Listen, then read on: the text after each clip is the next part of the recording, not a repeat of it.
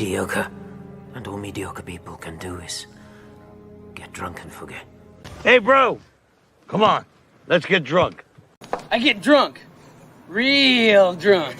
I want to get drunk. I mean, sure, when you get drunk, you're awful disgusting. You smell, too. Drunk and stay drunk. Let's get drunk and pass out. Did you get drunk, dance in your underwear and sing sea shanties? I got a hell of a good idea. Let's get drunk. All we want is to pass out and get drunk. And a little peace. So, we get drunk, and we're left like hell, and then we die. And the pipe dream vanish. They deserve to unwind and get drunk. We have to get drunk immediately. Are you gonna get drunk tonight, Daddy? Damn. Well, I say we get drunk because I'm all out of ideas. Hey, good morning, good afternoon, good evening, everybody, wherever you are, whatever you're doing, whoever you're doing it with, however good it feels, however many times you're doing it and why you're doing it in the first place. I'm just glad you're doing it here with us. Legal Vices, because that's what we do here. Hey, how are y'all doing? It is I've lost track of the days. It's Sunday morning here, Saturday morning for the folks in the US. Today is our whiskey stream. You've been asking for it forever and ever and ever. And before we do anything else, let's introduce one of my dearest friends on planet Earth, one of my old besties. It's Abby. Hi, Abby. Hi, how are you doing today, Jeff? I don't know. This is the whiskey stream, and we were doing what I like to call research for most of the day yesterday. Very thorough research, for sure. So a little hair of the dog today, but this is our whiskey stream. Who are you, and what's up, Abby? Well, I am a person originally from the U.S., and I now live in Beijing, China. I've lived there for a long time. And my day job relates to education, but I have also written and edited stuff about whiskey for about 7 years now. Yeah, so particularly American whiskey, but also like the Chinese gin scene, which is kind of a thing. So yeah, that's about me. Yeah, so she might. Well, she's being humble. She's being humble. She's also written for well-known major international whiskey publications and whatnot. She is a bit of a whiskey and bourbon, especially expert. Don't let that's high praise though. Don't let the humility fool you. That's why she's here to do the heavy lifting for my stupid stream. We actually met through whiskey. Yes. Back in the day, back in the before times. Yes. So yeah, she actually is incredibly knowledgeable. It's the kind of thing that happens when you just keep drinking, and then I really like to learn about the things I'm interested in. So yeah, one deep dive after another, and ended up with some knowledge about whiskey and how it's made and those kinds of basic things. And she was just passing through town, and for a few days here in my little old town of Busan, I said, well, we got to hang out. And you guys have been asking for a whiskey stream for ages and ages and ages. I keep saying, yeah, I'll do it. Yeah, I'll do it. Yeah, I'll do it. Well, she's here and she knows what she's talking about. So I thought, hey, let's do it now. And I know nothing about the law, so this should be fun. Oh yeah, we have to make this so the YouTube algorithm doesn't go, what the F's going on here? We'll talk about the legal definitions of certain types of whiskey. So there will be a law lesson involved for the YouTube crawling algorithm checker to notice that legal stuff will be talked about on the law channel of me, aka the Lawrax. So yeah, we're gonna be doing a couple little legally things just to make sure that the algorithm likes it. But you guys are invited to participate in this. This isn't a griftathon. This isn't a grift stream. But we're gonna be talking back and forth, discussing things. I'll try to keep as good an eye on chat as I can. But if you have any questions about whiskey related things, honestly, the absolute best way to do that would be through like a super chat or one of the monthly member chats that you get. That's the absolute guaranteed way that your comment will be read and addressed. Otherwise, it's just a crapshoot if I happen to catch it. But Teach me about the finer whiskeys. Oh, we will. Don't worry. Stay tuned. Oh, we see we have Steve Gosney, the sidecar aficionado, here with us, and Jeff is the go-to guy for maritime law and whiskey, and often, unfortunately, the two are related. Well, not or often. fortunately, Yeah. you know. So this is just going to be a total, complete chill stream. It's not a TED talk by any stretch of the imagination. We're just going to kind of walk you through a little bit at the beginning. What is whiskey? Some of the characteristics, some of the basic points, I guess. Make it a little nerdy towards the middle, Because and that's fun. for some, yeah. And then towards the middle-ish, endish, we'll get into the how to drink this stuff. But in the meantime, it's coffee time. Still gotta work through a little bit of yesterday. Worth it though, definitely worth it. I think so. Yeah. we when did we start drinking yesterday? Oh, it was. It's like Well, before, you it was picked me up before in the noon. morning. Yeah, it was Yeah. before noon. So then we went to what was lunch? I don't know. Oh, the wine slushies. Oh yeah, yeah. Our first drink was wine slushies after having some pizza for lunch. So, and we went to the pizza joint at 11. It was like 12. So we started drinking like 1. Yeah, because we had coffee first. That's right. Priorities. We're piecing together the events of yesterday. So yeah, we started drinking about 1 yesterday and finished about 1 in the morning. So it's about 12 hours. Yeah, good solid stretch. See, that's why I like Abby. She can drink too. I feel like I was gonna say you taught me, but no, I feel like it's more that's what did bring us together. Yeah. Shared affection. Oh, okay. Hey, Lost in Law. Oh yeah, by the way, the super chats, we'll get to them in like not necessarily the order, mostly the order they came in. But there's a very, very loose organization to what's happening, and we'll kind of get to some of them where they go. But anywho, we'll do that. Thank you so much, Lost in Law, and let's see. Let's see what we've got going on. Yeah, I see some fun stuff. Cheers, Jeff and Abby. Well, thank you, Alicia, who's been a member for 6 months, who's been a member of the clean and sober level for 6 months. Thank you so much. And the Vegan Witch, who is now a new member. Congratulations for being the newest member of the clean and sober membership level. Yay. And American Dreamer, who's been a member for 10 months. Hello. Have either of you tried Pure Kentucky XO? No. Is Pure Kentucky XO? Who makes Pure Kentucky XO? Pure Kentucky XO. Oh, see, look, you making me do research on my peachy stream. Pure Kentucky, the whiskeys. Oh, it's a Willet. Okay. Yeah. If it's a Willet, it's going to be good. That's just by default. Yeah, for sure. Unfortunately, with the pandemic, I didn't get home for about 4 years. So last summer was the first time I got to go back and try. And to be clear, because I saw someone was like, "Oh, an American explaining whiskey," I was like, well, actually, that's why the lighting was weird. There we go. Too bright for this early. Yeah. But yeah, no, I definitely specialize more in American whiskey, but I unfortunately haven't had as much as I had in the past. Was someone disparaging us for being Americans and explaining whiskey? I said interesting, which it can be, if I'm claiming to be an expert in scotch or something. We have whiskey in America too. Shh, don't tell the rest of the world. Yeah, so that's how I did that. And someone asked about living in China, so we can definitely get to that later. Let's see. Let me make sure we're not where are we at here on the grand scheme of things? Aha! Lost in Law. How you doing, brother? Shall I kick things off? I bought a bottle of Lagavulin 8-year today, which isn't bad, seeing as how there's always a global shortage on Lagavulin 16, that's the flagship of the Isla peated scotches. That's sort of the peated Isla whiskey that everyone else bases theirs against. It's the sort of that's the granddaddy. That's the keystone that holds it all together. It's not bad. It's what you got to do in a pinch. It's kind of like the Ardbeg 10 Ardbeg Wee Beastie thing. If you get like the Wee Beastie, it's like a 5-year Ardbeg. That ain't that great. But the Lagavulin 8 is a fantastic, great whiskey. I'm curious your knowledge of Canadian whiskeys. you know, the basics. Crown for the win. Crown and Dr. Pepper, and Crown and Coke. Yeah. Crown and Pepsi. You know, that's the standard. You know, Canadian Mist.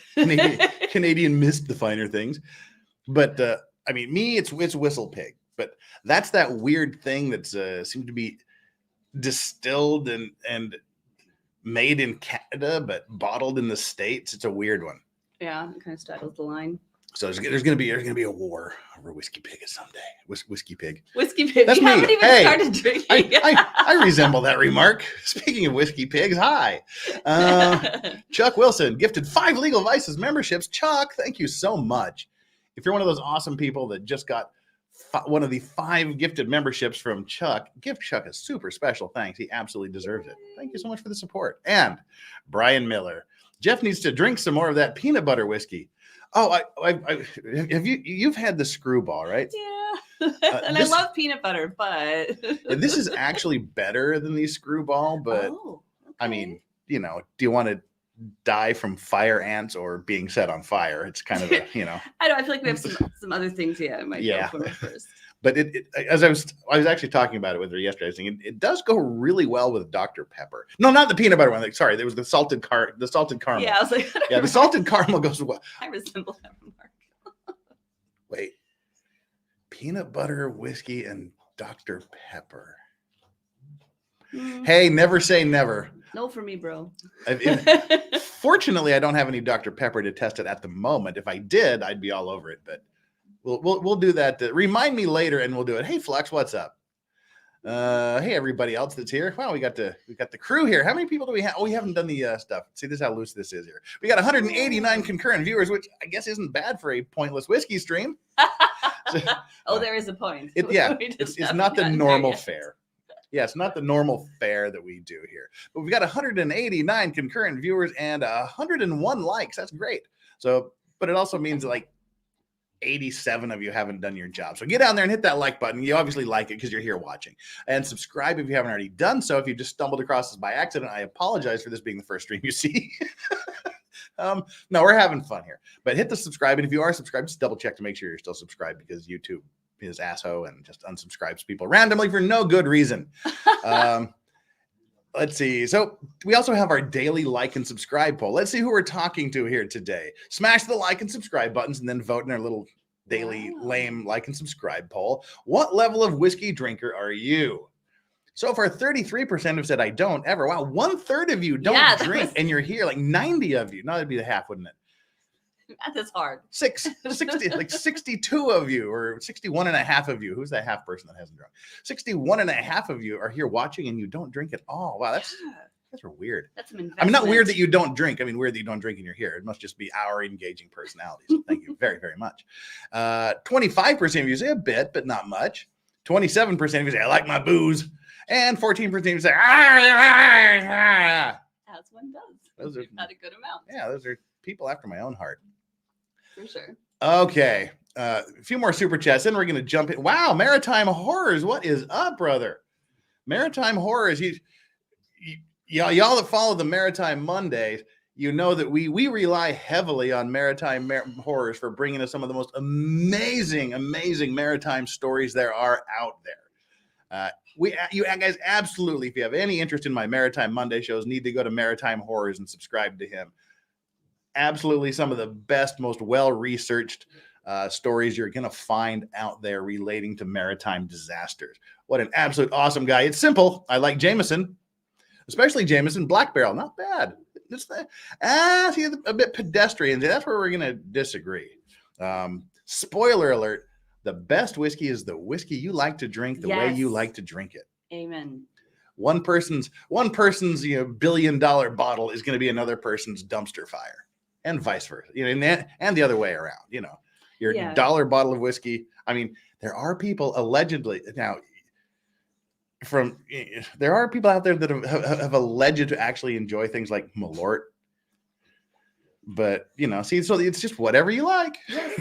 No, I feel very strongly about that because the whiskey community can definitely be pretty insular and protective, but as long as you're having fun and you're drinking, then that's good. And if you want to know the dorky stuff, we'll get to that later. You heard it here. As long as you're drinking, it's good. Priorities.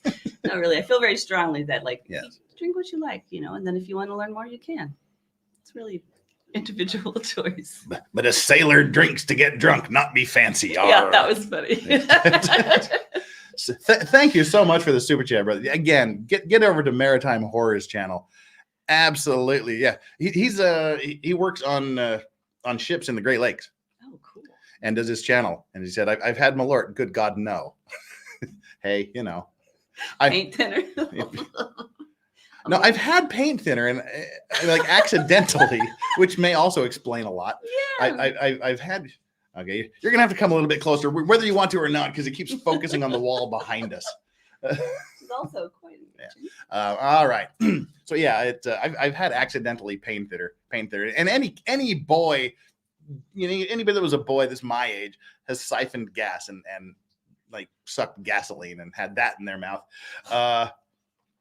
I would say it's closer to gasoline than paint thinner, but I'm not an aficionado in dangerous chemicals. I was about to say, get your poisons right. Yeah. Okay, we do have some questions for later, maybe. Yes, we do. Okay, I was actually reading a book yesterday. It's the newest in the Mistborn series. There was one scene where one of the characters, Wayne, was saying something along the lines of he got drunk and then he woke up and was sober. And he's like, stupid liver, metabolizing all the poisons. Working efficiently. Damn you. He's like, stupid liver, metabolizing and neutralizing all the poisons when I specifically put them there intentionally. That's kind of how I feel sometimes. I'm Scottish, and there is a law about drinking whiskey. Cheap stuff, drink as you like. Malt, there are serious rules. A dash of water, 2 cubes of ice, and you sip. Fair enough. We vegan witch. We'll be addressing some of those. Well, now she's just spoiled it all. You can all leave now. Bye. Now what are we going to talk about? Vin's Clortho, the Keymaster. Are different types of booze, whiskey, rum, vodka, gin, made pretty much the same way? The easy answer is. That's the easy answer. Pretty much. Up to a point. Well, and it depends on the categories, because within whiskey, right, there are different ways that whiskey is made and different mash bills and such. But the overall process is similar, kind of up to the distillation point. Yes. And you can throw beer into that as well. Yes. But we'll talk about that later. Thank you for the question, Vince. You are a true gentleman. And Joyride, just for giggles, the $5 super chat. Thank you so much. And little dog Chaz is a new member, the newest member of the Bent Halos and Broken Wings level. Seriously, thank you so much, little dog. All right. Well, now that we've found something to do with the first 20 minutes of our stream here, what is whiskey? Gosh, there's so many places we can start. I guess. Start with a question for the peeps. Let's see. We're gonna get a question in here. People, throw this out here in chat. What is the difference between whiskey WHISKY and WHISKEY? I figure that's the most basic question we can ask. So while I'm reading Kurt's super chat here, answer that question. What's the difference between whisk EY and just whisk Y? And uncivil law, Kurt, good morning from Korea, brother. Recommendations, Redbreast 12, solid. That happens to be my favorite Irish whiskey, especially the cask strength. Knob Creek 9-year, that is a solid workhorse. 4 Roses, that's one of her faves. Yes. And Eagle Rare. Select. Eagle Rare. I have. We can debate about that later too. See, I like Eagle Rare, but here's something for you, Kurt. A bottle of Eagle Rare here in Korea will set you back about $130. So that definitely impacts, I think, how much is consumed, even if you like it. Yes. All right. Here. Well, let's see what we got here. Where are we at? E. One letter. Kurt says whether it's made in the UK or the US, there's a difference. What do we got going here? One is made in Kentucky and one is not. One is a misspelling. Amen, but which way? Whisk EY only comes from the whiskey region of France. Otherwise, it's just whiskey. I like these people. That's good. Urza is the one that designed this. Oh. Sorry, Urza, you did not design this. You designed the Give It a Whirl mug that I honest to God have to get. Sorry, that was a lie. No, she's an amazing artist, and she designed this other merch thing that I have yet to get my head around. It goes all the way back. We're making fun of Elaine Bredderhoff in the Amber Heard's lawyer. Oh yeah. Because in the sidebar she was floundering around. We got the side. Oh, Abby just found out. I had to break the news to Abby that I have this YouTube channel. She's still kind of trying to wrap her brain around it for so many years, and I didn't know. She was like deep diving Amber Heard and Johnny Depp thing, and never found me. So that was kind of weird. That was. But I like the psychological aspect. Yeah, and she was talking to me about it, and I'm like, she's going to find out, and then she never did. But yeah, we got a copy of the sidebar transcripts for the Amber Heard Johnny Depp trial, and in there she was clearly had no idea how to be a lawyer at all, because as we were talking about yesterday, she hasn't been in a courtroom for 20 years, and at one point she was in the sidebar. She just told the judge she was going to just give it a whirl, and so we made she looks like Lady Elaine Fairchild from Mr. Rogers' Neighborhood. So we made like a Lady Elaine Fairchild. Oh, that's awesome. Yeah, with like it's her with like a give it a whirl thing on the bottom. Available in the merch store. And I haven't even got one, which I swear to God, I will order it this week and I'll get you yours. Thank you so much. I see some great stuff here. Yeah. One is made for human conception. Whiskey is the drink. Whiskey is what you do with a kitchen utensil. Okay, that's nice. All right. Well, here's the difference. Nothing. It's literally how you choose to spell it. There are no fast and fixed laws or regulations or rules. It's just how you want to spell it. Yeah. The legends can go back to back when Scotch was crap, the Irish wanted to distinguish themselves, so they put an E in it. There's other things like regions. It's just kind of become a fast and fixed rule. But let me dispel this rumor with one easy thing, and it relates to the Amber Heard Johnny Depp case as well. Oh. Maker's Mark, yes, which Amber Heard apparently has alleged intimate relations with. Yeah. Let's see here. Come on, camera, focus in. And someone mentioned that. Yeah. Can you focus in, camera? All right. Are we too close to the camera? It's not going to do it. Come on, camera. How close can we go? All right. We get it here in the middle here. There we go. Read that. Kentucky straight bourbon whiskey, WHISKY. Yes, which someone caught out. That's, yeah. Yes. So, dislike. So typically in America, we do generally spell with the EY, but Yes. there is no official legal difference.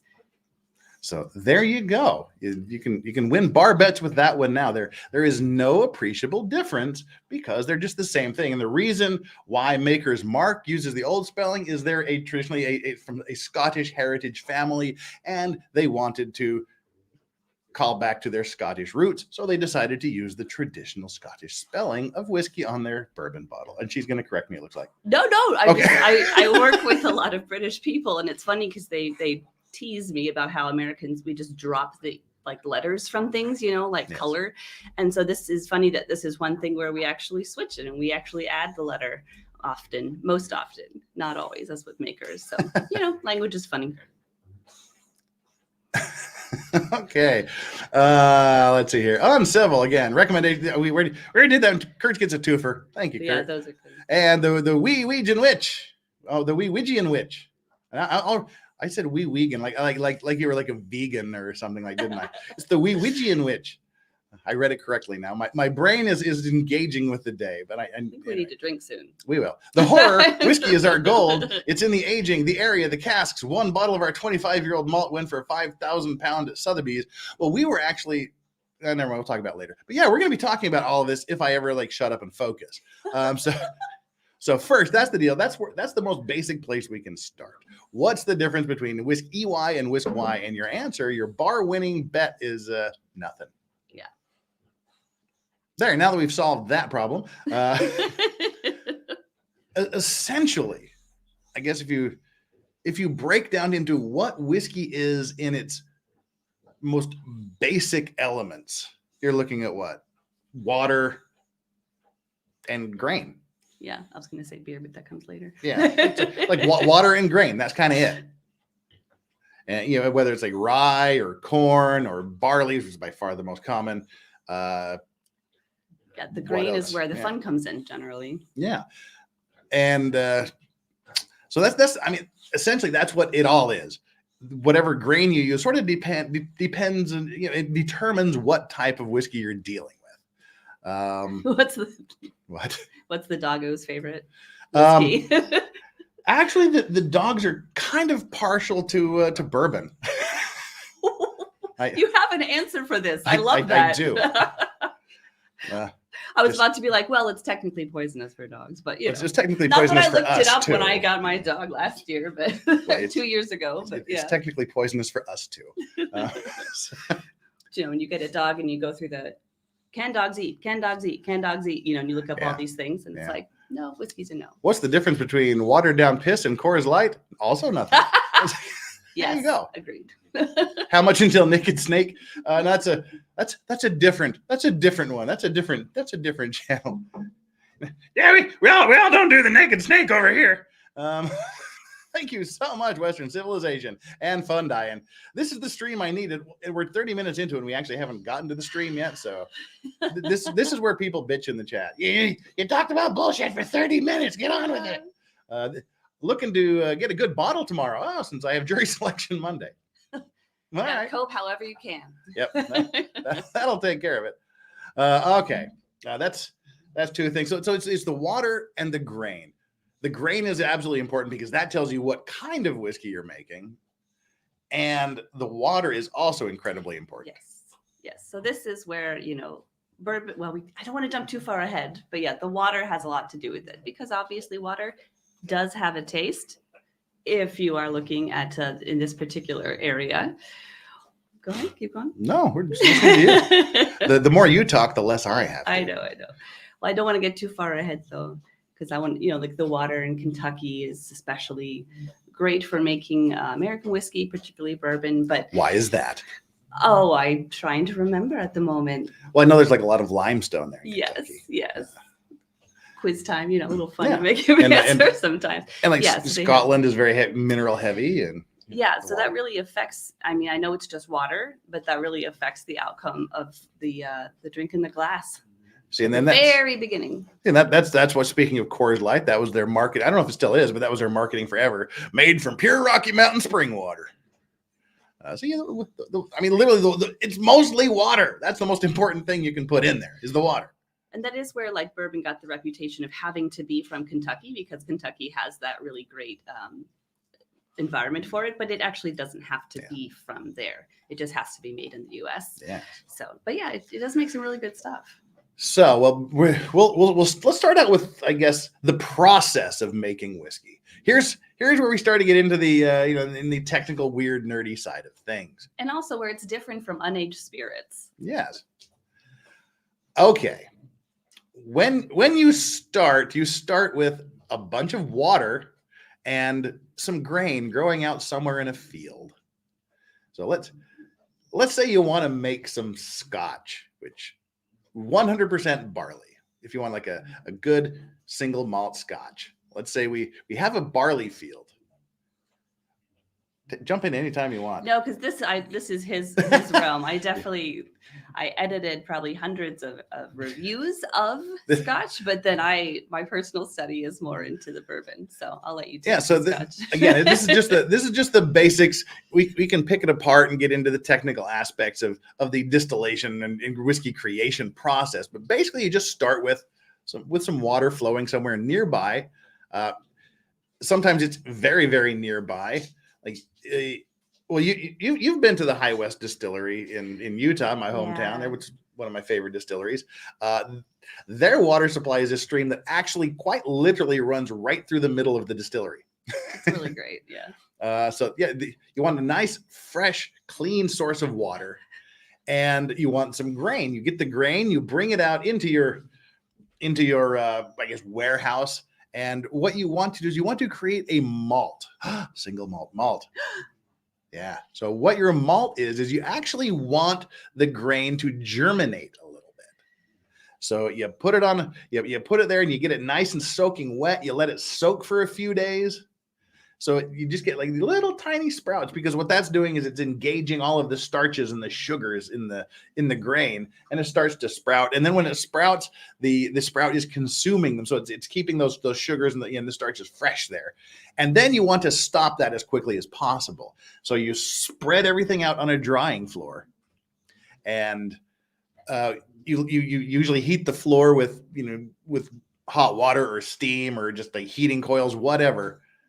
And what? I'm just enjoying the comments. No. Keep going. feel free to just jump in with any comments that are particularly amusing. First, are we having bourbon? And I'm sorry, I'm ready to drink. Yes, we're having lots of stuff here. I'm still in the coffee. He's phase. nursing his coffee. I think had a little harder last night than I did. So. No, I'm just talking. So I'm not drinking the coffee. As soon as I finish my get coffee, there. we'll just there. pop home in the bottle.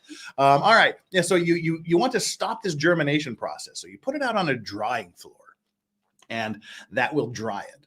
And even though we're jumping ahead a bit to the scotch, if you want like this peated Islay scotch, what they will do is they will dry it with peat, which is essentially like thousands of years old leaves that have been pressed into a mud or dirt or almost a rock that burns, like a giant piece of dirt. And that's when all the smoke comes up through the floor. And while it's drying, it infuses the grain with the peat, with the smoke from the peat fire that's drying it out. So you get everything dried out. You've stopped the germination process. You dry it out. Then you grind it into a grist, into a powdery grist, and you stick it in a giant vat of water. Yes. And that's your mash. When you talk about mash bills and things like that, that's your mash. The grist has been from whatever grains you're using and put into the mash tun, which beer manufacturer will recognize, and you let it basically ferment for a few days. Yeah. And up to that point, you have what Abby was talking about a minute ago. You have beer. Ta-da. That's how beer is. There's no difference between how whiskey is made and beer is made up to this point, basically. And then what happens is you just put the whiskey in some metal containers or barrels or whatever you want to put your beer in. You put it in there. But whiskey and gin and vodka, and all, that's where it goes through the distillation process. And you can get really weirdly technical and talk about hearts and tails and heads and things like that, but yeah, it's too much for our stream. We got to start drinking. But what you do in the distillation process is you heat this water that has all of the sugars, because while it's fermenting, the sugars in the mash they're mixing with yeast, and it's becoming yeasty, and it's fermenting, and it's creating all the alcohol, which basically, if you want to get technical, whiskey in its most basic form is yeast shit. Yes. There's also some interesting questions coming up. I think it was Ellen said, up until this point, it could be overpriced bread. Yes, exactly. And then someone asked about mead. And I don't know much about mead. I don't either. I just know like hipsters drink it.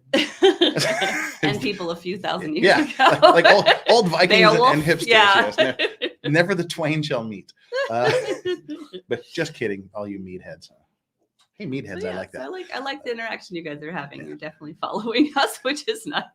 Oh, mead is made with fermented honey. Thank you. I learned something today. Oh, all right, cool. Yeah, I do remember I went to the Heineken distillery, and it was interesting to be. All right, dogs, get out from underneath me. To see the process and be like, oh, it really smells the same as all the distilleries I've been in at this point, And oh yeah, and that's where they did hammer home that it is just beer at first, and then it becomes the stuff I like. And so the distillation process, again, in its most basic form, there's different kinds of stills you can use, and they run through. But essentially, what you're doing in the distillation process is you're heating you're heating this fermenting liquid. And what that does is water has a higher boiling point than alcohol. I have no idea about Fahrenheits anymore. Water boils at 100 degrees Celsius, but alcohol will begin to boil at 78 degrees Celsius. So you'll heat the water up to almost boiling, so that the water might not necessarily be boiling, but the alcohol will be boiling off. And you may boil the water as well, but essentially the vapors that are rising the highest are alcohol, and you'll have the vapors that are alcohol mixed with water. They won't rise, and all these stills are very, very high. They're very, very high stills, because you want the water, the alcohol vapors that are weighted down with water, they won't make it to the top. They'll either recondense and drop back in, or stick to the sides and roll back down. But what gets up to the very, very top of the stills is the pure alcohol vapors, and that will be filtered down, and it will condense and drain down into another tank. And if you see something that says like 4 times distilled vodka or 6 times distilled vodka, they run that through this same process 4, 5, 6 times, however many. Whiskey, I'd say, is like usually once or maybe twice. Some Irish whiskey will distill 3 times, but that's the process. So what condenses on the top of the copper stills and runs off is almost pure alcohol. It'll be like 80-90% alcohol, and that's when you decide what to do with it. Yeah. If you want like vodka, you just stick it in a bottle. Yeah, that's the point at which a lot of the unaged stuff comes in. But I'm seeing some funny stuff here. So Ellen was saying, why isn't it just about like the boys she dated who brewed beer in their bathtubs? And that reminded me of Kuwait. Oh, yeah. So I also lived in Kuwait for a year, where alcohol is quite illegal. And what happens is people do make their own. And so, as someone later on pointed out, you do have to age it. And that is the next step that we'll be discussing, I'm sure. But what's really fun is when you make your own terrible version with Jack Daniel's barbecue wood chips you smuggle into the country, and you age for 6 months. And yes, that is how desperate people get in Kuwait for bourbon. Wow. When they're not buying scotch off other people. Yeah, well, my brother lived in Riyadh, Saudi Arabia for 5 years, and he tells me horror stories of quite literally bathtub gin. Yeah, so like if you want to try that stuff, you can. Like I've had legit moonshine. You're risking like severe punishment for doing so. In Saudi, for sure. There's a great documentary about a guy that he made like tons of money making, smuggling, and selling illicit alcohol in Saudi Arabia. And then he got punished quite severely and went to jail for quite an amazing amount of time. And that is the thing, though, is being the distiller. So I was a little assisted in the process, but definitely when I was in Kuwait, if you were drinking it, you would just get a slap on the wrist if you were discovered. But then if you were the one making it, that's when the real danger came, which I did not do, to be clear, legally. Allegan News, we're probably 50. Well, we're going to start drinking right now, but we're going to be talking about drinking fairly soon. Yeah. We're getting there. The spirits are just about into the containers. So if she was talking about the unaged spirits, the new spirits, the new make. Yeah, it's essentially vodka is what it is. Differences, but yeah. Go ahead. But no, I mean, just depending on the mash bill that you've put together, and so there is a little bit of taste happening by then, but it's very harsh, quite intense, a little like Baijiu, it is the Chinese national spirit, and not something that you want to drink at the start of a night, we'll say. Yeah. Well, and if a lot of times the big thing now, one of the popular things at least in America, is aging your own stuff. So if you go to places like Buffalo Trace will have their White Dog. Yes. That's new make whiskey. That's stuff that just came out of the still and they put it in a bottle. And you get to do with it whatever you want. And then MB Roland they're on the border between Kentucky and Tennessee, but they actually sell one that they have smoked. Like they smoke the corn, and then it's still technically a new make. It's a very interesting taste. But I brought back a little bottle of that. But it's still essentially vodka in some ways. Well, I bought some new. I can't remember what distillery it came from, but I bought some new make whiskey, and it came with like these little staves, these little pieces of whiskey barrel that you could drop in and age it. Don't make your own. Just spend the extra couple bucks and buy it that someone else has done. So it's always going to be better that way. So yeah, and if you want to make vodka, you just do it a few more times and stick it in a bottle. But let's say you want to continue with scotch or bourbon or whatever. You take the new make and you put it into barrels, and then you age it for however long you want to age it. Then you can proof it down by adding water to it when you put it in the bottles or whatnot. But that's essentially how whiskey is made.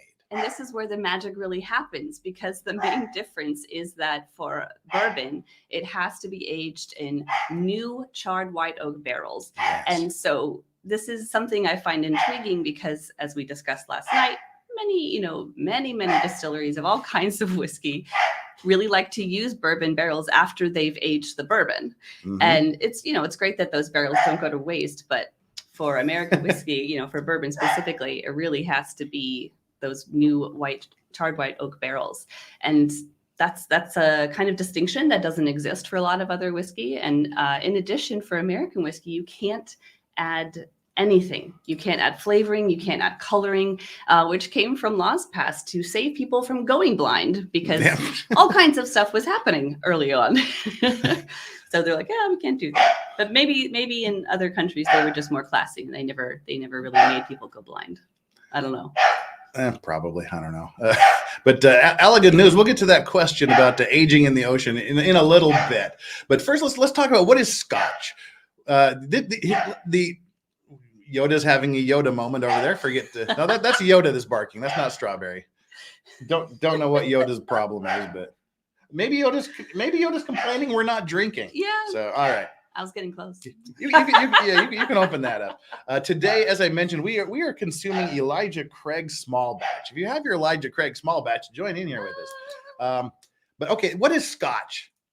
Scotch, the semi-legal definition of scotch, broken down kind of in its nutshell, is it has to be at least 40% alcohol, at least 80 proof. Oh, yeah. You can add nothing to it other than water and occasionally some E150A caramel coloring. Places like Dalmore will add it. Will add the coloring, but it's the coloring. The caramel coloring is flavorless. Some people will say, "Oh, I can taste it." No, they can't. No. Yeah. So, it changes the flavor. No, it doesn't. No, it doesn't. Changes the color a little bit. Yeah, those are the people that will tell you your whiskey was, this whiskey tastes like it was harvested on an April Saturday morning just at sunrise by a left-handed virgin. No. No, it wasn't. A big tractor did it. Cheers. Cheers. So it has to be at least 80 proof, nothing added, only water. It has to be produced in a distillery in Scotland from water and barley, 100% barley. But you can add grains or other cereals later, but that changes what it's called. It has to be distilled in Scotland from water and malted barley. Let's see, I'm trying to think here. It has to be distilled at less than 94.8%, which is 190 proof. There have to be some limits. Yeah. And it has to be distilled at the distillery by adding yeast only at that distillery and processed at the distillery in a mess. So everything has to take place in the distillery. And then you have to age it or mature it in warehouses, in taxed warehouses in Scotland, in oak casks, not exceeding 700 liters, which is like about 180 gallons US, for at least 3 years. So any scotch, a lot of scotches will have an age statement, like a 16-year, 12-year, 10-year. What that tells you, what the age statement says, is that is the youngest whiskey in the bottle. So a 12-year whiskey could have 12-year whiskey and be mixed with a 25-year whiskey. And that's called a... It depends. It could be a blended. It could be still be a single malt if it all came from the same place. We'll talk about that in a minute. So yeah, it has to be. Whatever you get that's Scotch, the Scotch whiskey is at least 3 years old, and it has to keep the color, aroma, taste of the raw materials it's used in. So that's kind of it. That's the basics of what is Scotch. And when you go to bourbon, it has to be aged for at least 2 years. And if you see the word straight bourbon whiskey, that actually means something.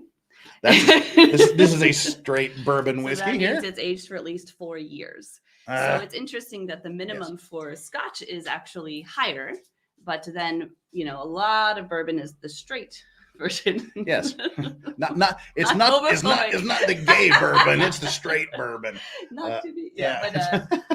So that's a big difference that I think is important. But also important to note is if you don't see an age statement on the label, it doesn't always mean that it's bad, but it might be a sign that it's a very young, very hot whiskey. Mm-hmm.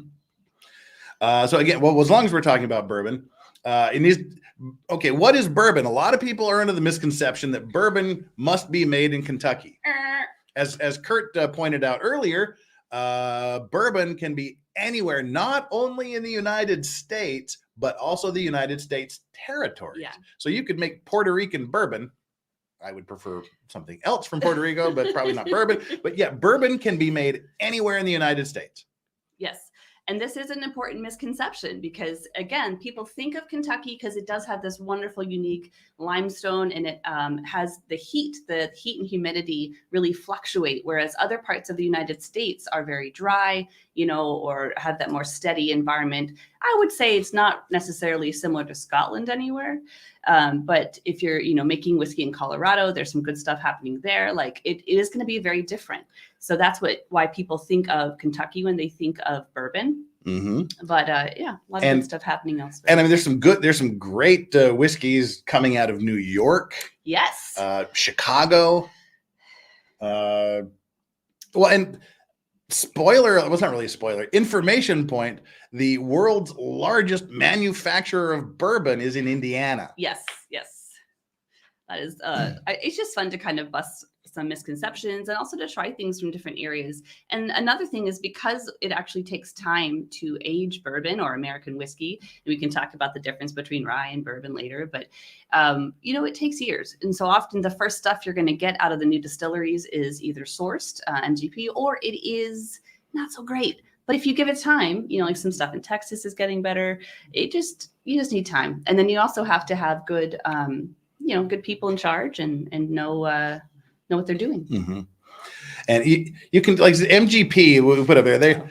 I think they changed their name recently, but still, there'll always be MGP. Yeah, it just kind of sticks, but yeah. But they are the world's largest producers of bourbon, and I believe gin as well. Oh, I hadn't heard about the gin. I believe. I could be completely and horrifically wrong there, but definitely bourbon. And if you like the major distillers, Elijah Craig or Maker's Mark or a billion other bourbons, they're doing it themselves. Buffalo Trace, just everything.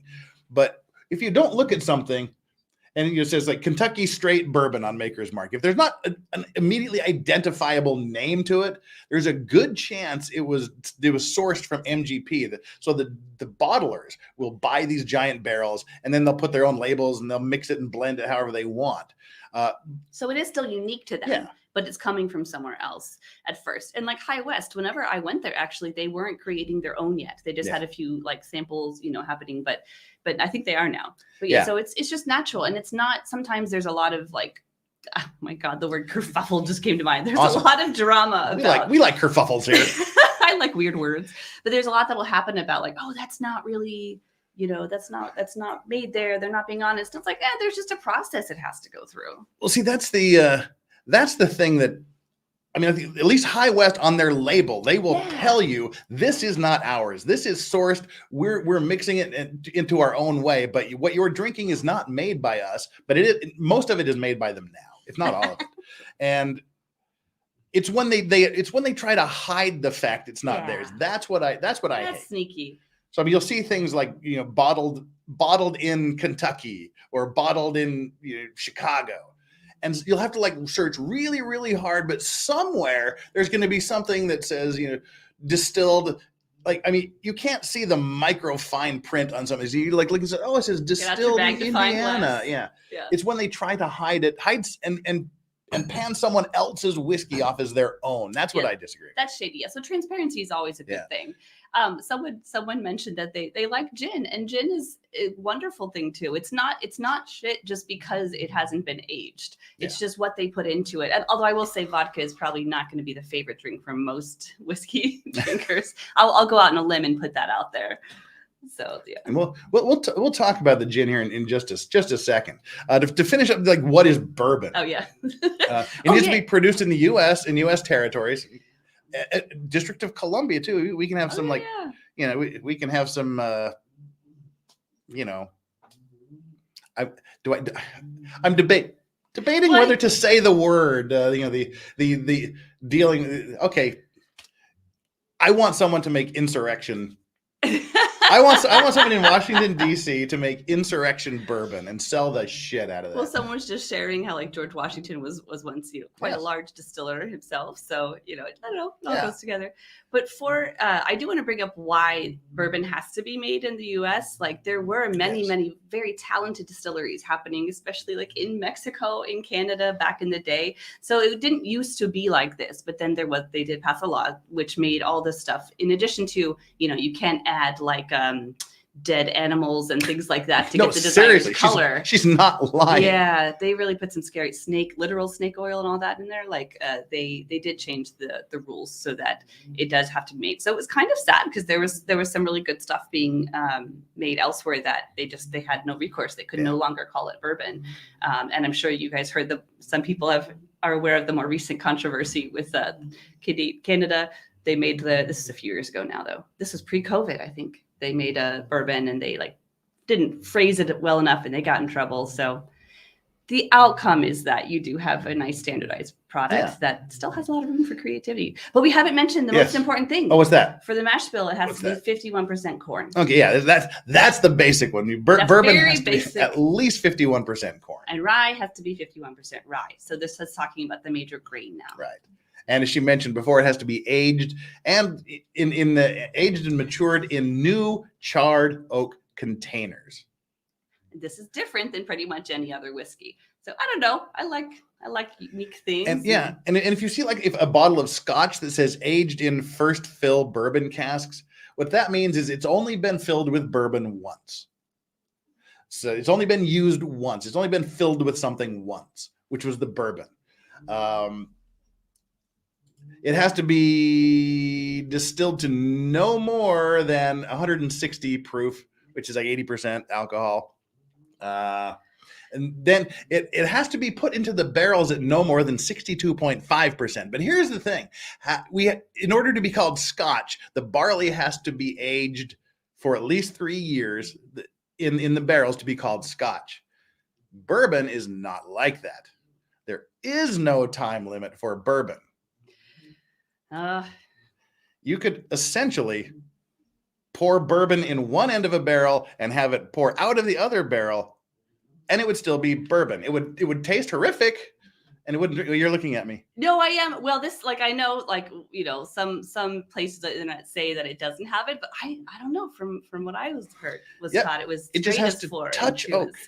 It just has to touch oak, and it's considered bourbon. Probably not drinkable bourbon, but you can slap a bourbon. You can't call it straight bourbon. Yeah. Because it hasn't been aged for how many years? Well, see, I said 2 and 4 before, and now he's saying no 2. Well, to be straight bourbon, it has to be 2 years. To be bottled in bond, it has to be 4 years. Oh, yeah.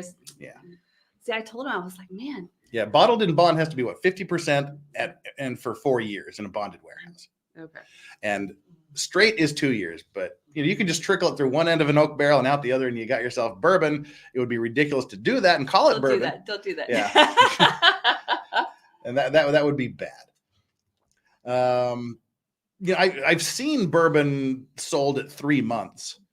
It's not something you really want to drink. But did you see it sold or did you see it on the shelf? Yeah, it was on a shelf. It was on a shelf, yes. But also, where I guess in the process of the bourbon and the scotch, not only do you have to put it in the wooden casks, you store it in the warehouse. Yes. And where you store it in the warehouses affects things. So when we were talking about this, I mean, I think coffee's my first true love, and then bourbon will always be second. But I was like, man, it's been a while since I reviewed all my facts and all this, and but now it's coming back to me. It is, yeah. So just as someone earlier did mention, like you have things like angel share, and where it is in the warehouse will actually affect how quickly the I haven't eaten yet, so maybe that's why it's already hitting me, but will affect how quickly the whiskey inside evaporates. Would you like me to run and get the box of Krispy Kremes? Later, okay. I'm saving those. So we don't have Krispy Kreme or Dunkin' Donuts anymore in China. It was very sad, maybe in Shanghai, but yeah, so when I come to Korea, I come for the whiskey, and this guy, and Krispy Kreme. Love that Krispy Kreme. Anyway, back to the point of hand. well, that's kind of it. Yeah. That's sort of I guess the last thing I wanted to talk about really here. Let's go through. Oh, God, we got a lot of the super chats and things. But what about LGBTQ plus bourbon? I think that's anything less than 2 years. It has a range of flavors. Yeah, I think anything less than 2 years would just be a diverse mash bill. Yeah. But I want to talk about mash bills more. Please do.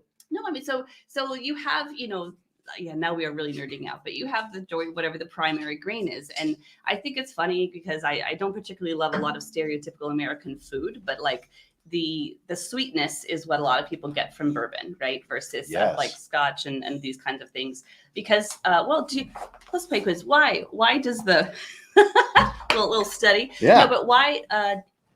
Damn, I lost my train of thought. Okay, the sweetness because so where does the sweetness in American whiskey, bourbon in particular, come from? The corn. Yes. And then when you have that charred oak as well, it comes together in this wonderful combination that I particularly like. But rye tends to be more spicy because of the main grain. So all that to say, what remains is where you get to play, the 49%. You can have a variety of secondary grains. And this is where we can talk about Eagle Rare, but I don't want to make you upset. No, once we start drinking, let's get into the specifics. Let's talk the generalities. Now, what I gave her is if you're interested in, like, there's so many books about whiskey out there. If you're interested in just kind of getting a general overview, it's probably it even says that's one of the taglines on the book, written by Charles Cowdery, who wrote the book Bourbon Straight. He said that this book, he said, I probably shouldn't say this is the only whiskey book you need, but it probably is. This is the guy who wrote another book. This is a book called Tasting Whiskey by Lou Bryson. EY. What? It's the EY. Yes. And American way. In here it has helpful charts like this about mash bills. And it tells you basically, like, Jack Daniels is traditionally a sweet thing. To be bourbon, it had to be 51%, but like Jack Daniels is 80% corn and like 8% rye. Rye gives you the spiciness in it. Yeah. And I like spice, but I don't like the softness of wheat. Yeah. So this is where I differ from a lot, because even makers and Eagle Rare, which was very popular for a time, they have that secondary wheated emphasis. Yeah. And like Four Roses that is more spicy and more warm and more molassesy and Christmas cakey. That's only 60% corn, but it's 35% rye. But they also have like a variety of mash bills, which is so fun. Oh yeah, Four Roses is interesting. Yeah, I like them a lot. And they even have different strains of wheat. I mean, different strains of yeast. So it's kind of cool. They have really a beautiful complexity. I like it. And it is pretty accessible. Like someone said earlier, Four Roses small batch you can get in most places. Yeah. Oh, yes, because we took the toys away. Yeah, we took the toys away. I don't know. Doesn't matter. And George Dickel is a very, very sweet bourbon. Well, do we want to talk about the Tennessee treatment now? Oh, we'll get it. That's the very next thing when we finish this. There's a reason Tennessee whiskey is so we're gonna start this argument in just a second. But George Dickel is 84% corn and only 16% other stuff. But if you take like the mellow corn, I actually did a tasting of mellow corn on one of my, like, early on in the Lorax phase here. We did a mellow corn testing. Any original people who remember that? that's 100% corn. Oh, Kiwi, yeah. Drinking coffee and bourbon, right? Meow. It definitely is a good way to start the day. My problem is I don't want to eat when I first wake up, so I'll start with coffee, and then on special days, we had bourbon. Well, this is kind of my vacation too. We'll do Breakfast of Champions here. And I'm going to read some super chats. Then I'm going to go find out what Yoda's major malfunction is. Ooh, leave me with the mic. And then I'll leave her to deal with the arguments. Looks like he stopped having an issue. All right. We have a few things that are rolling in here and stacking up. This is the stream I need. Oh, we already did that one, so hopefully we'll be able to help you with that. We'll do recommendations and things. We've done that one. Sorry. Oh, Little Dog Chaz, member for 10 months, says, sorry for the confusion, Jeff. I just had to change my payment method, enjoying Glenfiddich 18 year with you tonight. Because Utah sucks. Yeah, well, it depends which part. Saying Utah sucks means you don't live in St. George. Oh, yeah. St. George is right next to Nevada where they have adults. Okay. I also lived in Las Vegas for 6 years. And we used to go to St. George for the Cracker Barrel. Oh, yeah. So it was like a day trip, you'd be like, oh, because we didn't have Cracker Barrel or Chick-fil-A back in the day. And anyway, so I immediately had like fond feelings towards St. George. If you want a good whiskey store, you got to go to St. George.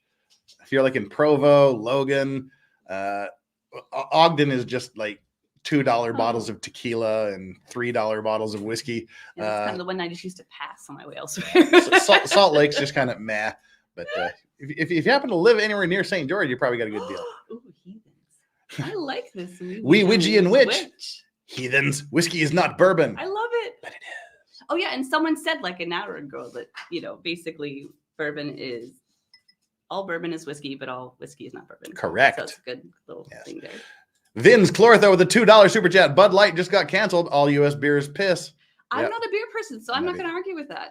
Yeah. I like, if I drink beer, I drink something heavy like a stout. Like if you've invested in putting barley into a drying floor, malting it, mashing it up, adding to water and fermenting it, just spend a couple extra hours and boil it off and make some bourbon and whiskey and whatever. That's my ethos. Exactly. Jay Worldwide, thank you so much for your support. Bourbon is whiskey in the ultimate form. Yay. Well, see, and we were talking about this yesterday. When she visited here the first time, God, how long was it? Like 4 years ago? Yeah. 4 or 5 years ago? December 2019. Oh, yeah. It was like, because. Do we want to get into the story? Well, real quickly. Yeah.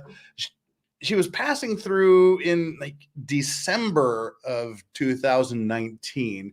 And I said, hey, yeah, come on over. You come on into town. Come on. We did a tasting. Yeah, I put her to work, and we did a He's sneaky like that. A bourbon tasting at the Cigar Lounge together, and that was when I had recently done the Bourbon Trail and had way more knowledge here, relevant. And then she went back to her place in China where she was living, and then all hell broke loose. In January, in like late January 2020, I get this phone call saying, I'm living about 700 kilometers from a place that we love to call Wuhan. She's like, well, you were in Beijing during MERS as well. No, was it SARS? No, it wasn't there. I wasn't there yet. But basically, but you were in China, like around there, and you'd experienced something like this before, hadn't you? No. So my first year in China was 2014, so that was prior. But I actually was living in Hangzhou, China. So this was the one that was closer to Wuhan. But I had gone to Beijing because I liked it, and I was hanging out there. I was supposed to hang out with friends for a couple of weeks, and this was literally like mid-January, or actually late January 2020.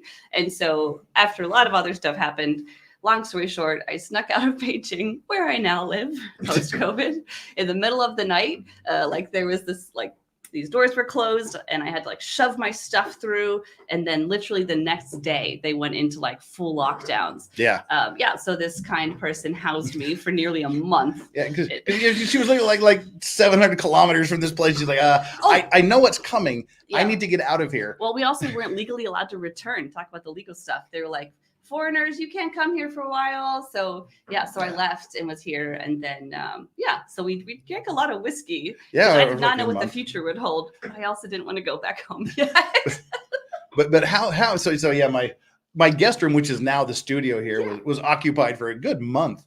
And the reason I told this story is because when she first got here, I had 4 bottles of bourbon and about 80 bottles of scotch.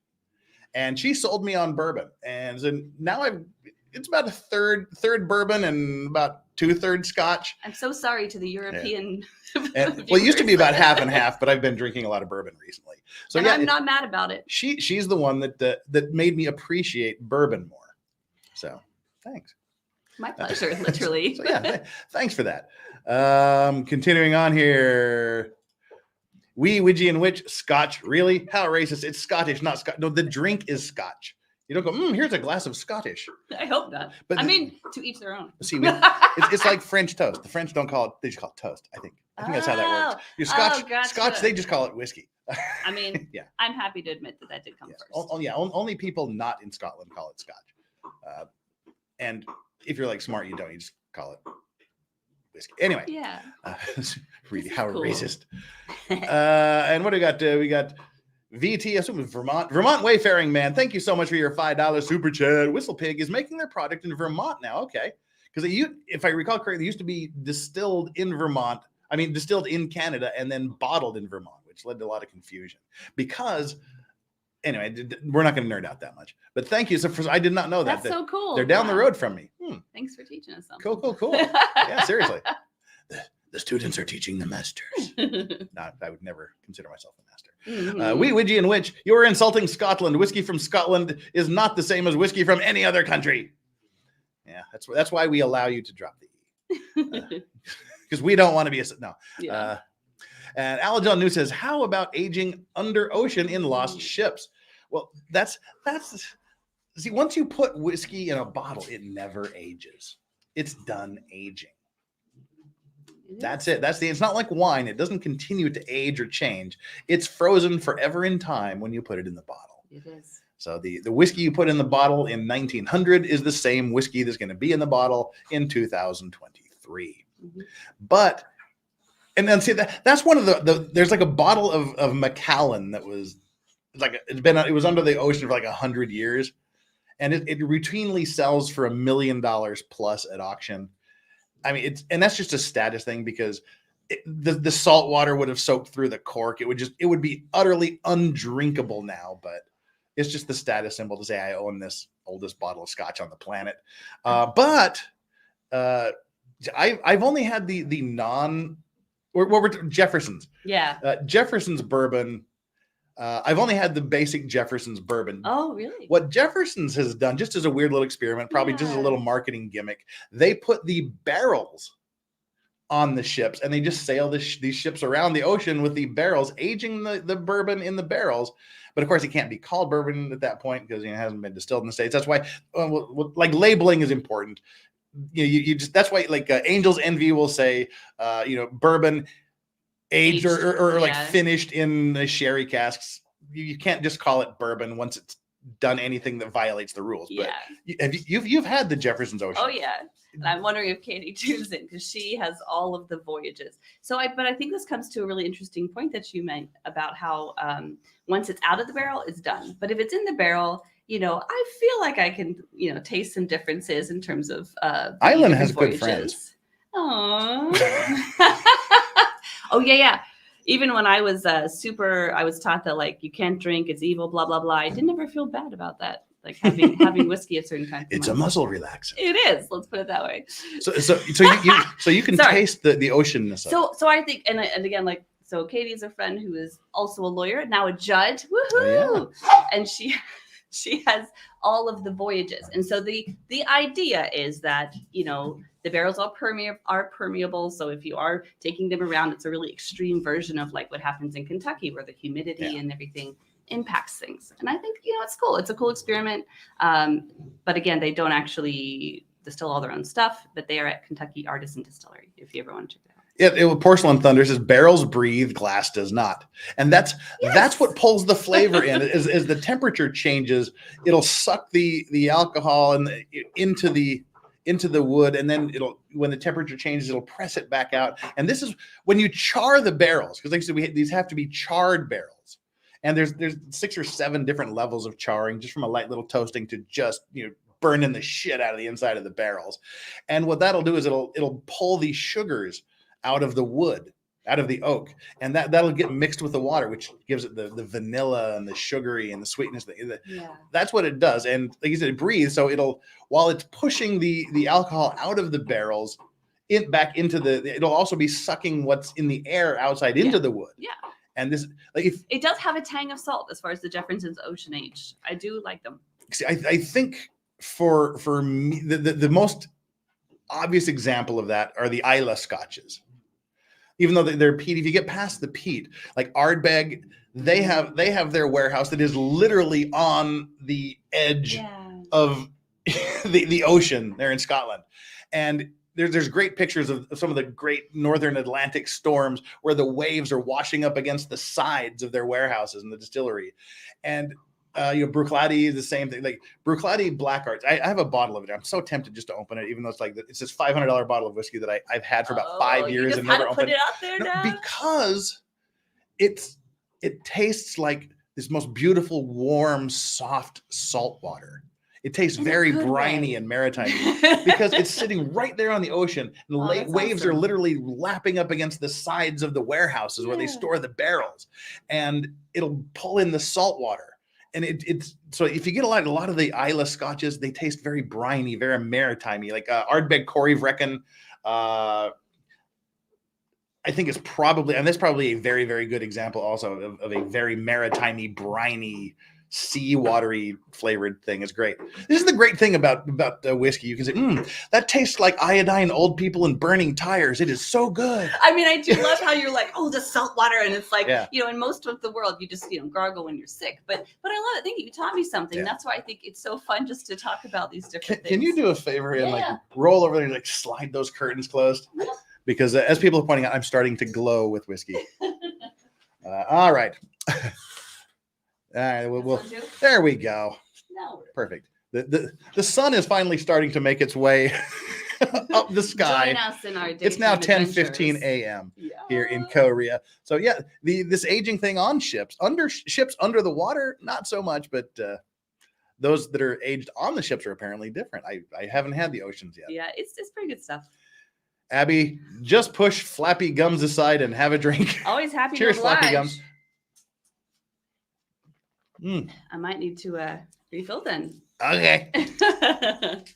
Just push Flappy Gums aside. We are minutes away from the how do we taste this crap? I hear Guam makes some nice bourbon for Asia. I hope you're joking, but if you're not, first I've heard about it. And your friends there can check it out. But see, interesting, very quick statement. Four Roses has a huge market in Japan. Yes. And actually, it's kind of saved bourbon in some ways. It has. Yeah. If you want to elaborate, go ahead. Well, I've had just enough. It's getting fuzzy, but yeah, basically there was a point at which, and it was the 70s, the 80s, that like all the white stuff, all the white, unaged spirits were very popular, and so people were like, oh, bourbon is my father's or my grandfather's, drink. I don't want that stuff. And so it was around that time that Japan bought up a lot of distilleries, and so for it to be bourbon, of course, it's still made and aged in the US, but yeah, they really saved it, and now Japan loves bourbon. And if you wander down an alley in Osaka, you just might find a really good place. Oh no, you can't. They have a Japanese bottling of Four Roses that is extremely high in corn content. So good, which is why I like it. And it just tastes like alcoholic creamed corn. It is so good. And fun fact, those of you that are bourbon lovers. You got your lamb lovers and your bourbon lovers. Those of you that are bourbon lovers. No, bourbon's not classy. You can say it like that. Those of y'all that are bourbon lovers. I'm also kind of from Georgia. Yeah, those of you that are bourbon lovers will know that now things like Blanton's is a unicorn bottle. They're almost impossible to find. You can pay $200-300 for a bottle of $40 whiskey on the secondary market. But originally, Blanton's was exclusively made for Japan. It was only available in Japan, and then it caught on in the States. So the reason Blanton's exists is because it was made by Buffalo Trace. Yeah, I was like, yeah. What are you doing here? There is, and it is for Japan. He knows more about how, like I think Japanese drink, but like in China at least, they don't like things very strong. So the whole like 40% is pretty standard. So there is even the green bottling, I forget the term, special edition or whatever of Blanton's, but it's not so great. It's just weaker, but it's sometimes a collector's item in the US just because you have to buy it over here. Right. So now, okay. Next, Bruichladdich Distillery says German Nightmare. Bruichladdich Distillery distilled gin to bridge the time between their first whiskey batches or reopening. The Botanist is my favorite. Can we favorite talk about whiskey? Gin now. Sorry. If you must. Oh, if I must. No, to be clear though, whiskey is the first love, bourbon the most. But yeah, basically. Botanist is my favorite. Yeah, Botanist is good stuff. And I don't know why, but I feel like I want to make it clear that like vodka and gin are not the same. I don't know. A good gin and tonic is just, I mean, it can kind of fix anything right in life, you know? With this stuff. Alcohol, it solves all your problems. You just heard it here If it first. tastes good. If it tastes good. See, I'm a little picky bitch. So yeah, so basically like, you know, this stuff is wonderful, but the whiskey bourbon community can get a little funny with their proofs, and it's almost like a competition. Like, oh, I have barrel proof. I can do 8 shots of this super strong stuff where you don't even taste it. Yeah. You know, but you know, so gin is kind of the complement to that. You know, gin is where you do actually taste the smooth and good stuff going in. So anyway, yeah. So gin is cool. And by the way, China, forgive me for saying, like, has no good whiskey yet, but they have some great gins. There's a gin called Peddlers. There's a gin called Balang, which is like 8 Waves gin. And, you know, it makes sense to me that it's such a loud keyboard. They usually can't hear it. I'm sorry. Curtain peeled back. But yeah, so in China, though, they do unaged spirits with the baijiu. And so maybe that makes sense that then they can transition into gin well. But there are several good Chinese gins, not so much Chinese whiskey yet. They're working on it, though. I'm not trying to throw shade. We had some Korean gin yesterday, which you found to be pretty good. Yeah, it was excellent. And so, yeah, so I feel like gin is fun to explore. Obviously, you know, I like the Four Roses from Japan. And I think I will do that for my next alcohol stream. I'll bring Tom. Tom is the guy that made the Buja gin we had. Oh, awesome. I'll bring Tom on, and he can talk about Korean gin. That'll be our next stream, I think. Vince Clortho says, Southern Comfort can kill you. Almost got me. Well, you're lucky because Southern Comfort is not whiskey. But it is a gateway liquor. It is. It's a gateway liquor. It's what we can afford when we're 12. It's like Jack Daniel's honey or whatever. Like there's always the first one, you know, and then you're just like, okay, this gets you drinking. And then, I mean, even with coffee, you know, like sweet coffee drinks, you just need an entryway and then you get to the good stuff, hopefully. Now, Southern Comfort is not whiskey because of a couple of things. It's got a lot of shit added to it. First of all, like fruits and spices, but it's also only 35% alcohol. Fools there. To be whiskey, it should be 40%. To be bourbon, it should be at least 40% plus 51% corn. So, but you can get 100 proof Southern Comfort, but mostly it's like right around. So you can get like 50% Southern Comfort, but it's mostly around 35. But it's a liqueur. It's a flavored spirit with fruit, spices, and other things added to it. It does go very well with Coke. If someone asks what your whiskeys you drank, you don't have to mention Southern Comfort because it's not really whiskey. But I'm glad you escaped its power. Yes. Yeah. It is good. It is good. I don't want to be judgmental, but I'm going to be judgmental. If you're okay. If you're like in your 30s and you're drinking Jägermeister or Southern Comfort, God. step your game up. Oh, well, that's fun too. So I did spend, my 20s in Vegas, and basically that was my introduction because I was not raised drinking alcohol. And so with, Jaeger, there's always the first time for that when you learn you're never going to have that again. Maybe get kicked out of a club or two, and then, but yeah, with Southern Comfort, I was walking around like, wow, there's all these liquor stores everywhere. It was so fun, but you got to start somewhere. And if that brought you to whiskey, that's great. Okay. Fire and Ice. This raises another issue. I don't have the bottle here. Damn it. Johnny Walker did this bottling of like during the Game of Thrones thing. Everybody did bottlings. Yeah. Oh yeah. But this is actually something to mention. Johnny Walker made this White Walker bourbon. Johnny Walker's blended whiskey, by the way, and that's the very last thing. I swear to God, this is the very last thing we're going to talk about. The types of Scotch, and then we're going to get into the how to drink shit. I apologize, we're just rambling too much. They made this White Walker blended whiskey. This blended Scotch, which is horrifically bad. I was about to say, so what did the whiskey community think of this White Walker, sir? It's a beautiful bottle. It's got the snow and the frost, and it's got the Johnny Walker guy like covered, and it says White Walker. It's got this it's got the Game of Thrones logo and things on it, but they tell you should keep it in the freezer until you're ready to drink it. And as part of the gimmick, there's like a blank space on the side of the bottle that if you keep it in the freezer and you get it freezer temperature, and it won't freeze because it has to be under 40% alcohol to freeze in your freezer, unless you have some sort of like mega deep space 0 degrees Kelvin freezer.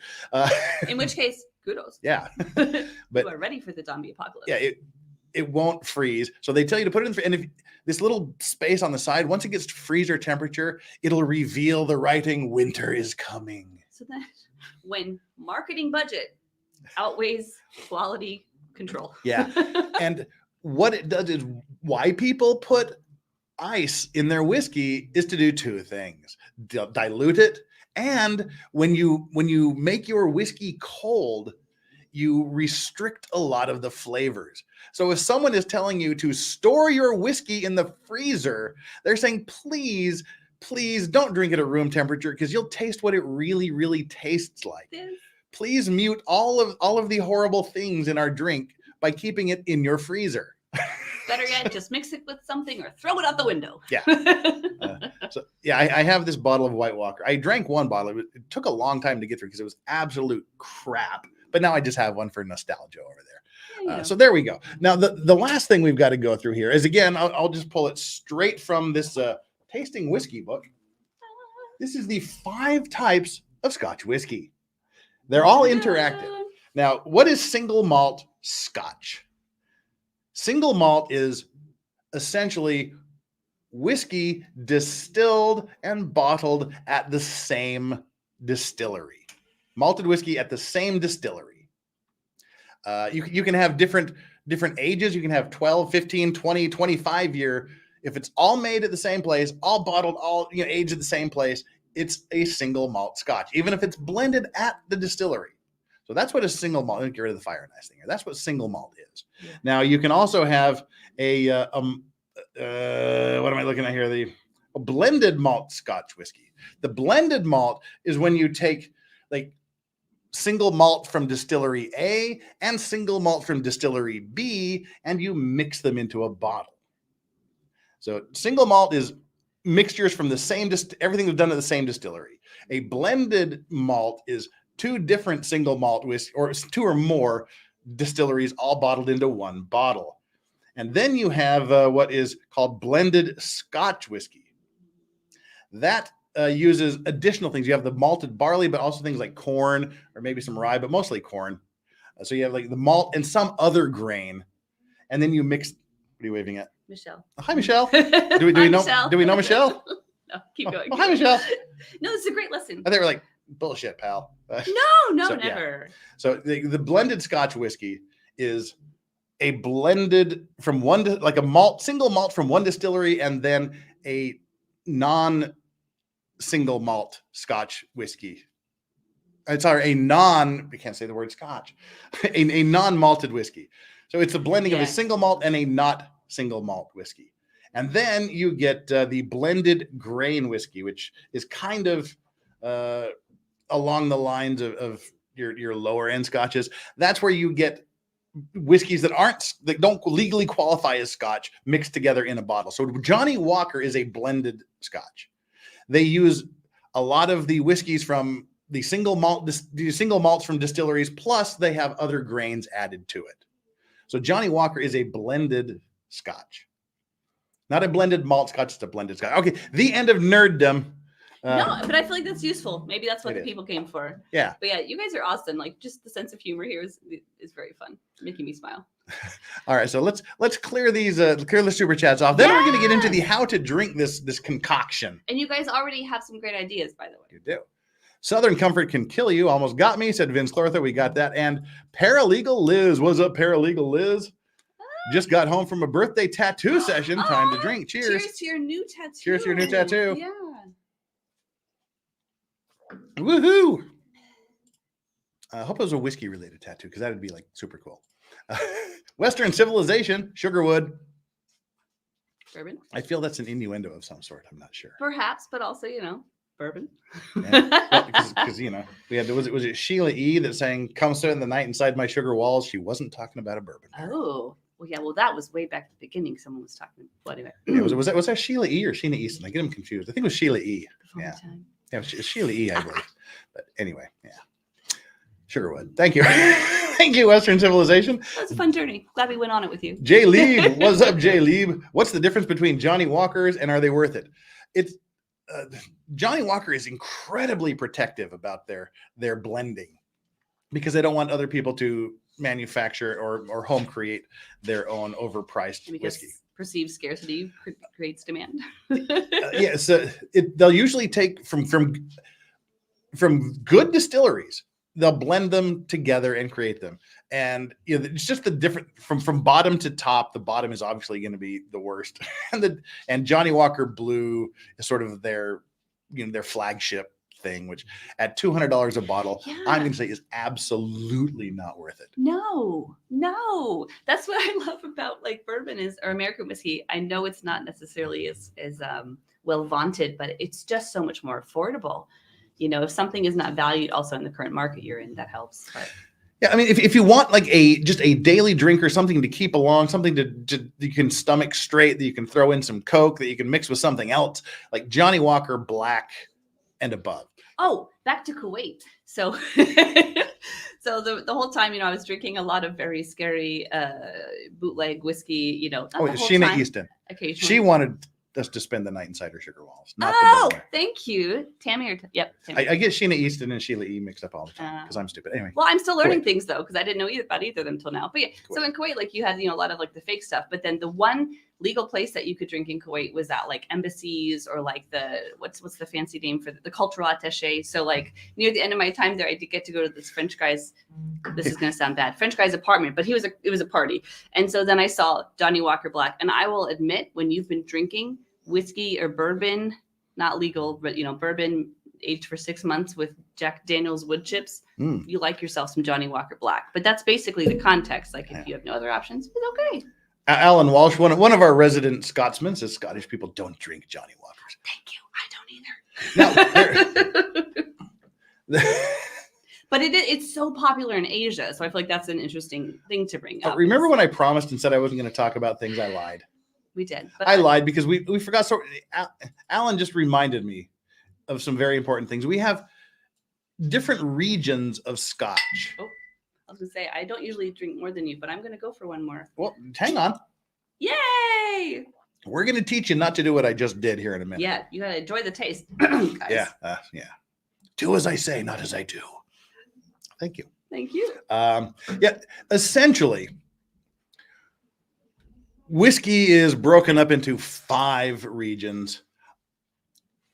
Now they're starting to insist on 6 different regions. Oh, this is what I sound like now. What was that?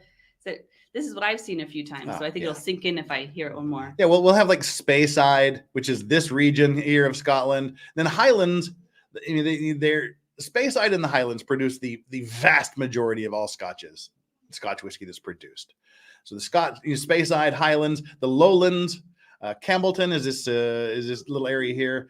Now, this is where people differ. Ordinarily, you would just say Islay Scotches, but people like Talisker, who was way up here in the Isle of Skye, will say, "No, we're not an island. Don't call us Islay." So God forbid. It used to be like Islay and the islands, but now there's the like 2 or 3 distilleries that are actually in the other islands that aren't Islay are saying, "We want our own region." So a lot of people have broken it up into Islay and the islands. I just keep them together. Now, we don't need that, do we? All right. So that's where we are. And just to kind of give you a little bit of an example here, Campbellton, I don't have any because I drank it all. Glen Scotia and Glengyne, Springbank. Springbank is kind of when you think Campbellton Scotch, you think Springbank, which makes some amazing whiskeys, and it's expensive because it's really good. But we notice there is a correlation sometimes. I'm not trying to throw too much at Johnny Walker, but sometimes high price does equal high quality. Yeah. Not Johnny Walker, but this, like Springbank is great. The Highlands, again, far and away, just huge amounts of distilleries there. Aberfeldy, Ardmore, like things, Clynelish, Dalmore's from there. Dalwhinnie, Glendronach, one of my favorite whiskeys, is from there. Glenglassaugh, Glengoyne. I like Glengoyne. Glen, by the way, I mean, I don't need all you to tell you Scotch people. Like, why are there so many people named Glen in Scotland? It's like a glen in the mountain, like a vale in the mountains. So, I love language discussions. Yeah, so it's just like because there's water in the mountains, there's springs in the valleys of the mountains. That's why everything just. I mean, there's so many Highland Scotches, and For those of you that know me, my absolute most favorite whiskey on planet. This is my desert island whiskey. If I could only drink one whiskey for the rest of my life, I would drink the Glenmorangie Signet. This is chocolate in a bottle. This is just, they actually, yeah, go ahead. No, I was researching it because by the way, this is how I bought passage into his home for a month during the pandemic. I was like, I'll bring a bottle of Signet. I think this might actually be that bottle. Oh, cool. So I remember at the duty free in Beijing, I was like, I better not get caught off of this back in early 2020. But yeah, so they actually use chocolate malted barley. Like, yeah, it's a strain of barley called chocolate malt. Yeah, it's chocolate. It's a strain of barley without adding flavors. Yeah. Like it's amazing. It's amazing. Yeah, that's my Glenmorangie is how I became a whiskey aficionado, shall I say? Like growing up, it was like, oh, Jack Daniels, that's the shit. And then I tasted Jameson. Went, ooh, Jameson is better than Jack Daniels. Jameson is the shit. And that's like Jim Beam and crap like that. Yeah. And then one day, it was the first time I went to China back in whatever it was. I said 2012, something like that. Yeah, Shanghai. And Beijing. Well, yeah, no, it wasn't the first time I went to China. It was the first time I went to Beijing. There was a duty free shop that was on the way out that they were selling Glenmorangie La Santa, and I said it's on sale, and I'm gonna meet my friend. Half the price that it is in Korea. Yeah, I'm gonna be meeting my friend later, so we can drink the whiskey. And she had delayed the meeting time, and I'm like, okay, well, I'll just give a little sample here. This one does. And I just ended up plowing through that bottle. I went, oh my God, this is like literally what whiskey is. This is not Jack Daniels. Yeah. Which is maybe why I didn't like bourbons after that. I get that. Yeah. So I went, oh my God, this actually has character and flavor. Yeah. So Glenmorangie, and the Glenmorangie original 10 year, as far as I know, is still the single best selling scotch in Scotland, or the whiskey in Scotland, I should say. What? The artist Ezra. What? See, I always called it. It's Urza. Urza. Yeah. See, Chocolate, I wanted to provide the platform for the correction there. Yeah. How behind will I be on my house payments? It's about $200 a bottle. But in China, when it's there, it's like 150, 160. Yeah. So it does depend on the market. Depending where you are, it's going to be between like about 160 and 220 a bottle. But do not be afraid, because much more affordable. Again, I mean, it depends on what your budget is. But it's also like, don't be afraid, because that's so much cheaper than. So here in Asia, Hibiki is the big one, right? So how much was the bottle of Hibiki 30 year at the place we were last night? Oh yeah, this bar we were at, they had a Hibiki 30 year Japanese whiskey. That bottle was selling for $14,000. So Urza, that would affect the mortgage, right? But this one, $200. I mean, it's just a few nights out. Danny would have drank it. Danny was consuming. She was busy consuming all of my Blantons. Yeah. She killed my Blanton's bottle. But I mean, and also I want to clarify that Blanton's is decent. We weren't saying it was bad earlier. We were just saying it's not worth like hundreds and hundreds of dollars. But like, I got one at the distillery for $50 as they were refilling it. And I'm just so glad you're here, Danny, though. I just learned about this. And no, because I don't have the legal knowledge, but you sound fantastic, by the way. And I hope you meet in person one day. I had to tell, because I kept saying, we're doing a whiskey class on Sunday. Is it another tasting? Like, what, she thought we were just doing it. And I thought, okay, I should probably tell her about the YouTube channel before I sit her down here and say, go ahead. He was like, no, it'll be fun, I swear. Yeah, but it turns out she was really excited about it, so I didn't feel so bad. Yeah. Can you imagine having a wonderful friend who's already a good person, and then they reveal that they have this awesome way to share their knowledge? And so she's been deep diving my shenanigans for the past 3 days. And Danny, she was amused by our wager stream that we did together. Yeah, Danny, I just thought you were so fun, and I love your style, and I'm just saying, if you want to come back, threesome, okay. So back to in China, they'll drink it with Coca-Cola. Phrasing. They do. They drink a lot of whiskey. I don't know what you're talking about. I'm just saying I'd like to meet your cool friend. That's not what you said, though. Anyway, phrasing. All right. Yeah. I like language. Yeah. So in China, like they don't. Me blush. Wow, that doesn't happen a lot. I'm the one that's supposed to make the innuendo-laden jokes. Yeah.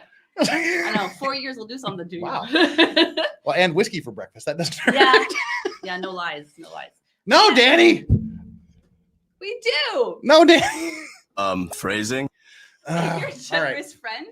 Oh my God! Stop. Okay, ignore her and ignore the chat. Okay. Oh my God! I see no wrong. Oh God! All right. By the way, I was raised super religious, evangelical, and like you never drink alcohol, you know. And so it's just fun the paths we take in life. Jeff has been out Jeffed. Oh, I will wear that. I will take that. So thank you. All right. So Isla, we're talking about Isla. Oh yeah, the classy stuff. Yes, Isla whiskey. Like again, we mentioned Lagavulin 16 is the flagship thing, but Lagavulin 16 is like really hard to get a hold of. But this is actually more hard to get a hold of. This is Lagavulin, the distiller's edition. This is bottle 4 of 509 bottles. So there's only 590 of these, 509 of these out in the world. And I got one of them, but it also happens to be 16 years old. But I'm not going to open this for a good long time because it's expensive. See, that's what, like, by the way, thank you for, I'm glad that we made you guys laugh. And Ellen said something. Oh, there was a, go up. Thank you. Yes. I did have a slushie. Oh, that was generous. Yeah, we started. See, Danny didn't get a slushie because Mr. On wouldn't let her have a slushie because we'd had more than a slushie. We had the equivalent of several slushies before we got to the beach slushie place. So I don't like the word allowed, but yeah, but basically, well, no, he was just we were never mind. I'm not going to say it. You know, he was just being like careful this morning because I don't know if you had more than me last night, but you were just trying to like make sure you were totally cogent. Yeah. So anyway. But back to this. Danny is doing the Epstein documents. She's doing her marathon Epstein document stream here. So when we're done, go check out Danny. We're going to be for sure. What's her channel again? Danny on Direct. Right. Danny on Direct. Yes. HN, right?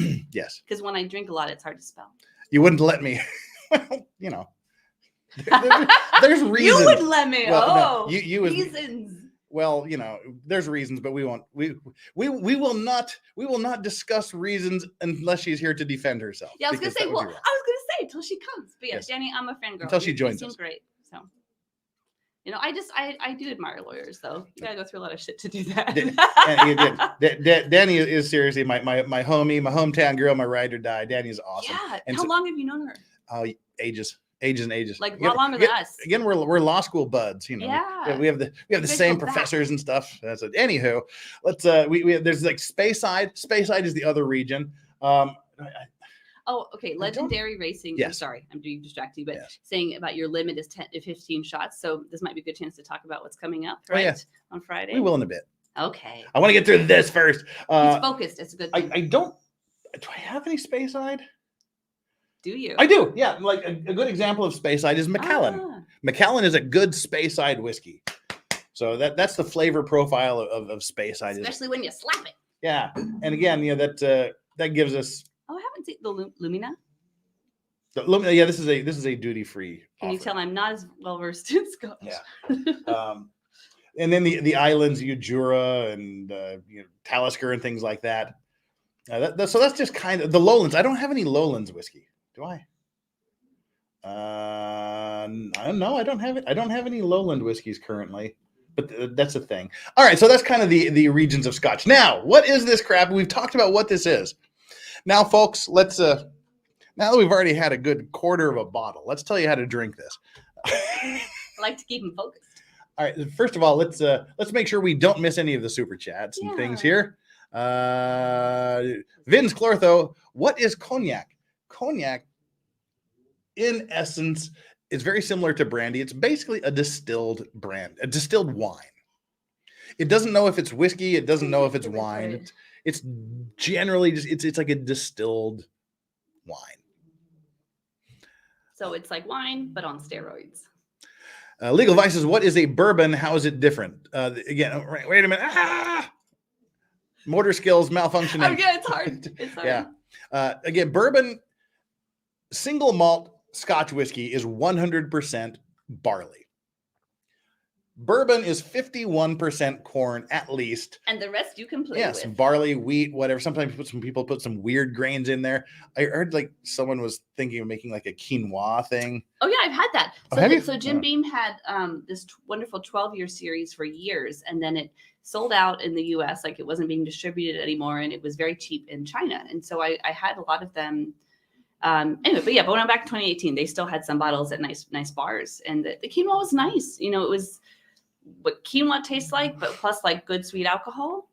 it's hard to articulate at this moment, but yeah. And They had a brown rice one. They had some good stuff. Yeah, that's a good, yeah. N Wolf, Sarlu's Wolfhound, member for 8 months. Thank you so much for the support. Singleton 12-year-old. In your opinion, is that good? I'll tell you, Singleton, I would either put that at the bottom mid-tier or the top bottom tier Scotch, like the base 12-year. Yeah. It's fantastic. For the price point, it can't be beat. I mean, Singleton is a great workhorse, everyday drinker. And if you notice anything, I think we just keep talking about age. Like age isn't everything, but if you will, there are some legal restrictions involving age. Follow the law. Yes. But but basically, like if you can see, okay, if it's a 10 or 12 year, doesn't mean it's good. But if it's got the age statement on it, that's a good start. And then you can check out, this stream if you have a couple hours to kill and find out the good 12 years. I wanted to ask you though, maybe people would like to know. So for Scottish whiskey, the wee Weechen witch. Yes. A lot of people talk about peat and how it's smoky. Yes. But there's also other smoky whiskey. And so what might be the difference, I would ask you, or char, like how are these things similar or different versus just peat? Okay, well, it's kind of the same thing. It's like the Isla peat is just like the heavy smoky stuff, but you can also where does the flavor come from for that?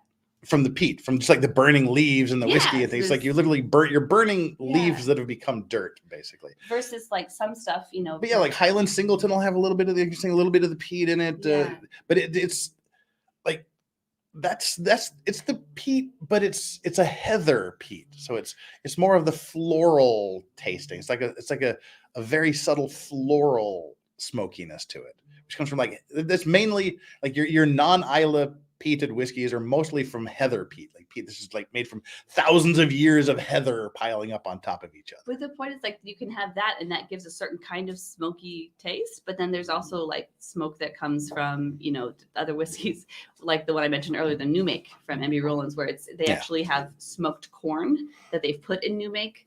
And that makes a difference. So there's different kinds of smoke, I guess is my point, or smoky flavoring. Now let's get into the how we taste here, because we've cleared off the super chats except for this one that Dina just dropped on us, $5. Abby, you are a gem. Aww. Enjoying from Seoul. Hey Dina, what's about you? It's been a minute. How you doing? Yeah. We'll shop later. Thank you both. Go Jeff. Yay! Oh, wait. Cheers. I was picking up the water. What am I drinking water for? Cheers. All right. Cheers, Dina. Now, before we actually get into this, just a question I'm going to throw out there. Let's start. I'm going full on pink mode here. Yay! Na, na, na, na, na, na. I want to start a fight. I like pink. I'm on board. Ladies and gentlemen, specifically you people in America, I have a question for you.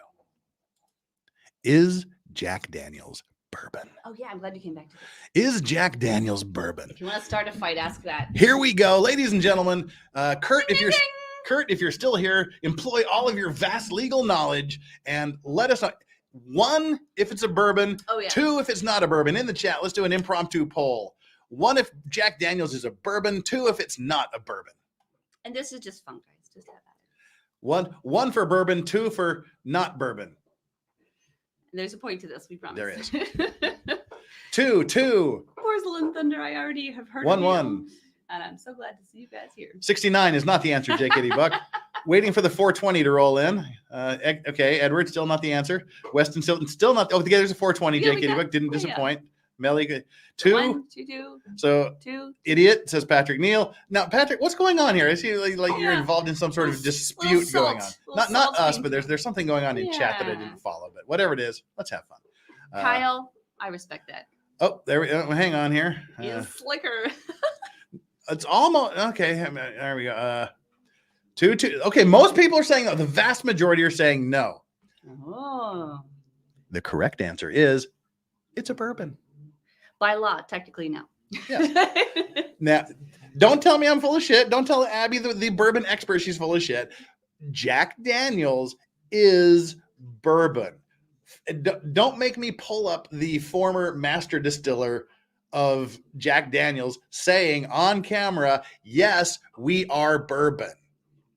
I've done this so often before on Twitter and on everywhere else that I'm just tired. All the whiskey groups and shit on Facebook. I am drained by this discussion. Well, I'm energized because I really have not been in this community. I stepped out for a minute. So go ahead. All bourbon is whiskey. Let's start with that. Mhm. All whiskey is not bourbon, but all bourbon is whiskey. Jack Daniels, all bourbon is bourbon. Let me. And we'll explain why we have to qualify that in a minute. Okay, I was trying to make another Venn diagram in my head, but that's not going to work. You've done really well so far, though. Well, let's do this. Tennessee whiskey, Jack Daniels. Yeah, lemon drop is bourbon, but all bourbon is not Jack Daniels. Jack Daniels is a bourbon. Let's start with that. Yes. And for that, I will point to direct statements made by Jeff, what's his name? That was the previous master distiller. Mr. What's his name? Yeah, for Jack Daniels, saying, yes, we are bourbon. And if you look at all of, because the alcohol, tobacco, and firearms people are incredibly strict with their labeling. Yes. They're incredibly strict with their labeling. And if you go back and you look at the ATF filings or whatever, whoever handles all of these filings now, their labels specifically categorize them as a straight bourbon whiskey. So is there anything, Lawyer Jeff, wait, your cool name is? Legal Vices. Well, no, but you're Nobody knows that. Okay. Well, people do if they wanted. So what is the difference? Someone brought up, like, there is a Tennessee whiskey. Yes. So what is the difference between other bourbon and Tennessee whiskey? Well, technically, there's one thing. I will let you tell that. No, I asked you first. I'm talking too much. It's called, I forgot the term, but there's a teacher term for this. So I'll explain it. You just it's the charcoal filtering. Yes. So basically, the difference between other I like that you said that. I actually feel relieved because this is actually a controversy in the bourbon world, which is so dumb, I know. But like, yeah. So basically, the whiskey, after it is fully created in all ways as bourbon, it goes through one extra step, and it gives us this profound sweetness. And that's why some of you have been talking about Jack Daniels, and we mentioned George Dickel earlier, and there's one more that's big in Tennessee, and there's a Chattanooga, but basically Tennessee whiskey, like he said, it is bourbon. It has one extra filtering step that gives us a really strong sweetness, which probably is why a lot of American college students like it. But they tried to pass a law that said it was separate, and I'm pretty sure it failed, if I remember correctly. And then basically, so it is bourbon. But why might a state want to say our whiskey is not just bourbon? And could there be a marketing angle? There could be a desire to make money and say you're separate? So that's one thing I'm going to do. Yeah. Patrick Neal here in chat, can you please, as a request, do me a particular favor and stop? I'm just asking. You're derailing the entire chat. Yeah. There's 300 people here, and it's all focused on you. I would be thrilled if you would do me the honor of just stopping, please. That's all. I'm asking very nicely. I'm asking kindly. Thank you very much. I would appreciate it. Let it go and go ahead. Anyway. So who was it? Someone said they had a 20-year-old Jack Daniels or something. And they had a question about, yes, D-Watt, it is semantics. It's semantics plus there's technically one extra step, but if you really want to be bourbon anyway, then do what you want after it's technically established in bourbon. Exactly. It is a bourbon. It is bourbon, but they call it Tennessee whiskey. Yeah. All right, hang on. What you gonna do? That's what I'm gonna do. Right. When it comes for you. Anyway. So back to the whiskey, which is the point for today. They don't, as Abby was saying, they don't want to be considered bourbon because that's what people associate with Kentucky, with their neighbors Kentucky. They want to be separated. Thing. So essentially what they're saying is even though we are bourbon, we don't want to be called bourbon. Even though Jack Daniels is bourbon, please don't call us bourbon. We want to be called Tennessee whiskey because be special. We're bourbon plus. We're better than just regular bourbon. You just added the plus to this conversation. Yes, we're bourbon plus. We're bourbon with a step that makes it taste even better. Sweeter, which Americans do like. Exactly. So, yes. Oh, if someone mentioning Fireball. No. Fireball does not exist. It's only good to be poured on vanilla ice cream or put into eggnog. It is good, but it's not a whiskey. So, yeah. Thank you for listening to us talk on about this stuff. I know some people don't care as long as it's good and you like the taste and drink it. But speaking of that, how do we drink whiskey? But wait a minute. We have to. We have Porcelain Thunder here who has said something that makes me laugh. Yes. Porcelain Thunder. I associate Kentucky with fried chicken. So does China. Porcelain Thunder. As a Utahn, Danny, if you're still here, Danny can join in on this conversation. And other Utahns, Kentucky Fried Chicken, the world's first Harlan Sanders Kentucky Fried Chicken restaurant. It's a real build-up. Is in Salt Lake City, Utah. Dun, dun, dun, dun. Yes, KFC, the world's first KFC is actually in Salt Lake City, Utah. So suck it, Porcelain Thunder. Thank you, Stephen. Steve Gosney, what do you say? You guys have great chemistry. He's got to go. What a fun stream. It got to go. Steve Gosney, Florida lawyer extraordinary. Oh! Great to see you here, brother. Sorry, I claim Florida. I'm from Florida and Georgia. And I know Florida's weird. I know we get so much bad press, but I like to believe in it. Utah Fried Chicken. We have broken people. Hold up. Wait, but there was someone who was also like the marketing. Someone said something about Thank you, David. Those Tennessee Whiskey Trail tickets don't sell themselves. Exactly. Which like I can't fault a state. Like Tennessee's a great state. I have a lot of family there actually. But anyway, so that's why, right? Like they want to be special and it is a very unique taste, but it is technically bourbon. So thank you, sir, for clarifying. There you go. So there you go. Jack Daniels is bourbon and KFC started in Utah. I love that. I didn't know I was going to learn so much from you today. Because when it was just like Colonel Sanders' place in Kentucky, it was called like Harlan Sanders Chicken or Harlan Sanders Fried Chicken or something like that. But they met with Harmon, with a guy named Harmon that had a restaurant chain in Salt Lake City in Utah, and he said we need to franchise this, and he started the very first Kentucky Fried, not Joseph Smith chicken, not John Smith, Joseph Smith. Oh yeah, we got it right. So that's it. It's on about 21st South State Street is the world's first Kentucky Fried Chicken. I got pictures to prove it. Know that. They actually have Colonel Sanders' white suit on display in a glass case there. And this is the complicated thing about being an expat. You may not live in the place anymore, but you still have ties. And thank you, by the way. I don't know if anyone else there is OCD, but I was taught that when you cheers, if you don't take a drink after, it's bad luck. So that made me feel happy. Now he took a drink. I did. So now that we're 1 hour and 52 minutes into our How to Drink Whiskey, let's talk about how to drink whiskey, shall we? Better late than never. Jeff, this is a bad time to bring up all the expensive whiskey you have been shotting. Oh, don't hurt him. No, I told her about all of that. But yes, on the 19th is what we do every month called F It Friday, where we just say, fuck it, and we do whatever we want. We bring a huge panel of people on. We talk about everything, and I do $100 shots of whiskey, which crushes my soul. As we were talking to her, I have like a bottle of expensive whiskey and base whiskey. The smaller chats that add up to $100, I do a shot of lesser whiskey. But if someone goes out of their way to give a $100 shot, $100 super chat, then I'm forced to drink shots of this most amazing, amazing alcohol, and it crushes my soul. He looked pained even talking about it before. But yeah, so Fridays, right?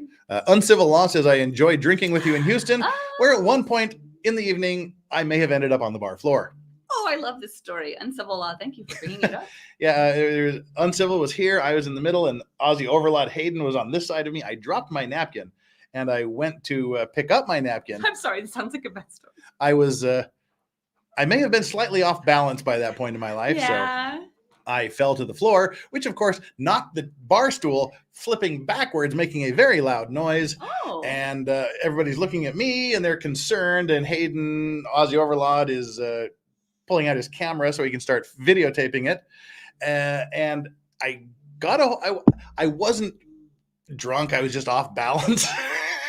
And so I stood up, I picked up my napkin, sat on my chair, and promptly dropped the napkin on the floor again. Like a true gentleman? Yes. And so that's Kurt. It was a pleasure. Legendary Racing. How much for Fight Milk? We're not doing Fight Milk. No Fight Milk on my channel. That's Camelot. You got to go to Camelot's channel for Fight Milk. Okay, here we go. Yeah, the 20. Member, Will Call Magic, member for 11 months. Last year, I inherited a half a bottle of Jack Daniels that may be 20 years old. How do I know when it's gone bad? It shouldn't. No. Oh, like someone said earlier, if it's in the glass. Yeah. Because there's like some air in there, it may have oxidized a little bit. It may be weaker than it was before. As long as it's not like really cloudy and it's gotten somehow polluted from like a moldy cork or something. Yeah. If it's clear and if it still looks drinkable, it probably is. A nerdy moment. So if you want to store your whiskey, how should you not store it? Yeah.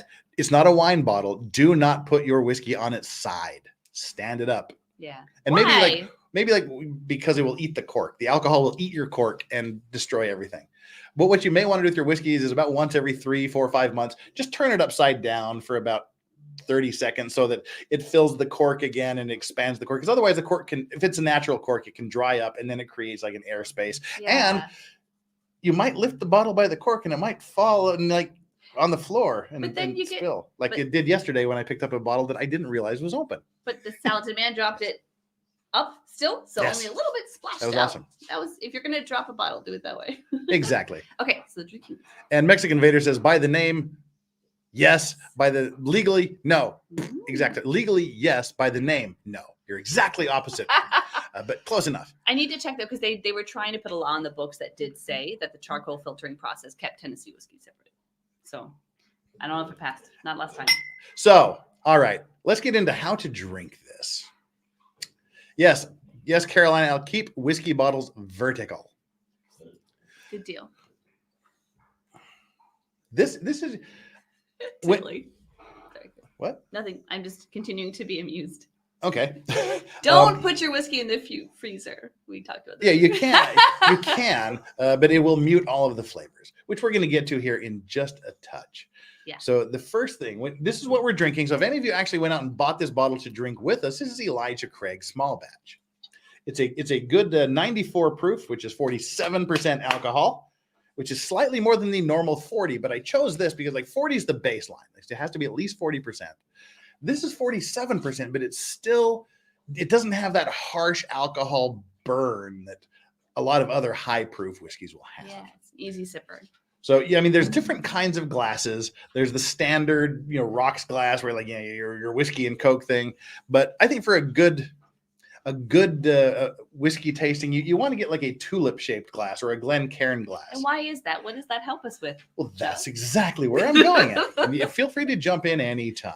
I just like to facilitate. Because it'll take the vapors from a larger. You can see how it's like tulip shaped. All of the vapors are coming up, and then they're being concentrated as it goes up the tulip shape of the glass. So you're actually getting a more concentrated flavor up here, more like more of the essence flavor, not flavor, scent, the nose of the whiskey. And so when you want to, the first thing you want to do is just appreciate the color, just like the amberness of it. I mean, it seems kind of foo-foo, but it's interesting to see like the different colors of whiskey there. Yeah. I mean, do I have again, here's an example of blended whiskey. This is your Royal Salute 21 blended Scotch whiskey. So this is a blended malt Scotch. And we forgot like other areas. We have a Irish whiskey with like Bushmills. Let us not leave out Ireland. Yeah. And for Irish folks here, Kurt mentioned Redbreast 12. That's my Redbreast 12 is probably my favorite. Cask Strength is probably my favorite Irish whiskey, but Bushmills 12 is fantastic. And Japanese whiskey is also a thing, which is, like Hibiki, or this is the Yamazaki 12-year, which is ridiculously. I bought it for $100. It's selling for about $800 to $1,000 now, because Japanese whiskey became very, very popular due to the Lost in Translation movie with Bill Murray, and they ran out. They ran out of whiskey in Japan. Breeds lots of money. Which is why the Hibiki 30-year bottle we saw in the bar last night was selling for $14,000 a bottle. But the bigger point here is that doesn't equal quality necessarily. It's wonderful, of course, but if you can learn about other stuff, you get to drink other good stuff that you can afford. And someone said they couldn't find Elijah Craig, but that's fine. Whatever you found, if you can drink. Yeah, you can follow along with us. But like you can see the difference in color between the Maker's Mark and the Elijah Craig. The Maker's Mark is deeper, almost red. The 46 uses a French. French oak. Yes. Yeah. So that does give it, it's more charged. It's that darker. And this is a good example. We said you can't call it bourbon if you do anything else to it. This is legally not bourbon because they take the virgin American oak barrels and they put French wine staves in it. And so that's why this is called Kentucky Straight Bourbon Whiskey, barrel finished with 10 virgin French oak staves. Very good. That's its legal definition. That's its legal name. It can't just be straight bourbon whiskey. It's straight. It's Kentucky straight bourbon whiskey barrel finished with 10 virgin French oak staves. Yeah. So yeah, you can't call it just bourbon if you do anything else to it. So, okay, this law I know failed, but they did try to pass a law saying like if it was aged in something afterwards that you couldn't call it bourbon. But I'm kind of glad that failed because I think if you've got the raw ingredients, it's fun to play with afterwards. It is. Kyle, I agree. Nika coffee grain and coffee malt it is. Both of them are very good. It is. And I think they stopped making the coffee grain. Because I feel like that was close to the pandemic. It was. Like I liked it, I tried it, and then it went away. Western Civilization says, Anyo Hasanika, close enough. Anyo Hasanika, close enough. Cheers. But that's like hello, not cheers. We say gumbe. In Chinese is ganbei. Yep, same Chinese characters. I didn't know that. Yeah, and it's ganbai in Japan and whatnot. Which technically means empty the glass, yes. but it can be cheers or it can be, sip like that, like we do. So, all right, what you want to do to start out your actual tasting is you want to pour about 1 ounce or about 30 milliliters in. Which, if you happen to have a tulip-shaped glass, or whether it's like one of these or Glencairn, it's right about halfway up the bulb part of it. You're getting fancy. You want to go bulb deep. Whatever, just go bulb deep. Now, again, admire the color. Look at the color of it. Just appreciate the color and how it differs from other whiskeys you might have. And once you're done with that, you want to appreciate the flavor of it. Which your nose accounts for so much. I'm sure everybody knows this. I'm mansplaining, which, as we like to point out on the show, means man explaining things. I don't want not to be mansplaining, but your nose plays such an important part in your taste. Like most of it, right? Yeah, and just first of all, open your mouth. If you go into something that's 47% and you close your mouth and you're going to burn and numb. You're going to anesthetize your nostrils. I know it sounds dirty, but it's true. So anytime for the rest of your life you go to do a tasting, keep your mouth open because like that. What he just said. Otherwise, it just burns your nose because your nostrils are like, oh, I just get the fumes from the alcohol. Now, there is a wall. There is a wall that you have to overcome. There's no way around it. It's like when you're a kid and you want to start drinking beer and beer tastes like shit. You just have to keep drinking it till it doesn't taste like shit.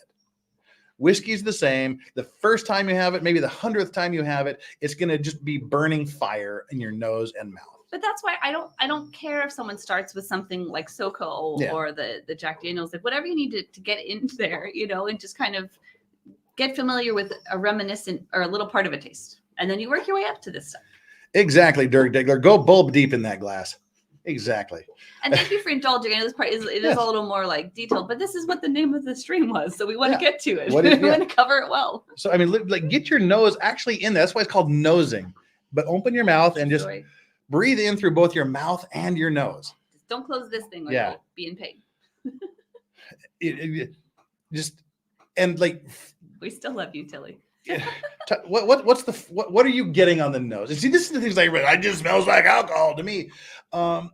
You wait a second, breathe it in, and wait a second, and just think if it reminds you of anything. We don't really practice smelling things ever in our life. Oh, that's a good point. Yeah, because you smell shit all the time. Hopefully not actual shit. So like, what are you getting here? So the thing is, bourbon is cliche because people know the ingredients that go into it. So then generally there's caramel and vanilla, But for this one, I don't know. It is hard to talk about this without seeming like a tool. But I, it got the sweetness, got some caramel, got some vanilla, but I think there's a little bit of woodiness under there. What about you, sir? See, for me, when the first thing is like brown sugar. I mean, like I said, the bourbon, American whiskey, we don't add the brown sugar, but you still taste it. It's the sugar that's being pulled out of the wood. Yeah. And vanilla. I mean, it's all, like that's a standard. Vanilla bomb. Yeah. It's like the vanilla, maybe like a little oakiness, a little woodiness, like you're in the middle of like an oak foresty kind of thing. Yeah, I don't know. Yeah. I know it sounds pretentious, but yeah, basically just mouth and nose open, and you take in what you can, and it gives you an extra kind of layer of appreciation. But see, like we walk around outside, we walk around in our daily life, and we'll be walking down the street, and we'll catch a smell of something.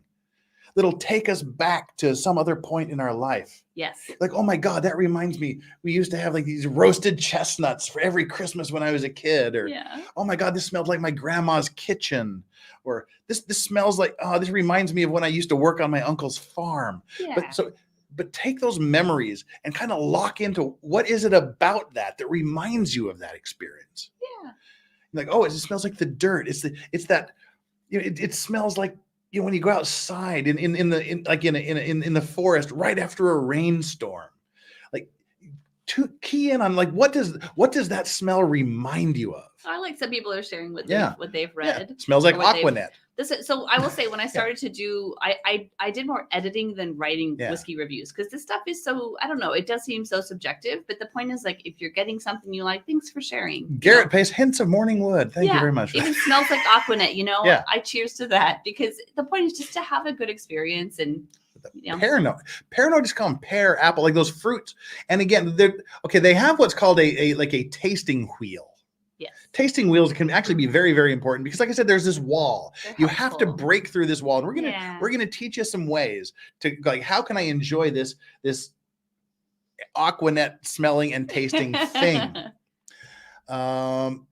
Let's bring up a tasting wheel here. Let's see. Share screen. There's the tasting wheel. Let's bring this up. And in the process of doing that, we can't see any of that, can we? Because it's just small. Where are we at here? And while he's doing that, just to say again, you guys are hilarious. I'm glad you're participating. I like when you're funny. My chat's the best chat ever. I like the sense of humor. So let's start at the beginning of the wheel. Can't take yourself too seriously. Yeah. I mean, these are just guidelines again. When you're scenting, when you're sniffing, when you're smelling the whiskey. Look and see, like, am I smelling cereal? I kind of get a little, like somewhere like a whiny cereal-y note when you think about it. So, like, use something, you just search for like a whiskey tasting wheel, and you can come up with all these different things. It's like, do I smell wine? I don't. No. Yeah. And I mean, and a lot of times, like, the fancy terms are just terms for stuff that we do have every day. And so, there's not a lot of wine in there. So it's like, do I smell cereal? I guess you could kind of say there's a little bit of cereal. It's kind of like some sort of dry graininess. Not fruity, not floral, definitely not peaty. No, I mean, that's the thing. I feel like for me, I can just tell what it's not a lot of times, so. And like sulfury, no wood. I see it's mostly probably woody and why is that, right? Because for bourbon, a lot of the taste, like he was saying earlier, it's the new make when it goes in the barrel. There's not much taste yet. The mash bill does give it something, like, so the fact that it's going to be high corn compared to other stuff makes it more sweet. But then you get the vanilla, you get the toasted, and it is. I mean, so that's how you use these wheels. So you go, okay, there's some woodiness going on there. There's something going on there. Taste the char. So then take your wheel to the next level. Go, okay, I've identified there's something that seems kind of woody about it. And okay, does it smell like fresh cut wood? Does it smell like old furniture that's been sitting around? Does it smell like vanilla? Use these to guide you. And see, I definitely would say this has a very distinctive vanilla taste. Yeah. Smell. But like, I don't want to be facetious here, but if you're ever tasting bourbon, like, what do you smell? And you say vanilla, caramel, or toasted, you'll be golden. No, that's it. Like, because it is like the ingredients literally give it that. Yeah. If you're at some frou-frou event, just say your shit and challenge food. anyone to tell you don't taste that. Whatever you pull out of it is what you pull out of it. And that's half the fun, is sitting around with a group of friends and everybody tastes something different, because what you smell and what you taste is going to be affected by so many things. Do you have a cold? Did you just eat spicy food? Did you just eat like some sort of bland food? What's your body condition? What's the weather? All this can affect how you taste things and smell things. But I do find if you're having like a tasting, the nice thing is when you can compare things to each other, and like you look at, the mash bills and the statistics and stuff, it does kind of, it clarifies things, because I'm not great at just coming up with it on the fly, to be honest, if you can't tell. But when you compare things, it helps. Tobacco is actually a very common flavor profile for some whiskeys. Yeah. Old furniture, good, yeah. And see, like vanilla. Let's say I've identified vanilla. Mm-hmm. See, now I go, does it taste like toffee? I can see like a little bit of toffee going on there. Yeah. Sponge. That's a weird thing to smell. Meringues.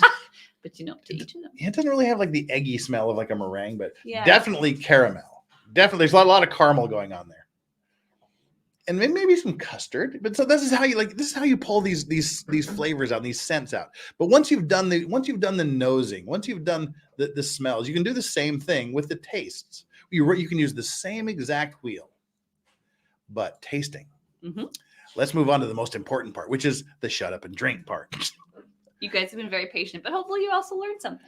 Yeah. So once you get to that, that's just pour it into the glass and taste it as it is. Yeah. So before you add stuff, try it in its like most concentrated form. You give it a little bit of a swirl, maybe if you're so inclined, and then when you put it in your mouth, once it hits your palate, as we had ex-Comer say, is not a big part of tasting not swallowing. Yeah, don't just taste it. No, don't swallow yet. Just kidding. And blind tasting is best way. It removes all bias. Yes.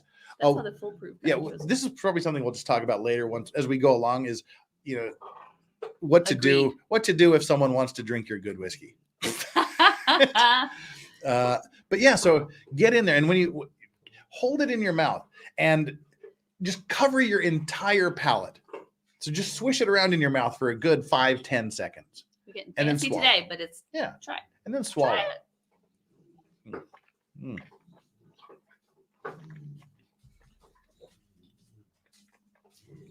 Get all of the taste receptors all around your mouth, all around your tongue. Just coat the whole thing. And you're not going to taste much because it's going to burn all parts of your tongue. This is to kind of shock your palate into recognizing what's coming into it. A little shock's okay. A little burn. Hey, phrasing. Yeah. Shock your palate by what's coming into your mouth. You know what I mean. We're not going to play that game today. So Take and then, what you will. And then once everything starts to go away and you're just sort of left with whatever's finished, there's no other way to say go it. ahead, innuendo people, have at it. Give it a whirl. With the point is to have fun drinking whiskey. Yes. So as long as you're here, we give it a whirl. Porcelain Thunder, you've been quite entertaining. Yes, but yeah, you don't. I mean, yeah, don't spit. Swallow. Don't not spit. while you're. Yeah, but having the hold it in action your mouth stuff. for a while.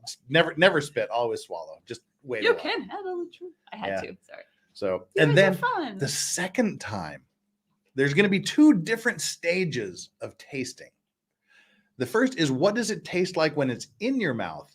And then what does the finish taste like? What is it going to taste like 15, 20, 30 seconds after you swallow? Because I swear it's actually different. I know this sounds like, I don't know, whatever, but like it's really fun when you actually try and you're like, oh, wow, this part was different from what happened 10 seconds later. Heather Sparrow, just don't get it in your eye. Exactly. Yeah, that hurts. Yeah.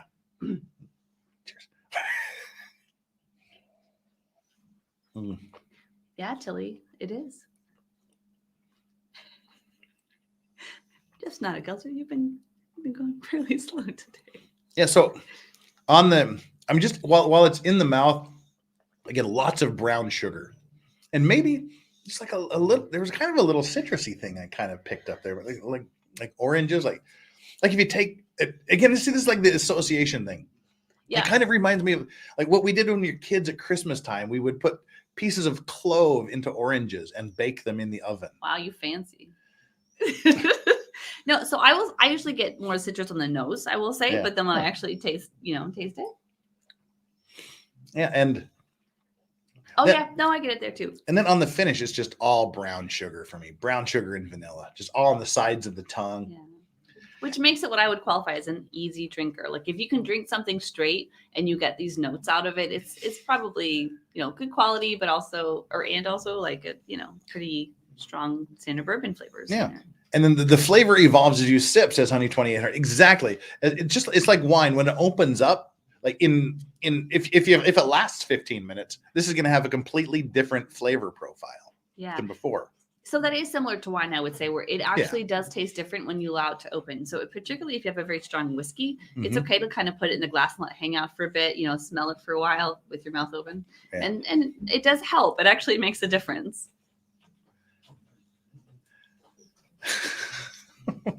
You guys are hilarious. Jeff had an onion on his belt, as was the style at times. Had to keep them handy and roast with cloves. Not an onion, an orange. Not an onion, an orange. But I like the imagery there. Yeah, I'm not anymore, but I used to be a teacher. If you can't English teacher, if you can't tell. Too much work to make ethanol not just taste like fire. No, because that's what we're going to get into now. As soon as I rid this glass of the remains. See, now he's on my page, right, guys? Like someone was saying, like Chet, like picking daisies in the meadows. Yes. Oh, yeah. Now, see, again, as we were talking, thank you so much, Allegan News, for that. Allegan News. Thank you so much for the super chat there. Now, we were just talking about the guy's like, hey, this is barrel proof. If it ain't below 60%, it ain't shit. Which is a trend in like American whiskey. If you drink anything less than 60%, you're just a big old pussy. That kind of thing. Yeah. The master distillers, not only in Scotland but in America as well, when they're trying to determine what they want their whiskey to taste like, they're gonna proof it down by adding water. They're gonna proof their whiskey down to about 20% alcohol. But why, Jeff? Because you can taste shit. You don't just taste the alcohol burn. It really does. It opens up the bouquet, and it just gives your physical brain a chance, in your tongue, whatever, chance to kind of detect things better. So yeah, if your first taste of the whiskey is like, oh my God, I just taste fire and burning and alcohol and Aquanet. You're not that far off. We don't judge you. So we've consumed ours, so we have to add more. So give it. Woohoo! We're halfway there. Woohoo! Living on a prayer. Anyway, porcelain. My chat is the best chat on the entire YouTube platform, hands down. And now that I know this exists, I will be in the comments next time. And see, then we can get Abby on here again. She would be great for our female panel coming up for the fucking Friday panel. So we've got this. We tasted it, and we're like, too hot. No, not me. No. What can you do? What can you do? Hang on. Can you entertain the troops for about 20 seconds? I'll do my best. I'm bringing a demonstrative. I shall return. So this is what I think is interesting about lawyers, is that they often have the ability to cheat, because I was a teacher for many years, and I'm on doing something else now. But I think the way that they can explain and want to show things is helpful, especially when you've been drinking a lot. But anyway, oh wow, he's really going fast about it now. So we're talking about tasting whiskey. It makes sense that at the first part, it's just a little intense. I get it. And now the wide mouth glass. Everything sounds dirty to me now. Yeah. That's the effect of whiskey. Got that. We got to have that wide glass opening for this one. But it really, it is true. Now. It's not just being naughty.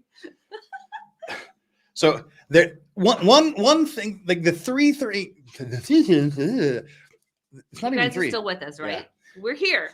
Just takes a second for the words to happen. I'm not breaking the shrunken leather glove. That was OJ. But for the algorithm, legal shit. Yeah, legal stuff. OJ Simpson, legal, law, YouTube, us, law stream. Don't anyway. The two main things that are going to affect the flavor of your whiskey are temperature and water. You said that in a very dignified manner. I must say, temperature. She's had 4 glasses of whiskey for breakfast. So have I. No food yet. No food yet. I'm okay. We did have the coffee though. All right. No, it helped. So temperature and water are going to affect it. Now, if you want to dilute it and make it cold, I have to go get another demonstrative. Please do, because I found a comment I want to respond to. Hang on. I shall return. So thank you, by the way, someone who was a teacher for a long time. I appreciate that. So that's the thing is, though, you can be teaching about anything, even whiskey. And it's kind of fun when the point is just, for me at least, to enjoy life more. So whiskey is great. If you can find out how to kind of parse it apart, right, and enjoy it a little more deeply, that's good. I'm not a detail person, so I do tend to learn through doing. So thank you.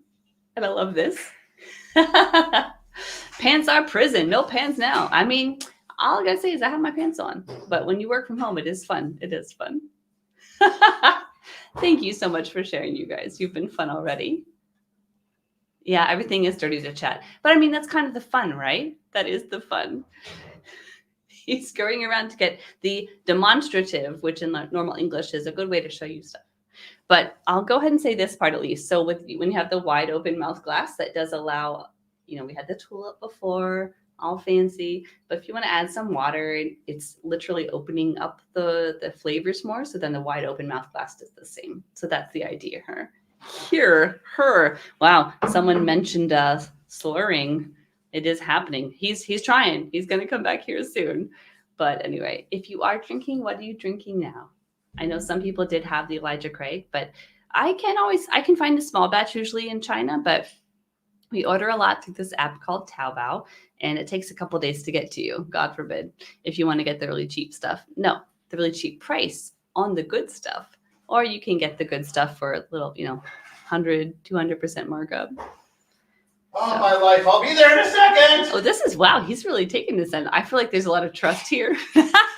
I promise not to do anything indecent. Tilly, you've said some fun stuff tonight. I like to filter alcohol through. Yeah, okay. I will say, if you guys noticed at the beginning, I was a bit reticent because I was like, oh, I haven't had the alcohol yet. Sometimes it's just nice to have a little bit of liquid courage for more than one reason.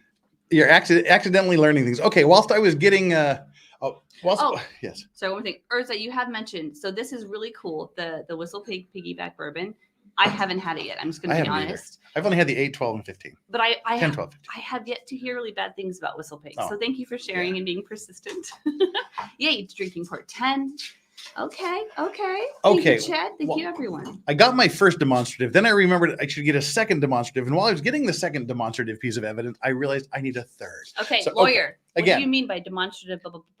Temperature and water. That's what's going to affect overall the flavor of your whiskey, what you experience. As we said, temperature. If you put something cold, hey, dog, stop bumping the camera. Get the fuck out of here. Okay, later on, Porcelain Thunder has asked this a couple times. So let's do this first and then later come back to the whole warming the glass thing. Yeah. Okay. Get out of here, stupid dogs. But Tilly, yes. All right. Where are we at here? Let me highlight it so that we can do this. Okay. All right. So if you want to mute the flavors, you might want to add ice. I was saying in the South, simmer down. What does ice do? It does two things. It drops the temperature of the liquid and it dilutes the liquid. That's going to be the way that as you go through it, it's going to water down your whiskey. So you may want to drop some ice cubes in there and you drop the temperature and dilute it at the same time. So your basic ice cubes, just like your hay. Here's my cubes of ice. You put them in a glass. You pour your whiskey in, which I'm not going to do because I'm not a monster. Just kidding. That's why I'm here, to bring them down to go ahead, continue. So if that's what you want to do to your whiskey, absolutely fine, and that will make it cold. And because of there's so much surface space on these things, there's smaller chunks of ice, they will melt much faster. They'll melt fairly quickly, and you will get a cold, watered down drink in a hurry. If that's what you want, cool. Now another thing you can do is get these fancy frou ice balls, large ice balls. But yes. Okay, so what happened before is there's a lot of surface area when you have a ton of ice. So when you have one big ball, it is helpful because the surface area is smaller. So if your aim is to really dilute the main concentrated flavors a bit in an even way, it really does help. As long as you can make your own like this fancy fucker, or or pay for them elsewhere. Yeah, I make these myself because I have things, but they're just fancy schmancy. Well, what else? How deep do you want to get in here? Do you want to talk about the clear ice thing? I just think it looks pretty. But so clear ice is also a thing if you have really filtered water. Remember we talked about water at the start, right? So I know it sounds so pretentious, but basically it just helps to. This is pure tap water. Oh, well, but it's clear. It is. I have a thing. I have a way. He's special. Yeah, but you can use distilled water, whatever. So you can remove all of the impurities. But what this does is, she said, the way it'll melt much, much slower, more evenly. Yeah. So you just need a little bit chilled. So if it's super strong, we're talking about stuff that's well over the 40% that most people drink. Yes. So this, with the ice cubes, this will last you about 20 minutes, and all of this will just be water. Which is good, maybe if you're getting started and you're wow, that's strong. And an ice ball like this will last you. This ice ball will probably, even in liquid, will probably take about 2 hours to melt. So it will melt much slower while you drink. So it'll cool it down, but not dilute it as much. Now there's a third thing. They have like whiskey stones, which is like these little cubes of whiskey. They're literally stones. And that's where whiskey on the rocks came from, like Scotch on the rocks, whiskey on the rocks. It came because in Scotland they would have like the chilled stones in the river, and they would take the chilled stones out of the river and put them in the whiskey to chill the whiskey. So the temperature's lower, but yes. the flavor is not diluted. So it was literally rocks that they were putting in whiskey. And you can buy these whiskey stones. Western civilization says whiskey stones are BS. I tend to agree with you by and large for one reason. They're very small. They're these little tiny things. They're not great, and they're not really good quality stones. Usually they're like lava or some shit like that. But it's kind of a gimmicky sort of thing, and you would have to put so many of them in there to chill your whiskey. It wouldn't be worth it.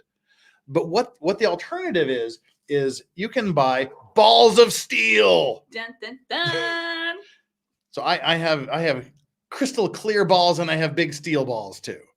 You can freeze. This is a ball of steel that has some sort of jelly sort of something in the middle. You want the balls with the gelatin in the middle. They're the best. But you can take these and drop them in a glass, and it will do the same thing as the ice ball, but it will not dilute it.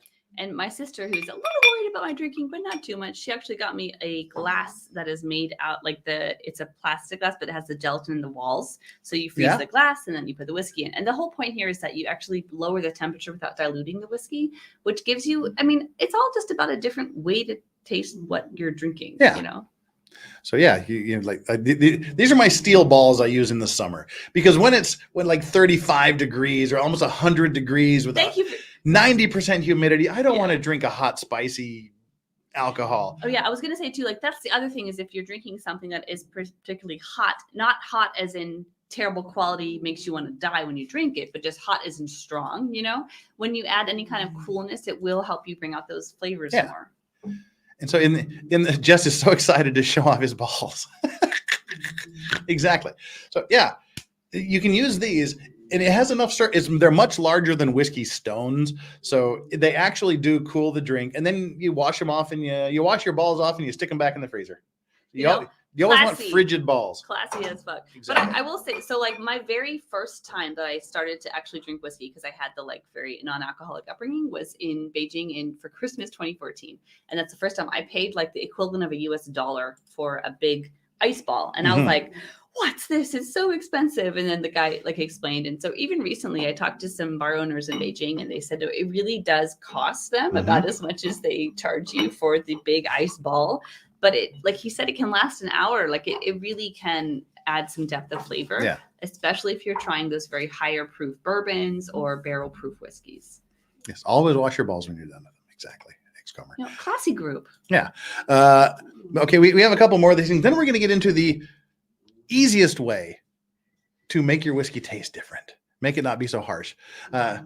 Allegan News. I can put, we already did that one. Yeah. Did we? No, we didn't. I can put ethanol through a barrel, so you don't have to taste the fire, but it's still there. So that's kind of all of distilling whiskey there. Jeff has been swelling tonight and not spitting. Yes, I've been swallowing and not spitting. Always swallow. Because you never spit out the whiskey. Whiskey, yes. It's important part. X-Comer, what is the process of freeze distillation, and how does it differ from traditional distillation methods? Heard of freeze distillation? I have not. I haven't either. I'm not going to like shit with you. I've never. It sounds weird because it does. You have to heat it up to get the vapors to separate. It's like a chemical process. Yeah. I'll have to research that. Now I'm curious. Now we're both learning things. There you go. Interesting. Porcelain Thunder. Okay. Serious question. Yeah. Do you cradle the bowl of glass to warm it up and bloom the drink like you do with wine? I'm not trained in hard liquor tasting like I am with wine, beer, and chocolate. Actually, Porcelain Thunder, I know you want the answer to that question, but hold off for 10 minutes, and we'll address that in 10 minutes, because I have the best way to answer that question. Allegan News, remember, bourbon can be made in Guam. I now have a new business plan for Asian bourbon market. I'm not telling you you're wrong. When it's just what the law says, hey, go for it. And see, and that's the thing, that's why a lot of these whiskey people will buy their sourced whiskey from MGP in Indiana and make their own, because when you get the idea that says, hey, I'm going to make bourbon, it's going to take you at least, if you want a good bourbon, 2 to 4 years before you know if it's going to be complete shit or not. So you could put a bunch of stuff in barrels, wait 4 years and go, oh my God, this is undrinkable shit. And you don't want to do that. And then it's back to another 4 years. So yeah, it's a planning process. But basically for bourbon, if you can make it legally anywhere that has a hot, humid climate in summer, you're going to have some really dynamic stuff. So you got big ice balls. Yes, and I also have big steel balls. Alexander News. Yeah, don't miss the steel. Yeah. And X-Comer, Triple Z. How important is the fermentation temperature? It's very important. It's like making bread. If your bread is too hot, it won't rise. If your bread is too cool, it won't rise. It has to be right there in that comfort zone. And temperature actually is a huge thing in the process. And that'll affect the flavor dramatically. On the esterification, the esters, get out all the essences of the whiskey. Yeah, in the bourbon production and its subsequent impact on the flavor, absolutely a ton. And you'll have people that will act just like aggressively protect their temperatures, their yeast streams, and things like that. It's amazing how much goes into this. And you'll have people that all of the distilleries, I'm sure, do it. They will have a team of scientists whose entire job is focused on chemically analyzing their yeast to make sure the yeast is still healthy, to make sure it's within the temperature ranges they want. It's not just a bunch of old people down in the holler with the wheat in their mouth pouring shit out in the steels. This will work. This is an incredibly high dollar value scientific chemistry progress. It's a chemistry. I want to say experiment. It's a process. Yeah. It's a chemical. I mean, this is high stakes chemistry is what it is. When you're talking about something like Buffalo Trace, they have like the Buffalo Trace, which is a good solid whiskey that is not super expensive, up through all of the Buffalo Trace antique collection. The Pappy. Which is kind of like bourbon's version of the Asian Kubiki. So all that to say, like, they have a lot of money invested in making sure that you like what you drink. That's all. Freeze distillation, freeze batch, separate ice. Okay, so it would freeze the water before it freezes the alcohol. So I had a friend who was a gunnery sergeant in the Marine Corps, lived next to us. He would do that kind of with beer. He would like freeze his beer so that the water would freeze, and then he would like drink the alcohol off the top. That's what it does, like the yeah, he had problems. But okay, that's intriguing. Yeah. Huh. All right, so we were going to talk about the easiest way to drop this down. Add water to it. Add room temperature water to it. I know it sounds bland, but it makes it much more flavorful, actually. Just a couple of, like in a 1 ounce, in 30 milliliters, just a couple of drops, like literally 3-4 drops will dramatically change what happens to this whiskey. What did we have last night? There was one we did this with. It was the Boilermaker from Sugar House Distillery in Utah. It really made a difference. So on the front, it was quite hot. It was a little bit of a burn. I couldn't get much else. And so I was like, I know. So there are some kind of assholes who'll be like, no, never add anything to whiskey. Like the classiest way is like pussy, got to put water in it to drink it. Again, the master distillers will proof that down to 20%. Yeah, they want to taste the range of flavors, which is the thing. Like, I like to get turn as much as anyone, but I really like to actually taste. Like, that's how I got into it, was like appreciating the taste of bourbon and other whiskeys. So yeah. So you can add water even with a spoon or an eyedropper, or you can be a douche canoe and have a crystal dropper here. You have your little spig here. I do want to say though, when he talked about making the ice balls from the tap water here, that's a humble brag in Asia, because in China we can't drink from the faucet. Well, I do like boil it for a minute, but see, I mean, this probably has like 6 or 7 drops of water in it, and you just 2, literally 3, 4. You would think, but it makes a difference. 5 drops of water just went in her glass, and that I'm going to put the same in mine. 1, 2, 3, 4, 5 drops of water in mine. Well, I thought you were like going to tell me No, something aside. well, Mexican Vader has a really cool point in explaining the freeze distillation, but maybe we can finish. It's known this as thought and get jacking. Used there. to be done to make applejack in the olden days, as it freezes the water and leaves the alcohol behind, both ethanol and methanol. Oh, cool. Yeah, see, it's like what my friend was doing with beer, but he was just getting drunk. Thank you, Mexican So Vader. mix the water up nice and well in there, and that is totally different to me on the nose. It's softer. It comes through. Yeah, Yeah. it's very, very, very. It's much exactly. It's much softer. Excumber Tilly, it is only water. And that to me is very grainy. Oh yeah. Like It really is very- weird. It changes the taste. It really does. Yeah, before it was brown sugar, and now it's like very cereally.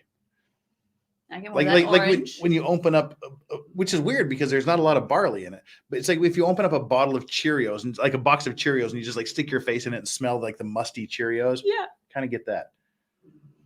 Buttery. Oh yeah, I can see that, Chad. I hope you're not just like talking about something else, but when you said buttery, I can kind of see a little bit of butter on this. If you're roofie, that's a different thing. Self-roofie class. Chet, if you're drinking the Elijah Craig. David, were you the one who mentioned the Honey Nut Cheerios before? I get that. Yeah. Yeah. See, I told you. I told you it was Cheerios, people. Yeah. If everybody who's drinking the Elijah Craig is saying Cheerios and buttery, absolutely, I can see when you said buttery. If you're not, you're just like happen to guess correctly what I'm smelling. Buttery and Cheerios. Yep. On butter with bourbon. So there we go. Mm. Yeah, Tilly. I haven't either, but I think it's the principle, right?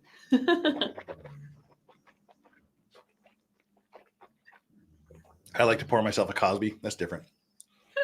Ellen, I hate Cheerios. Yeah, it's not my favorite, but the honey, I like the honey nut aspect of it. Someone like an hour ago was like, yeah, honey nut Cheerios. Have you tasted it since we put the water in it? Yeah, yeah. What do you think? I agree with you. It opens it up. It's a little more cereally. I got more of the like I said, the citrus, but Tell me if you agree with me. I was gonna say I get more of the citrusiness, but weirdly, although I proofed it down, I get a lot more of the alcohol burn. oh yeah, no, I don't agree with that. Oh, really? I don't share that experience.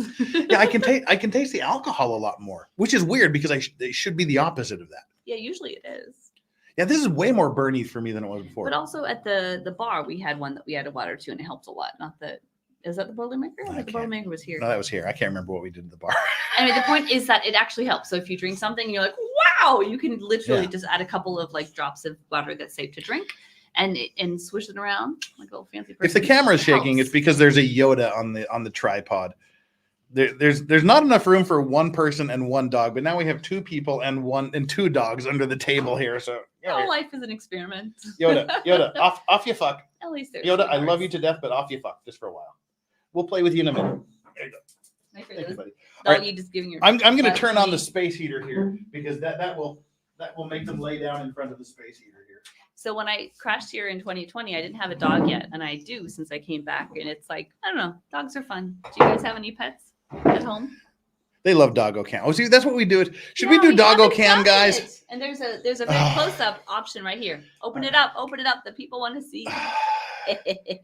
All right, you're gonna have to man doggo cam. I'll try to focus it on. Okay, I can do it. You're gonna have like put it behind your chair so it's facing over here. Oh, but this one. But that's way too close. Okay. Give the people what they want. Let's see. We need to. Where's the Wheeler? When did we say that? Wheeler 925 that you wouldn't be drinking on a whiskey stream. I hope you've joined us. What? Yeah, just north of there. Just north of there. Damn you! I said I wasn't. Oh, he said he wasn't going to drink. Well, I mean, you're your own person. All I can say is I've taken breaks from drinking just to make sure my liver's alive, and don't watch Mad Men while you're doing So, that. like, pull it closer to you and then way behind your chair. See, you can see what it's showing here. I know. So, all right. Just, give the people what they want. Yeah, you're gonna have to go for. Okay, there we go, and kind of tilt it up just a little bit. The camera itself. Okay. There you go. Strawberry is way too. Strawberry is literally under the camera. Fine, I'll just enjoy. But okay, here we go. Doop, doggo cam. Doggo cam has been engaged. That's Yoda. Yeah, dog humping the tripod. Yeah. Yeah. I mean, she really. I don't know how to say this without sounding. Whatever. She likes to like push her butt up against. I feel very welcomed, I'll say. Because like when dogs sit on your feet, they're showing that they're protecting you, because they'll sit on your feet and face outward, like they're looking and guarding and protecting you from whatever's coming. The forest. Yeah, this is just Yoda is just facing the space heater where the heat's coming out. Just like nothing will happen to you. So there we go. All right, I'm pouring the Woodford Reserve Double Oak. I had Double Oak at the bar last night. Yes. That is a fine drink. It is, and because you've got the double oaking, I was gonna say casking now, that's the proper term. Same thing. But yeah, Alex, you get a lot of chocolate. It's very nice, but then it brings us back to his favorite, the Signet, the Glenmorangie Signet, which is amazing because they are completely different kinds of whiskey. But like, I like chocolate. That's all I'm gonna say. Okay, now that it sat for about 5 minutes, now, the alcohol burn's gone. Because for some reason I got a lot of the alcohol burn when I added the water. Now it's gone.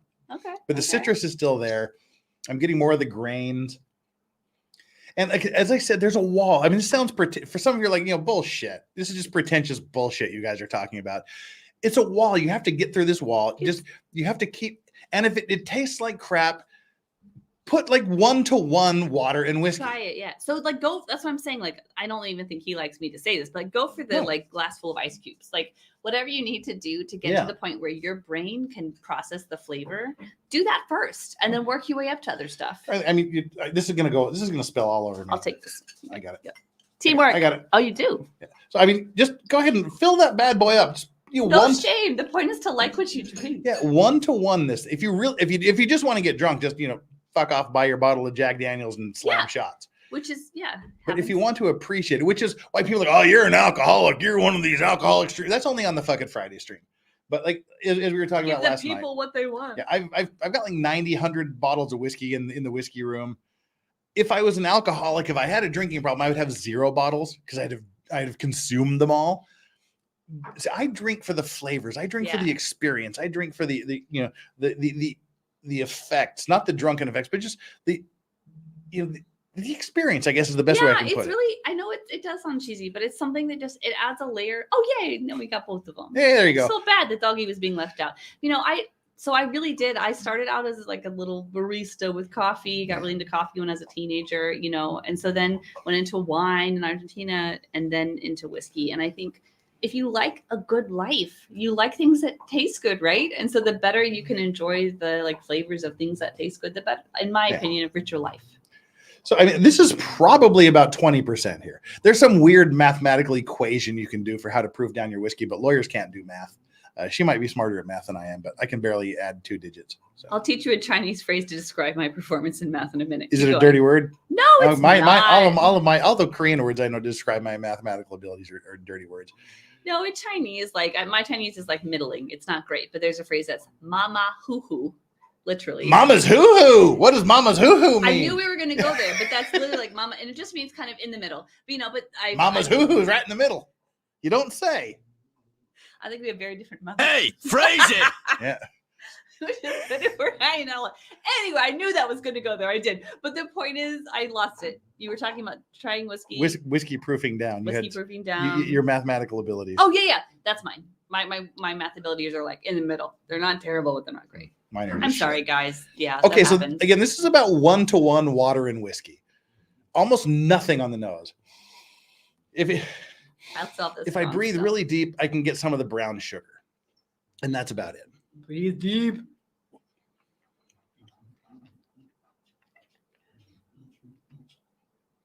What on earth is that? That's something I haven't tasted anywhere else, like in this. I want, like, sticking on the cereal thing, I want to say Fruit Loops. Yeah, Yoda likes the heater. Yeah. As we all do. He's bogarting the heater. It almost tastes like Fruit Loops because you get like a little bit of the cerealness and a little bit of like the weird fruity flavor scents that come out of Fruit Loops. Or fruit rings as they're called in Korea. But real quick, yeah basically, guys, you were not kidding. It's mama hoo hoo. Yeah. So now I taught you some Chinese.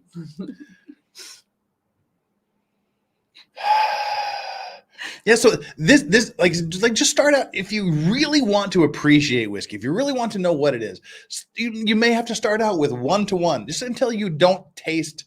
Just keep adding water until you don't taste the alcohol burn. Yeah, and then you drink that. The next glass, just a little bit less water, and then a little bit less water. And soon you'll break through that wall. You'll break through the whiskey wall where there's actual character to it. And like earlier when you guys were talking about how like Coors Light and stuff sucks, like I agree. Like I've always been someone who likes more potent flavors, you know?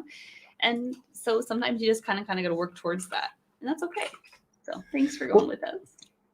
And I mean, this is really it. And again, just you don't want to do this so people notice because it looks weird. Like when I started getting, Amazon's, someone asked us this. Hang on here. Yes, Wheeler. Sorry, go ahead. Maker's Mark whipped cream and a Tootsie Roll. I present to you the Amber Heard. Maybe is where I will go to the bathroom.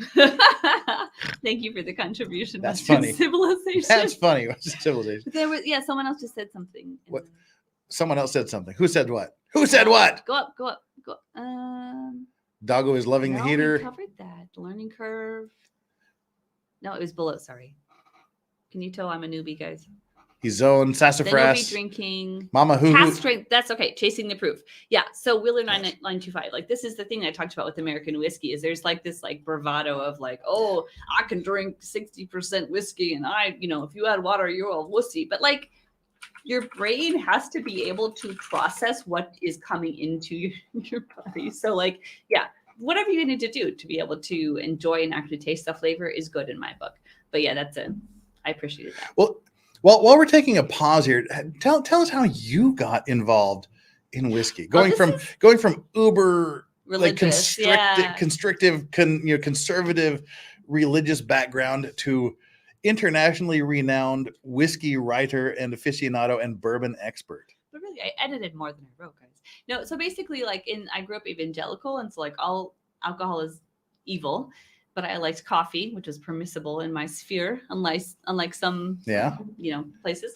And then I went to study in Argentina. I got into wine, and then I came back, and some stuff happened. I was a teacher, good job, and then I was in China for a year, moved back to Florida, and did not like my life. And so I went to a bar and I ordered a Long Island, and the bartender laughed at me because it turns out it was a hipster bar and like they're super pretentious. But the good part of that story is that I realized that I really like bourbon.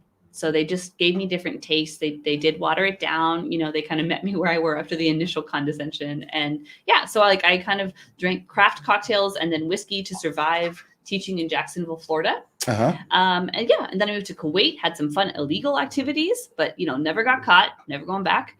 Legal. And then went to China. And so in China, like there's a lot of stuff you can get at price or cheaper in China than other parts of the world that is bourbon. And then the pandemic happened and I just didn't leave. But I've skipped the whole bourbon whiskey part of that. So I got invited onto some podcasts because I did some deep dives with research and I just like to do things well. So this is one thing I'll say for my upbringing. It's like you either drink no alcohol or you drink it to excess. And we've done excess today, but like there's nothing wrong with drinking a lot. But I genuinely, just like with coffee, I like it to taste good. I drink and eat and I love enjoying things. And so that kind of got me into that world. So I did some podcasts where I learned a lot and then went to a couple of publications where I actually talked about the relationship between religion and whiskey. And then did a lot of editing and then a lot of some writing about whiskey, particularly on maltreview.com. And I like... I shifted most recently to gin though, because I don't know. I stayed in China during the pandemic because I had a good income. And basically, if you were a foreigner and you stayed teaching, you got a lot of money. And then more recently, I moved into like English language consulting. I don't know how else to say it, but yeah, a lot of time to drink now. Long story short. Okay, that's my whole story. Did you find what you wanted to find? Well, that was very good. Thank you. So, and we heard my story. It was just the La Santa whiskey that was on sale in the airport. And I went, oh my God. But how we met, do we talk about that? Oh, I did say being in Florida, the U.S. is very strong in their legal protections for children and the differentiation between the private and public life, blah, blah, blah. And so I was like, oh, like the best thing in my life right now is alcohol, but my family, my students don't want me to drink. So I created a private account for a while where I could post pretty alcohol pictures. And then that led me to the podcast and everything else. And so this gentleman at some point reached out and we were like, gentlemen, hey, you were like swirling. Do not cast aspersions on my character. You said the word aspersions. Gentlemen. You're a gentleman. Tell him to own it, guys. Anyway, but yeah, so like he reached out, and then I was telling him like this weekend that whenever I moved back to China in 2018, because the money was good and I knew it was better than, for me, no shade, it was better than Kuwait. Also, alcohol's legal. Liz Bots, this is Abby. Abby Abroad. She had a channel. Now she's got one video about French fries on it. And she's going to be expanding soon. I'm encouraging her to do her thing. So on Instagram, I was Flask and Pen because I've always been a writer, editor, whatever for whiskey. And then I do just want to do some stuff about China because I'm evidently going to be staying there for a while longer. So Abby Abroad is my channel, which I had videos, I hid them. And honestly, I'm quite inspired by what he's putting out about the shit he's done in his life in professional words.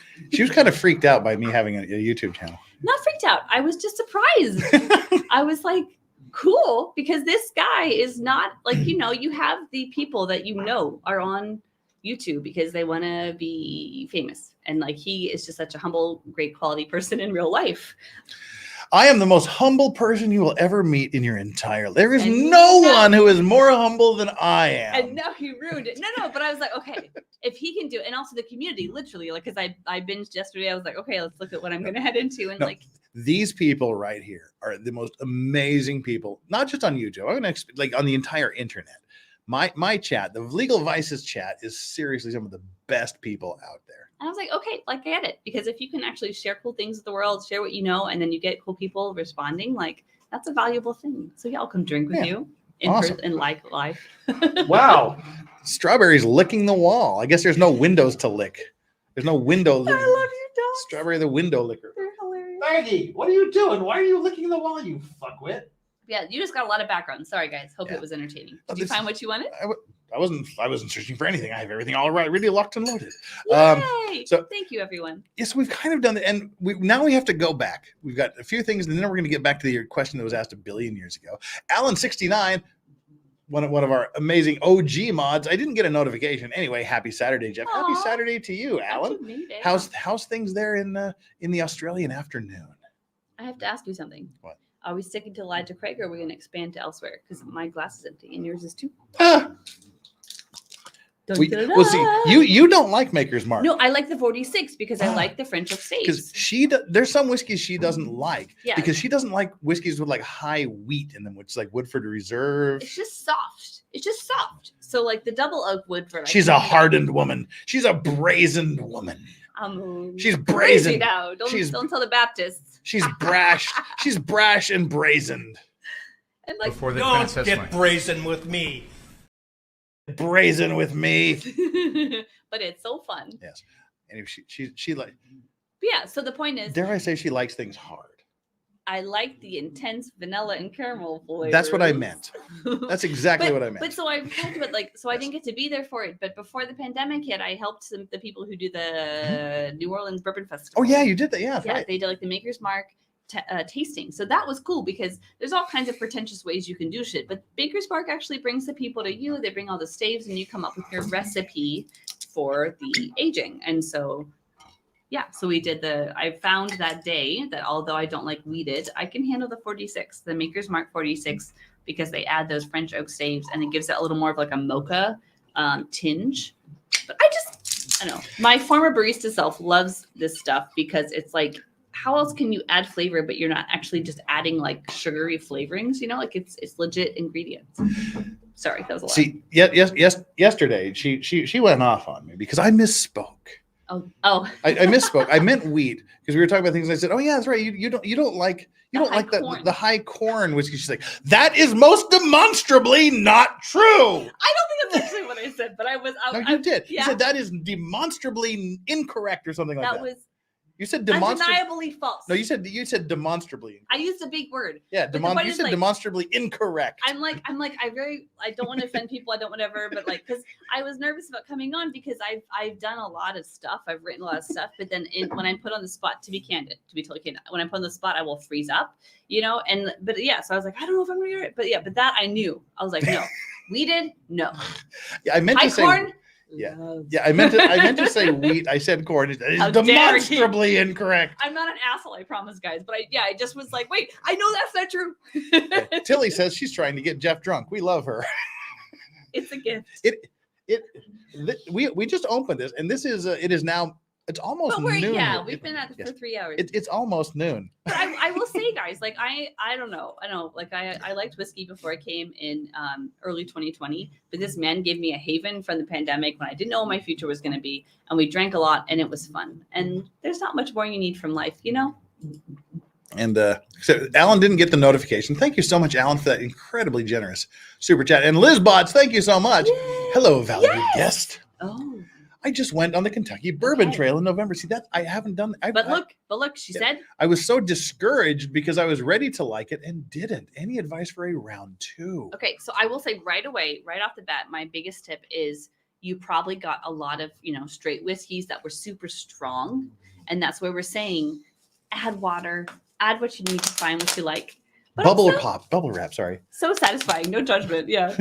But also, like, sometimes you just like different things. So, like, the whole thing with Scottish whiskey or Scotch, if I may be so bold, is that, like, it's a completely different, I'm going to say terrain because that one doesn't sound like an asshole. But, yeah, like, it's a completely different environment that creates the whiskey, different flavor notes. So, some people just don't like everything. So, I like that you tried it. Side note, I used to say, now I don't do a whole lot of, like, beef, but I will try anything once, right? So, I have eaten things I'd be embarrassed to admit in public. But I do think it's great you tried it, and if you don't like it, that's okay. Just find something you do like. Yeah, and again, to proof it down. Add the water. Too, yeah. Don't be afraid. Don't be worried about other people's judgment, because that's just the best whiskey is the whiskey you like to drink the way you like to drink it. End of fucking story. That's just it. Yeah. Don't let anybody tell you how to drink something. I mean, I may judge you if you're drinking just like honey jack on ice. I might judge you a little bit, but hey, fly your freak flag. It is. And again, so when I was teaching in Vegas, it was before I got to know good whiskey. So I'd fly like Delta from Vegas to Florida a lot because my family's in the Southeast. So that was my entry drug, was like Jack Daniel's honey. I didn't like Johnny Walker with Coke Zero. And you got to start somewhere. Yeah. I didn't stay there, but it got me into the good stuff. So. I put honey jack tastes great on vanilla ice cream. Oh yeah, and someone was talking about ice cream. Yeah. Like Bailey's. Choosy Heretics choose. Oh, Bailey's, yeah. Yeah, Bailey's on ice cream, honey jack on ice cream. Fireball makes a great. Yeah, if you have like said that earlier too. If you have like a minty ice cream, like minty or like a candy cane, peppermint or spearminty thing, honey jack. I mean, the Fireball tastes okay on it. It's good.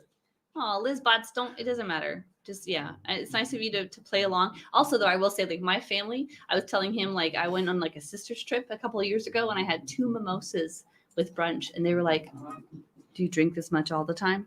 So, like, to each their own. So I think it's cool that your siblings drink, but also find what you like and go with that. I used to hate gin. Now I love it. I mean, it's a process.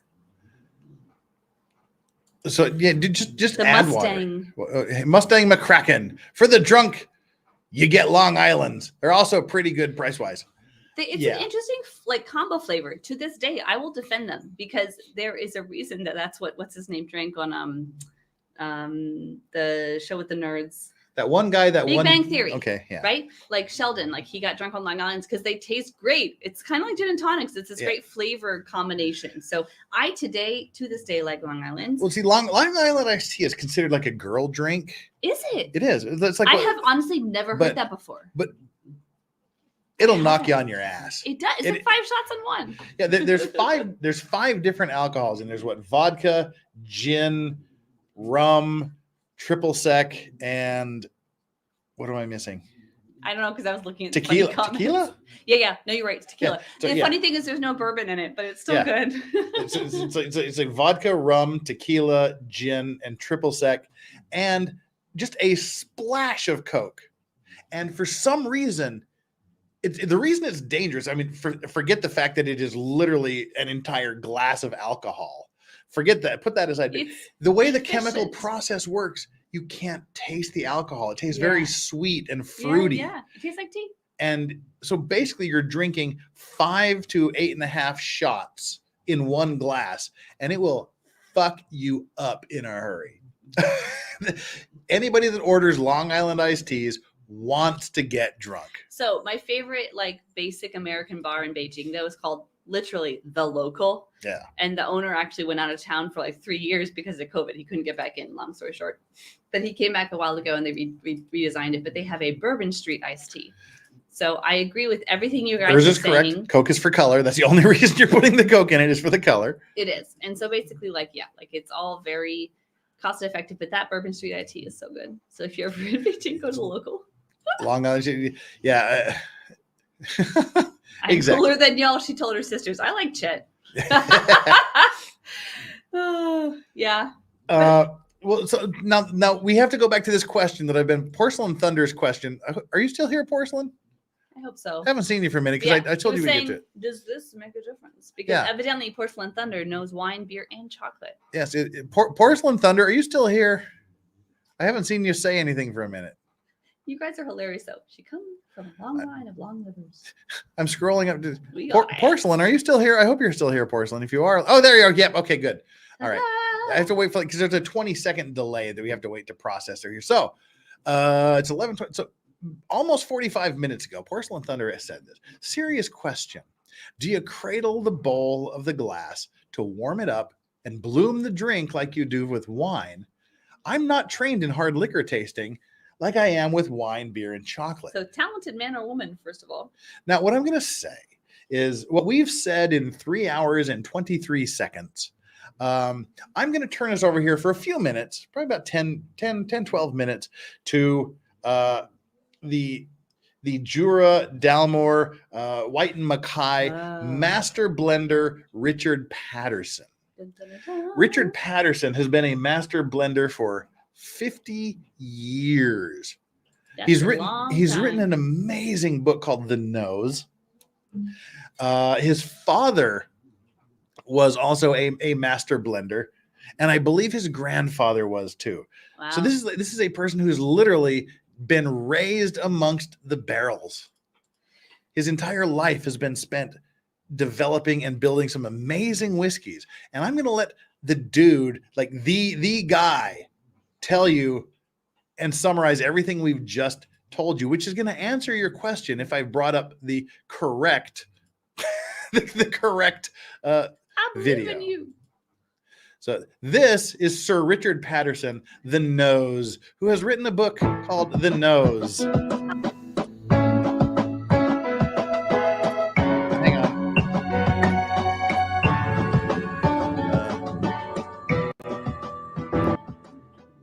So how do you taste blended Scotch whiskey? First of all, you need to use a glass, not just any glass, a Capita nosing glass. You'll see from the shape of this one, it is quite different from this one. Because what you want to do, unlike this shape, you want to get into the whiskey to assess it. So what you must do is take the bottle, pour it into the glass, swirl it around, as I said to you before, throw it out. Because you want to get rid of any odors that are perhaps on the lip of the glass. Swirl it around, bring it up and say, hello. Then you go back to it. How are you? And then go back to it. Quite well. Thank you very much. Now remember, get into it. Don't go like this. So that's what we were saying at the beginning. Just get your nose right into it. You want to experience it. You want to introduce yourself. OMG, don't throw it out. Yeah, he can do that with whiskeys that are valued at tens of thousands of dollars because that's just his thing. That's his shtick. That's his funniness. He's being clever and funny and grabbing your attention, which he has got. But seriously, get into it. And as he's saying, like, introduce yourself to the whiskey.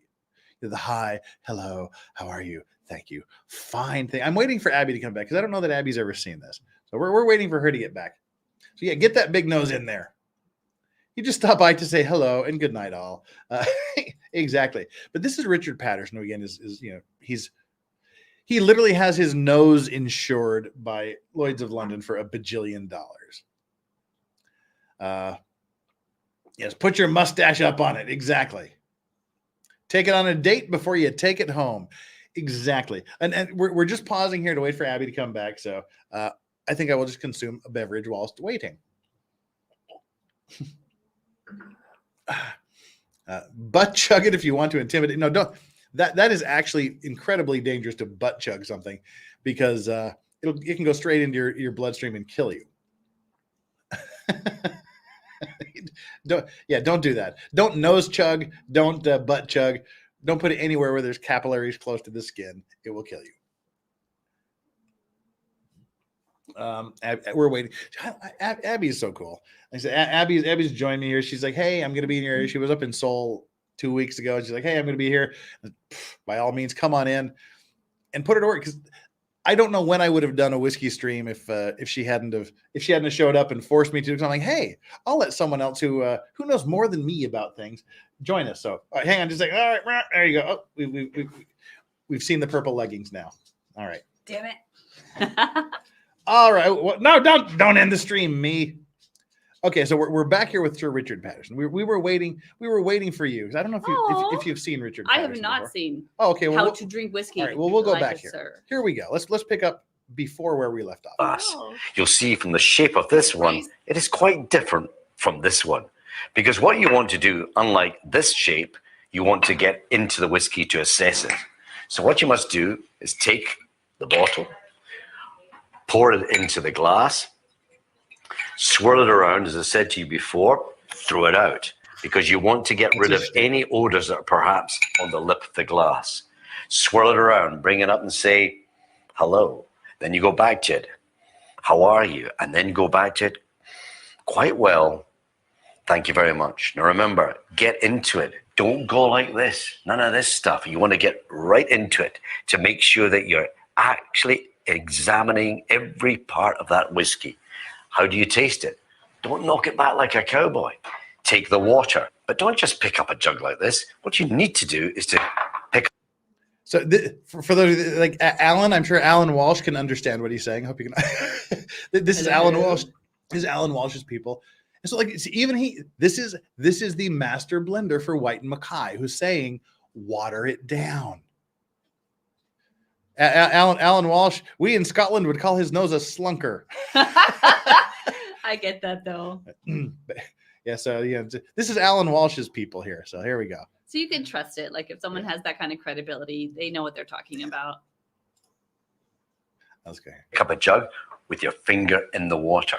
Why? Because you want to test it. Why do you want to test it? Because many barmen, unfortunately, stick their jug under a hot tap by mistake. Don't stick your junk under a hot tap. I mean, he was asking for that. Yeah. Don't put your junk under a hot tap. That's not something you want to do. Don't go there. Yeah, but we know what he meant. We do.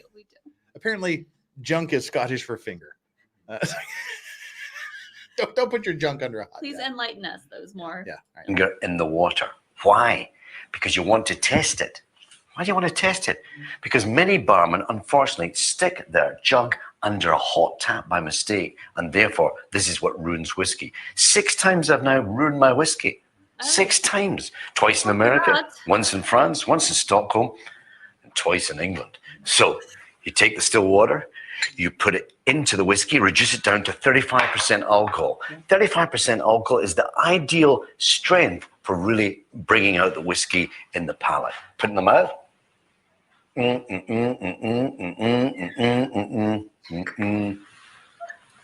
then let it go down. Absolutely fantastic. If in fact I hadn't added sufficient water, what would happen? This is what would happen.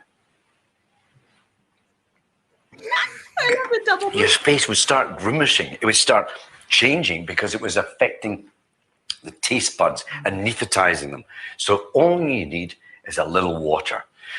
When I have a presentation, finish at night, want to relax, go into the bar, there's nothing more wonderful than the sound of whiskey being poured by the barman into a glass. And just when I'm about to take the glass from him to enjoy my whiskey, suddenly I hear this other noise. This other noise. Not just 1 or 2 bits of ice, but many bits. This is now scotch on the rocks. This is taking my whiskey, ruining it with all this ice. In the olden days, when there was no ice, the Scots had to improvise. So what did they do? They went to the riverbeds. They took the cold rocks that had been chilled by the mountain snows. They put that into the whiskey, and that chilled it. And that's why we call it scotch on the rocks. All I'm saying to you is this. If you're ever in a bar and you want to try and enjoy your whiskey this way, don't take it. take hold of the barman and show him what it's all about. You chuck it away. You don't need it. This man's hilarious. So that's the first thing I wanted to show you. And then there's also there's another video where he does the more of an educational thing. There's two more I want to show. Oh. Because he is literally the sir. He's the boss. So just out of curiosity, if this were a legal trial about how to drink whiskey, what would he be qualified as? An expert. The expert. Right? An absolute master, yes. Again, someone who's been doing this for 50 years, at least his father and perhaps his grandfather may have been doing it as well. We're going to get to answering the question. Hi there. My name is Pattis Richardson. I'm the master blender for White Mackay. And I'd like to kill you. But if I ever see you nosing Close like up. this, Close up. I'll kill you. First of all, I like this editor, by the way. He's doing it to avoid copyright. If I ever see you nosing it like this, I'll kill you. First of all, you need to have the right glass. This is so. Okay, this editing job is annoying the shit out of me. I'm going to be searching for the other one while we watch this. This is actually him talking about some good stuff. No, Alan Walsh, I have not done that yet. We'll talk about that in a second. Hang on. Wait, what have I done? Wow. Let me bring this up, and then I'm gonna search for the actual thing that I was trying to find a minute ago. Thanks to those learning things. Thanks to those throwing metaphorical punches. You guys are great. Yeah. That's why they came into Scotland. So they helped to bring the art of Scotch whiskey here. So that's why they distilled it in this stuff. You certainly want to see that stuff. No. This is actually the very beginning here. This is what the distillers of the last centuries would have produced. But what you must remember is this is the very beginning. This is when it's not been matured in any casks. That's the new make. Before? Yep. I've heard a little bit through Charlie. Okay, so two things you must. Oh no, Charlie. Right. Okay, no offense to you, Charlie. Okay, the things what you must remember, Sue. Two things you must always remember. First thing, if I ever see you holding a glass like this and nosing like this, I'll kill you. Okay. So he doesn't mince words. That one. So that answers your question. That right there answers your question. You're asking Porcelain Thunder. Should you hold it and warm the glass? If he ever sees you holding your whiskey glass like that, he will kill you. Okay, so can we be technical for a second? Yes. So if you have a high proof whiskey, so it's already going to come in very hot. If you increase the temperature, why is that not the best idea? Because it just muddles it. It just ruins it. Again, it just kind of it ruins it. Like Well, yeah. I mean, because basically, if you add water or ice and that clarifies the flavor up to a point, we're not saying to add lumps of snow. Don't kill us, Mr. McElwain. But, it's okay. Like, it'll clarify the flavor. But basically, the hotter you go with whiskey, the less clarity you're going to get in terms of what your brain can actually process from your tongue. Exactly. So, yeah. So if you heat it up, it just becomes this mush of flavors. Like you get like mute, the flavors are bright, and then they just get mushy as it gets hotter. God forbid. No, hot toddies are not straight whiskey. It's not. You're not drinking it neat or what. Hot toddies are amazing. But see, like when you drink the hot toddies and like you put it to your nose and you just get like all the alcohol fumes. Yeah. That's what he wants to avoid. You don't want to lose anything through the heat. I feel vindicated right now because I love whiskey, but I don't like hot toddies. Yeah. I like hot buttered rum. I like mulled wine. And that kind of helps me understand why. Because I'm like, why would I not like? Because I like all the ingredients, but when you put them together, for me only, it's not great. Brad says proof whiskey leads to violence. Well, he is Scottish after all. Come on. Yeah, Brad, I've heard some scary things about you Scots. Yeah. But also some really fun things. Well, of course, it's the groundskeeper Willie song. I'm so drunk I can barely see, but it helps me get through another day. So I actually like coffee with Baileys and whiskey, both added. Mm-hmm. Yeah. Coffee with Baileys. Good beginning to a nice Irish coffee. Just throw in some. Thank you, Ellen Walsh. But Ellen, please don't feel that way. I mulled wine. Oh, Alan Walsh is great. Yeah. But like any kind, I just want people to enjoy whiskey. Yeah. I do think my background, like growing up in the U.S., like you just go to college and you get wasted and you don't enjoy it. And I like to enjoy the taste of things. So I think if you find something and you like the way it tastes, start there. Add water if you want to have straight whiskey. I'll fight you, Alan. Arr. All right. Anyway. Yeah. No. Anyway, let's continue with Sir Richard Patterson here. Again, I like your focus. You're so much more straight than me. That answered the question of whether you should hold your whiskey and warm it up in your hand. Yes. He'll kill you. Yeah, so He'll kill you. but I don't know. He doesn't look like he really take someone on very strongly. Yeah. All right. Where are we?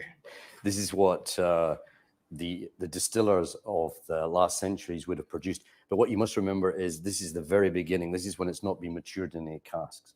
You've seen this before? I've heard a little bit through Charlie. Okay, so two things you must. Oh, She's got a bit of a nose on her too. Okay, no offense to you, Charlie. She could be a okay, the things what you must remember, Sue. Two things you must always remember. First thing, if I ever see you holding a glass like this and nosing like this, I'll kill you. Okay. Okay. Got it. The second thing is what you do is in order to tell you something about the whiskey, you pour it in the glass, okay, and you're slowing it on the floor. Okay, because what you want to do is to actually clean out the glass to make sure it's up to the actual you can use water quality that you're looking for.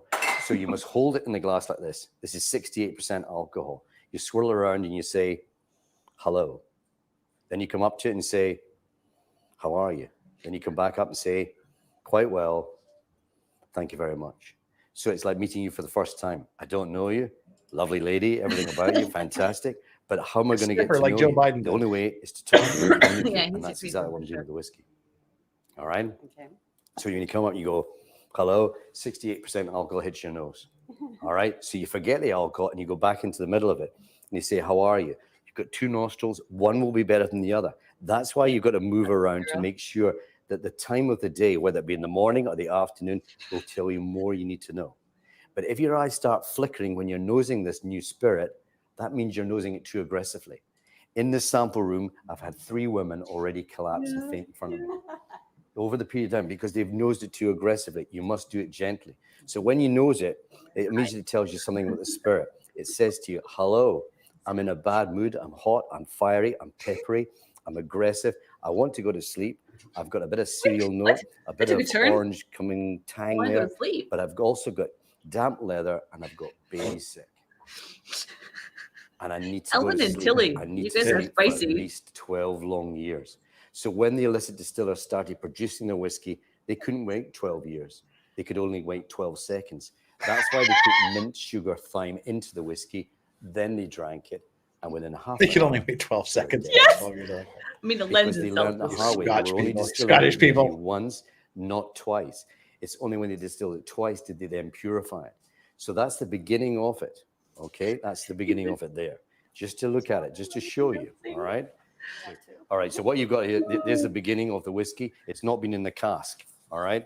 This is very important. This has not been in the cask, so therefore it's not taken any color from the wood. Okay. So because wood maturing the whiskey is what it's all about, nurturing it the same way. Now remember the new spirit. Ellen, yeah. Have you any children? Yes. How many children have you got? 2. 2. Boys or girls? Boys. Boys. How old are they? 17, 21. 17, 21. All right. If you get them, what you need to do is blindfold yourself and then smell them on the hairline, and you should be able to detect the difference between the two. It's Because good when advice. A mother is It actually sounds holding her baby. She's actually going to kiss the children on the hairline. No, see, this is a thing. This is also a thing. Like if you smell this, and all right, let's embiggen ourselves here for a second. And biggin. If let's put the dogs where they belong on the floor. There we go. If this is too much, you can literally like pour a little bit in the palm of your hand, just a few drops in the palm of your hand, and then like you do like a lotion or a whiskey, get it hot and get it to where it starts to evaporate. I'm loving this moment, by the way. This is hilarious. Get it to where you can feel the heat and it starts to get dry. Right. Yeah. And then just breathe into your hand and you can smell a whole different thing. You don't even need a roofie. Yeah. Like, hey, so that's what he's talking about. Like he's being silly, but he's talking about putting a little bit behind the ear. That's what you do with perfume. Gotcha, you don't just spray perfume up your partner's nose. You rub it on the skin. Not. You let the skin warm it up and heat it up so that releases the fragrances. Yeah. It's the same with whiskey. Did you guys know it was going to be so chemical? Exactly. Embiggen is a perfectly cromulent word, David. Cromulent. What does that mean? It's a Simpson thing. It was like they were talking about using the word embiggen, and they said, it's not a word. He said it's a perfectly cromulent word. So, by the way, side note, if I ever have the pleasure of coming on here again, that's my upbringing. Like, I wasn't allowed to watch The Simpsons. They were too worldly. Yeah. Does this smell like chloroform? No, that's a different thing. But I went there too. Like my brain, like when you're like, oh, put the heavy chemical on the hands. You smell this rag, right? No. It's like. All right, let's get back to our betters. All right. Are we Yes? gonna finish this bottle? Or are we gonna try something else? What do you think? Oh wait, you're ahead of me. Yeah, this isn't new for us. This by is the not way. what you want to do. Yeah. But I don't know. I went a while without drinking as much, and I was like, Jeff, this weekend. Yoda's like, shut up and drink. That's what Yoda's saying. I mean, I agree with Yoda. I agree with Yoda too. That's not Yoda. That's Dargy. Oh, Dargy has a toy. Okay, sorry, Yoda. It's usually Yoda that's spazzing out. That's Strawberry's bark for my toy is somewhere where I can't get it. Please come and get my toy. Do you want me to go get it? Nah. I put him up earlier. I feel guilty. She'll give up. Okay. But there was something that's apparently said. gone under the bed. Yes. Have you been drinking? Okay. So in China, there's who said this? Officer Brad. Brad. Yeah. So basically, like in China, Uber tried and failed, which is like a little bit funny because they're super aggressive. But China was like, "No, we got this." But there's an app called Didi, so you use Didi. But whenever you are in the evening time, shall we say, and you call a Didi, it asks you, "Have you been drinking?" And it's so awkward because that's how China is. But like, there's but they want you to say yes because like years ago, they had some like incidents, with the salt water. But it's like it's really funny to me because I'm like, well, now my like Puritan guilt is tricking in, and I don't want to be like yes, but it's for legal protection. But yeah, so that's China. You got to tell them like, have you been drinking? You don't have to, but they ask you if you want to take a taxi there. That's my story. Well, and it's like, do I want to take the risk of having this guy vomit all over my taxi? Also, I mean that's interesting, a practical side, but I haven't done that since I met the Speaker of the House in Washington. In Oh my! You threw up in his taxi? No, so that's another story. All right. But it was wine, so whiskey is safer. All right. But that was the first time I took Uber as well. Mr. John says, thank you so much for the $5 super chat, by the way. Notzilla 2020 and straight Kentucky bourbon whiskey. Great Wednesday night. But it's Sunday. I know, that's why it's funny. But yeah, it's like Wednesday. We get it. Every day, we get it. Yeah. Jonathan Smith, show us the cradle method and have a drink. Well, we were just told he would kill us if we did the cradle method. Yeah. I need some more. So are we going to... Oh, yeah. Wait. You're in charge of pouring. No. Is the 46 open? It is. It's open. Let me have some. Even if it wasn't open, I would open it for you. Thank you. All right, well, true friend. But yeah, so it's funny because like I'm an asshole. I don't like weed and whiskey, but then with Maker's Mark, I do like the 46. You're in charge of the pouring. Usually I would protest, but I think you've got a lot to track right I'm going to clean out my glass here with a little bit of melted ice water. Yep, I can already tell from the nose, the smell, that I like the other one better. But I don't know. Novelty is the spice of life, guys. What do you think? Do you like trying new? I really want to know. Do you like trying something new for the hell of it, or do you like to stick to what you know? If you feel comfortable, share, because I have thoughts on this. See, and this is what I want to show you here. You can see like the ice cubes, which was full, is almost gone, and the ice ball is still almost exactly the same size as it was an hour ago, or 30 minutes ago, or however the hell long ago. So the rounded or the giant cubed ice is going to last much, much longer and dilute much less. So wow, cheers. that's a healthy pour. Thanks. I mean, we've been safe so far. Whew. Totally different flavor profile. It is. Oh my god. This is like a croissant. This is like a pastry almost, like a sweet pastry. I'll just say I get more cherry, and I don't technically like cherry, but this is good. That's what it was. It wasn't. That's what I was trying to say yesterday when I said corn. You don't like the cherry forward. That's why you didn't like the Maker's Mark, because it's really cherry forward. So isn't it nice to learn things about ourselves? So I don't like weeded, and I don't like cherry as a flavor note. So yeah, that's why I add people will put brandy and stuff in their eggnog and what. I put Maker's Mark because it's very cherry forward. Oh yeah, no. That's what it was. When I was trying to say like you didn't like the corn, I mean you didn't like the cherry flavor, which not is the true. wheat. 100% true. You knew what you were talking about. Yeah, sir. but I was just expressing it absolutely incorrectly. But to be an asshole, can I have some water? Because I do think it's a bit. I think I'll like it more when it's not so much. Yeah, but, I mean, yeah, it's like a cherry Danish pastry to me. Which is like it's not bad. It's just not going to be my favorite. Just to be clear, like I don't hate weed bourbon. It's just not my preference. Thank you. But I also like novelty, so that's why I asked you guys. Like I just like if something is new and different, it's fun to me. So good. Whew. All right, Alan 69. Jeff, have you removed the 2 links from the stream yesterday? People are still coming in. As soon as I finish this, I'm going to do that. It's a thing. I will do that as soon as I finish this. Island, thank you so much. I'm just now realizing what I sound like when I tell people to go ahead and squeeze the yarn in the balls to feel the squish factor. Exactly. That's exactly what it is.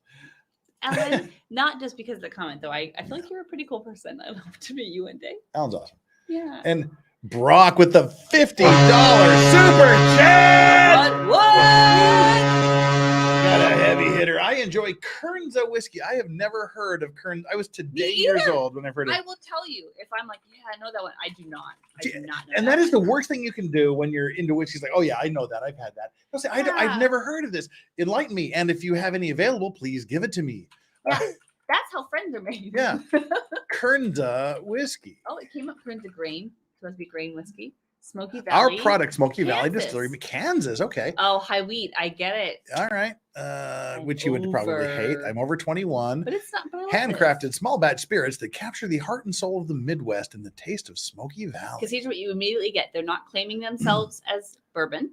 They are claiming the smoky of something, which is usually the province of smoked jalapeno vodka they make. That sounds interesting. But see, this is a good case in point. Have you shared the screen yet? No, we're not going to share the screen. Okay. Just for reading it. So basically, like it says they have the wild plum vodka, jalapeno vodka, and then they have a bourbon. So this is what we were talking about before. When a distillery is young, they will give you what they have taken from the new make. They'll create like some unaged spirits to pay the bills, and I can't fault them for that. So I'm not going to say like, oh, vodka sucks and is shit. My brain just combined two words. Sorry about that.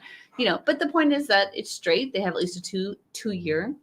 And later on, they might have some good stuff. Kernza whiskey made with Kansas perennial wheat. A very rare treat, limited availability. So that smoked straight bourbon whiskey, smooth, smoky flavors created by the unique hickory smoked bottle. Ooh. So for the first one, the Kansas whiskey, so it tells us that it's not a bourbon, so it's a whiskey, and so then the wheat is the dominant grain, which is wonderful. Like a lot of people obviously love makers, they love Eagle Rare. It's just not my preference. Yeah, and that's the thing is like some of my favorite bourbons is from Texas. There's something about the atmosphere in Texas, the heat combined with the humidity and things, that Texas bourbon and Texas whiskey has a very specific flavor. Like TX, Yellow Rose, Balcones. To me, like some of the like the bourbons will just taste like the most amazing freshly baked wheat bread with honey butter on it.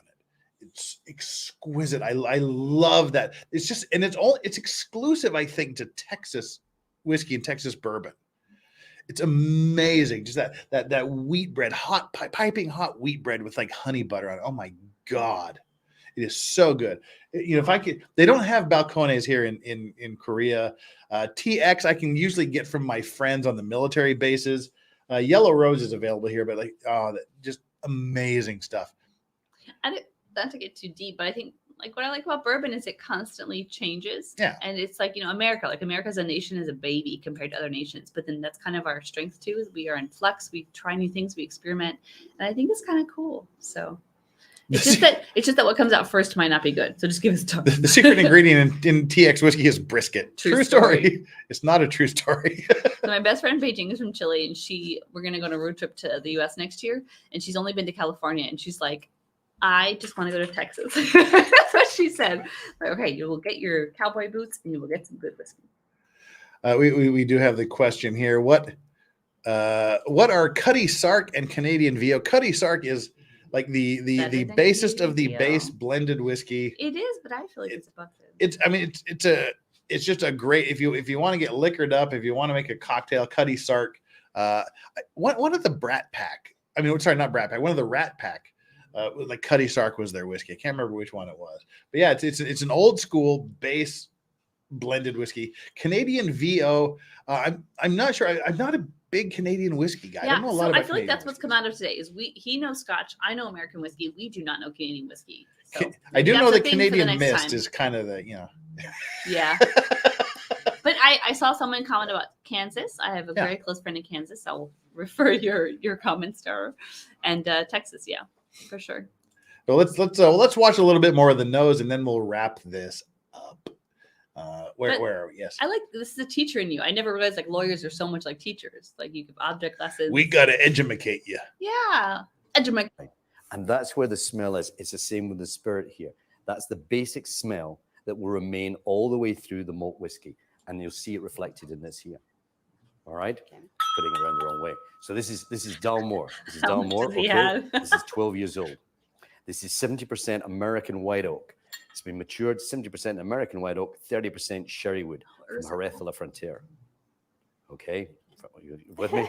So that because the sherry wood is going to nurture it, it's going to soften it down, it's going to give it a softness or roundness that's been in the cask for at least a finishing period of at least 2 years. So it's going to have an influence.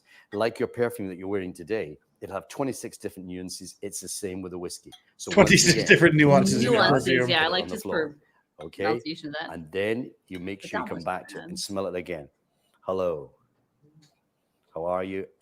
And there you are. Quite well. And what you're going to see here, you're going to see the extension. So if you smell this one first and then smell this one here secondly. You see, those of you that know me know I do have a bit of a nose fetish, so you know. He does. And you see is the softness coming through, but really notes like orange, citrus, marzipan. These are all connotations reflected in the Dalmore distillery. Saying so. Okay. Just have a smell. And remember, do it slowly. Bring it up to your nose, smell it, and pull away. These are like the two largest noses in Scotland right here. Very gently. Just make sure you're making like that. Right, pull away. Don't be thinking. All right. So you just come back again. That's it. That's better. Just even slower this time. Even slower. And then bend and move around it and just search into it. All right. They could have an OnlyFans. So this time I want you to just put it over the nose. Not of the strength of the whiskey, but the marzipan. Marzipan is actually very common in Scotch whiskey. So what you're going to see is stones. You're going to see cereal, but you're going to see that sort of damp leather, blotting paper, cotton wool. Who doesn't want to drink that? I'll drink blotting paper, but he has a beautiful Rolex Daytona on his wrist. Just the baby. Oh, you know things like watches. I'm not that cool. All these times ago, damp nappies and everything else. Yeah. Damp nappies. That's what I want to smell. That's the beginning. Jesus. When you smell the first, Western civilization. When you smell it like that, you'll see it's very hot, it's fiery, it's peppery. It needs to settle down. It needs to mature. It needs the warmth of the wood, not just any wood. American white oak or Oloroso. She doesn't need any wood. She needs American wood. I mean, mold it. So when you know the second I feel like here, it's educational. You'll see it very soft, psychologically educational too. It's softened down. It's easier. She but does when need you the drink American and how wood. I can't wait till I go to Scotland. That's the problem. Yeah. So what you need to do is you need to take water. My way onto that I don't care where you are in the world. You must take up the water with your middle finger in the water. Yeah, tell you. You know I don't why? know what here. Because 5 times over the world, when I go like that, pardon my finger. New white oak. How can you do that? Because American barmen one. sometimes don't pay attention, and you get warm water. So you must make sure you get cool water always. You take the whiskey, you reduce it down to 38% alcohol, still water. Alcohol. All right? That will actually bring it up. But what it'll do is it'll actually begin to release more flavors and it will make it more palatable. So this is Dalmore 12 years old. So what you do is you swirl it around and you give it 12 seconds in your palate. So Urza, are you in Kansas? I believe she said she was. That's a lot of sound effects. I know he's talented. That's all I'm saying, though.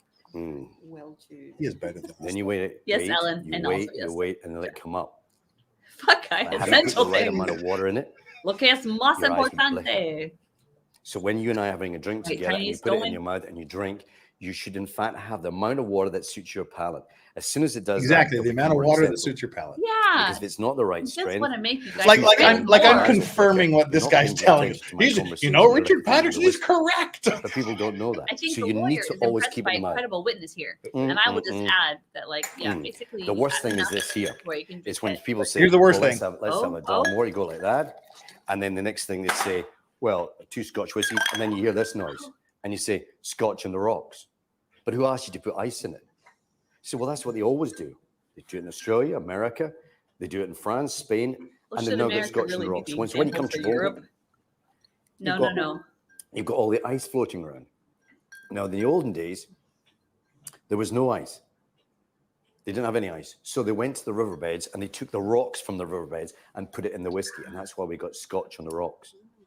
But Okay. if you, in fact, and you and I are having a drink and you hear this noise, clink, clink, clink, make sure you always take the Bourbon and chuck that out the way.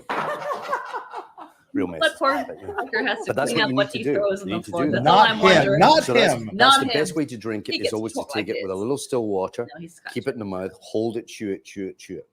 Now, I'm going to show you something very rare. But I do remember a friend of mine, an acquaintance of mine years ago, was like, I never want to be expert in anything Yes. because then everything is expensive. So it's a little bit I'm going to true. show you something.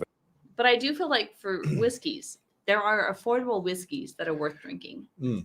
So learning a bit is helpful. Now, what I will say, because we've had a lot of people say like they like scotch or whiskey with cigars and whatnot. Oh, yeah. If you want to watch an incredible interview, this video right here on the side, Richard Patterson's interview in the UK with Cigar Scene magazine. It's 26 minutes long. This is an absolute amazing video where they talk about Dalmore cigar malt, which was developed specifically to be drunk while smoking cigars. Oh, wow. And he talks about the cigars that pair well with the whiskeys. This video right here off on the side, the second one down, Richard Patterson interview, UK Cigar Scene magazine, is an amazing whiskey. Oh, and we talked a bit about the Glencairn glass, which is I don't have one here, but it's the one I normally drink on that doesn't have this. It looks like this, but it doesn't have the stem. Richard Patterson is. Yeah, you don't have to. But Richard Patterson, it's like this, it looks like this, but it doesn't have the stem on it. This is what I usually drink my whiskey out of when you guys watch it. Richard Patterson, the guy we're watching here, is one of the people that designed that glass. So right now you're kind of fangirling over I this am. dude. Oh no, he's the guy. He's the guy. He's been doing this for 50 years. I mean, that And gives his you father some did it credibility. before him. Yeah, Yeah. Okay, I get it. He designed the glass that everyone else on earth uses to drink scotch out of. So, you know, he is, as we say in America, the shit. Not shit. He is And the we shit. may have lived Very outside rare. the U.S. for a very long time, but Okay. we still This is just for you. hear that. Exactly. Okay. Right. This is exceptionally good. All right. You keep that there. Just go over here. All right. This is We're very caught rare. up. Listen, yeah. My listen. friend and I call it wet lettuce, but you know they All can right. still teach you things. This is just for you. All right. So what we're going to do is we're going to put this in here. Oh, you have a very This good is very, very rare. Now, what I want you to do is just to She's like, whoa, I've never been on this. Let's listen to his rare. explanation of what this is. I feel like what he's saying is This is just for legit. you. He has like a vibe, Yeah. a vibe that this lady is picking up on. Listen to what listen to what he's giving her. Okay. Right. This is exceptionally good. All right. You keep that there. Just She's go over like, here. Oh, all right. In fact, I'm not going to give you that one. I'm going to give you another one. Yeah. All right. Right. This is just for you. All right. So what we're going to do is we're going to put this in here. This is a very, very rare. Now, what I want you to do is just to relax you. Everything, make sure the hair's all right. Everything's okay. All right. Check this one out too. No. Don't chuck this one out. Don't chuck this one out. Okay. So what you want to do is hold it there. So he's going to tell her, he's like, no, don't throw this out. Whatever. Don't throw this one out. So he's really giving her a really Yes. awesome whiskey. Yes. I do get it. His And he's also saying, presentation could use dear some God, work. whatever you do, don't throw this on the floor. Listen to what he's giving. I think this is the video where he explains what he's giving her. Hold it there. Hold it there. Just swirl it around and bring it up the way I showed you, and really go put your nose right into it. Gently. Hold it back. Okay. One more time. Okay. Now, as it's going over there, it's going over here, and Charlie's nearly collapsing in the corner because this is very rare, very, delicate bouquet that's going out. Okay. Just one more time. All right. Now, what I want you to do this time, Sue, is I want you to take a big mouthful and hold it in the mouth. But what you mustn't do is swallow it. You must keep it in the mouth. Without water. Without water. Yeah, this is what makes it special. All right. So don't worry about it. Just keep it there. Keep it there. Keep it there. Keep it there. All right. Chew it around. Make sure you get into the middle of the tongue, the sides of the tongue, the tip of the tongue, and then back of the tongue. All right. You got there. You used to it. Used to it. All right. Just one more time. One more time. Swallow and then take a big, deep breath. Big, deep breath. Open the mouth. Wait for it. Wait for it. Wait for it. Okay. All right. Okay. Wait. Wait for it. Wait for it. Okay. All right. Okay. Wait, we get this. All right. Okay. No, right. Wait a minute. We've blown the whiskey away. Where's the whiskey gone? Gavin has had it before. Right. Okay. So just to get over that with. All right. So you got it there. All right. You've got it there. No wonder just they to have bring it favorite up, bring it up. Okay. So when you smell it this time, okay. When I pulled the crack, it wasn't to be stupid. What I wanted to do was to make sure. Legitimate. It's just that he is definitely making it kind of like a creeper vibe. Yeah. But yeah. You took a big deep breath. That's what you're happening now. And it's coming up 10, 9, 8, 7, 6, 5, 4, 3, 2, 1, 0. Okay. Now it's beginning to open up. So when in fact you smell it again, you'll see it's open like a butterfly. It's opened up. It's going to reveal more of its qualities, more of its, inner warmth. This is not just any whiskey. This is a single malt whiskey. It's like, he's like, understand this is a good whiskey. 10 years old. I don't want to waste this on you. It's not 30. It's not 40. It's not 50. It's not even 62. This is 64 years old Dalmore. Now, the last. That's why he was saying, "Oh dear God, don't throw this on the floor." She's drinking 64-year-old whiskey. And this is where I will say, I can't say, but like basically, like if seriously, opened up like an Arby's open face roast beef sandwich. Yeah, I mean, basically, like if you are interested in something unique and you go and you're friendly to people about it, you'll get to try nice things. And this is not just me. Jeff does it too. I've seen it, and it's like. I don't know. I know there's a lot of sexual encounters related. 64 years is legal. Vice is aged. Right. Shut up, Legendary. But like you fuck. Go away. But the point is like I don't know. I guess the point is, so again, I'm not in the legal community, but I know like for whiskey, when I started, I was young, but I got to try lots of good things because people are generous. And if you're a decent human being, you'll try good things. Yes. And so even having the pleasure of visiting this person here, like he will take me to cool places and they're not giving it to us, like because of whatever he has built and maintained relationships because it's good stuff. So, that's all. It's about tasting good things.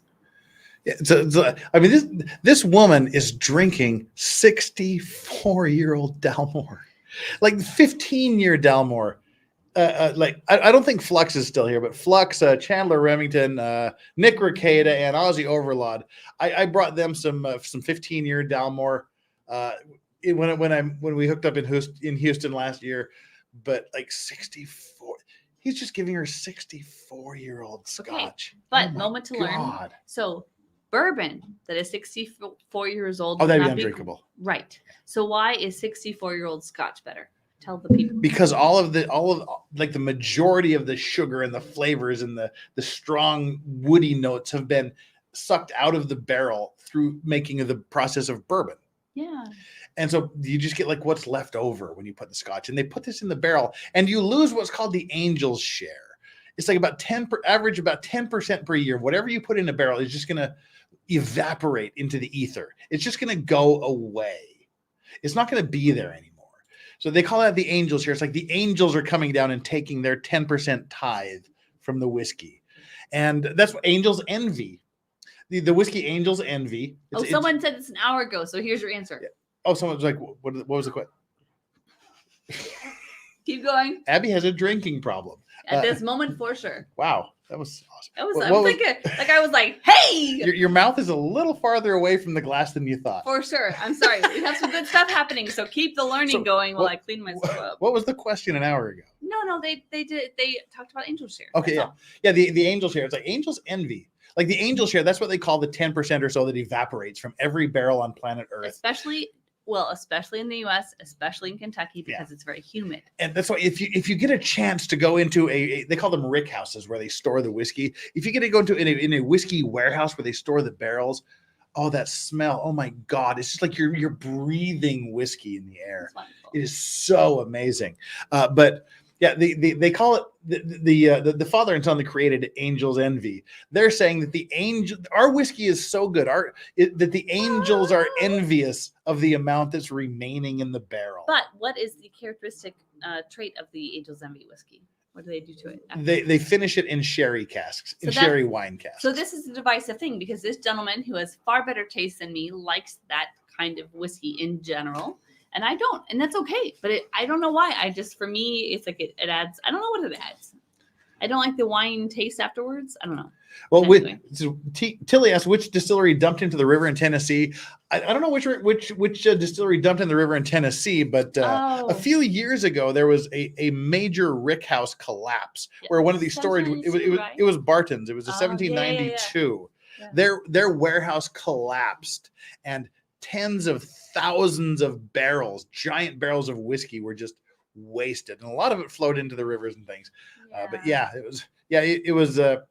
Is that why foolproof 1792 was so good? Oh, the 1792 foolproof, that was it 2018 when that was voted? 19. It was 2019. I brought it back in August 2018 myself. Knew I loved it, and then it was like the creme de la creme a year later. Yeah, 2019. Somebody, this pervy guy named 1792 foolproof the whiskey of the year. And it's good. But also this non-pervy lady, I hope I'm non-pervy. Like I genuinely loved it before I came back. Me too. Yeah. Joe, this is Abby. For those of you that are joined sometime before the last 3 hours and 44 minutes. Only 3 hours. Yeah, this is Abby. Abby is a dear friend of mine who happens to be blowing through town here. And we said, hey, she's a whiskey expert. She's particularly bourbon. She's a bourbon expert. Has written for internationally renowned bourbon magazines and online publications and whatnot. She's here, so we're doing the whiskey tasting together. So my strength is like editing all of the stuff, and then for reviewing in itself bourbon for scientific purposes. She drinks a lot. Chinese did. So that's who my guest is, and go to Abby Abroad. Subscribe to her. Watch her one video on the sweet potato French fries, and she's going to be doing more because I'm going to keep pressing her until she follows her dream and does this. So I'm sorry for those who have been here the whole time, but also God bless you. But so I wanted to. So I live in China. It's a complicated but awesome place, and I want to do videos about it. And then I was good friends with him since 2018. I am. And then and then he told me about this channel like literally 2 days ago. Because I had done a tasting here before in Busan, and he was like, oh, it's a little similar, but it's different. And I was like, what's happening? And so he's a good man, and I am excited to share what little I know about other places. Resist the impulse. Says Abby is hella cute. Is she younger than Jeff? Yeah, like 20 years younger than me. Like more than 20, I think. No. Because you're early 50s. 54. You're at least 20 years. I'm late 30s. We're like permissible gap, not scandalous. I thought they were like 20 years younger than me. She just looks 20 years younger than me. Anyway. No, you guys, but the point is thank you. Of course she's younger than Jeff. Everyone is. The question to ask is, why would a younger woman want to hang out with a handsome man? Because I have expensive whiskey. That's all I got going for me. Or he's a really good man. I try. Yeah. Sorry, real moment from outside. Vice's best stream, no legal advice. Yeah, this is it. So anyway, that's kind of what we wanted to do today. Because that's all I know. He was like, let's be on a stream. And I'm like, I know bourbon. Don't put me on the spot with scotch. These are people have been asking for months and months and months for me to do a whiskey stream about whiskey, talk about whiskey. What is it? How to drink it? And that's what I thought we would. I've been saying we'll do it. But then Abby said, hey, I'm going to be in town for a few days. Let's do this. Let's hang out. And I'm like, hey, as I did last time she was here in the before times. He's very economical. Yeah, I said, hey, let's put her to work. I'm like, wait, free whiskey? Okay. Yeah, last time she was here, we did a bourbon tasting at the cigar lounge, and we had a good time. That's all I know. Yeah. But it's good. So here I'm like, oh my God, I can use her to help me talk, because if someone else does the heavy lifting and I just sit here and ramble, then I sound educated as well. Which he truly is, of course, but. So yeah, that's she makes me look good. So there we go. Well, what's coming up, sir? I have zero ideas. Because I want to watch it, because I'll be back in China, which is usually good, but I'm so excited to watch this. What's happening Friday? In 2 Fridays? Oh no, yeah, okay. Dates are hard when you've been drinking. All right, here's what's coming up for me. I'm probably not going to stream on Monday night, my time, Monday morning, your time, because Abby's leaving Tuesday morning, so I have to entertain her on Monday night and get up really super early and take her to the train station, then go to work. Sorry about that part. There'll be no stream on Monday, Tuesday, Wednesday, Thursday, Friday. I have no idea what I'm going to be doing, but we'll figure it out as we go along. There's a new thing I'm working on, Okay. Dun, dun, dun, dun. I don't know yet. Can I out you as like one of the world's foremost experts on The Bachelor? Oh, sure. Go for it. She's like one of the world's foremost a Bachelor. Have a bad experts. habit. I like psychology. And there's a legal case involving a guy named Eckert. Oh, I don't know this yet. Did you know like one of the Bachelor guys named Eckert? I don't yet, but I will soon. So it's You not have the to elderly bachelor, right? What? So there, like recently, there's the Golden Bachelor. You walked into it. I got it. No, not like an old person. It's like one of the younger guys. Yeah. Like a guy named Eckert is involved in this weird lawsuit. Basically, people go onto this reality show because they really want to be famous, and then they do stupid shit, and they're like, "Wait, I'm still famous, and people care about this." So we'll talk about it. Kit Blanca says you're gonna love RN 12-year Scotch. Everything from RN is with 12 years great. The 21 year sherry cask is amazing. My one of my Scottish friends, she had her child. She gave birth to a child. She named him Aaron, and for the like Aaron, the same spelling like Aaron, like ARN. I gave her a bottle of 21-year-old Scotch to enjoy with him when he's 21 years old. Nice. Okay, we have a couple things I want to highlight here. Yes. So I don't know how to say it. Silent tips. Yes. At the top. Wait. Just disappeared. But yeah. So I also I'm new to the channel. Oh, ironically, yes, but I love silent Maritime PS. on Monday, so I will be tuning in with you guys because I don't know why I literally just happened to read like a couple books about shipwrecks and shit back in the day, and I'm like, damn, my friend has like a channel about this. Okay, sorry. Yeah. so sorry, Island. No cannibals this Monday. But soon, we promise. Yeah. And then there's always cannibals. Edumacation, Porcelain Thunder. Sorry, you're my favorite, and Ellen and Urza. Oh, we did this one. We got some good people here. Don't bump me when I'm clicking. Have you tried Lark? It's Aussie. The only Aussie whiskey I've tried is Starward. Who makes? Yeah, I need to see the picture and then I can tell you. Who makes Australian Starward whiskey? So like Beijing doesn't have a lot of great whiskey, but they have good gin. And then if you are friends with the right people, you can get good whiskey. So I have to see the bottle. So I'll be like, this is nope, have not done that. Yeah, I the only Australian I've had is Starward whiskey. I've had 2 of their bottlings. Weird question. In your country, what is the legal age of drinking? I'm going to know. So can you put it in the chat? Like where we're from, US 21. I'm in China 18. What is it here? 18? 18, I think. Okay. But I saw 19 in some places. Well, it's Korean. It's a whole different thing. I want to know. So yeah, what's the legal age of drinking in your country? So Starward, I've had Starward Nova. And one other. This was. I think I drank it all. It's Australian whiskey. It's Australian whiskey that's aged in ginger beer barrels. Oh, ginger is. That awesome. was so good. Yeah, it was the Starward that was aged in ginger beer barrels. Huh. So I've had like the Nova, which is kind of battery acid, but the ginger beer aged Nova from us. The ginger beer aged Starward from Australia was really good. I've never had Lark. Okay. Resist Impulse says, tell me he's gonna squish her cheeks to make sure she swishes properly. No, he trusts me. No, I think you're talking about. I hope he's talking about Richard. Oh yeah, Richard Patterson. Yeah, not me. Jonathan Smith says, nano turnaround. Do it, douchement. Do it very slowly. I want to know that. Vince Clortho, thank you so much for the super chat. All the old Polish men at my wedding drank Calvert's. Ooh. Anything that's like $5 for a gallon bottle, stay away from. The worst whiskey ever. Know anything about Calvert's? Yeah, just there's like a Kentucky Gentleman. When you can get when you can get like 700 milliliters, when you can get like a bottle for like $3.50, don't buy it. When you can get it in Koh Samui, Thailand. When all that's available. But Sangsum is some good stuff. Yeah. It's the like Thai rum. Sangsum is really good. For sure, yeah. I have some Thai rum in the other room. We should get into that later. I would be okay with that. Here we are talking about drinking more. We should probably. It's like. But it's for like me, 1 it's p.m. a special occasion. That's all I'm gonna say. We've had like half a bottle of whiskey. It's 1 p.m. We haven't had breakfast yet. We should probably work on it. Give me that, and then I'm also. Oh wait, are we? Oh yeah, we've also had some of that. Yeah, we did. No, but so I put the lid on that, you degenerate. 3 hours ago, I was like 3 hours, 3 years. I was like, I don't need the Krispy Kreme, but yeah, after this, Yeah, I'll probably have hit the Krispy Kreme. Order some the Korean equivalent of DoorDash. Patterson, the whiskey predator, keep it in the mouth. I mean, manners. Yeah.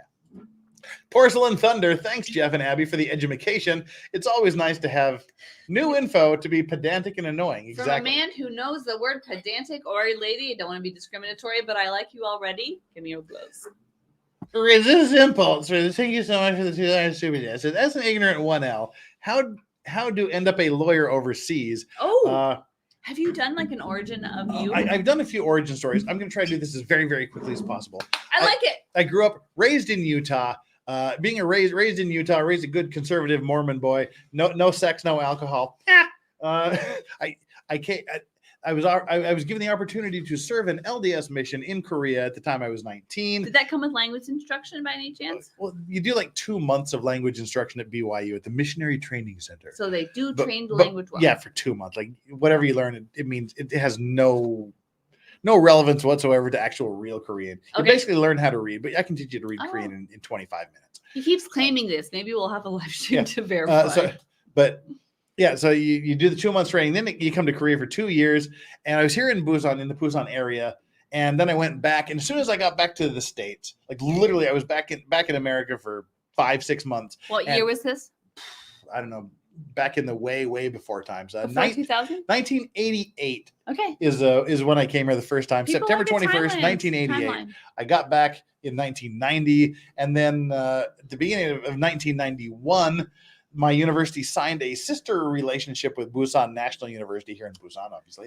And they're like, okay, there's a flood of you living in China, man. There's a whole bunch of Koreans that wanted to go to Utah State, which is essentially to buy and photocopy all of the books and bring them back to China where they can to Korea. You said it, not me. Yeah, back to Korea. They bring them back to Korea where they can photocopy and sell them for cheap, and they can use them in their classes without paying for them. May or may not happen in China the same way as well. Yeah, probably not, because China is best China.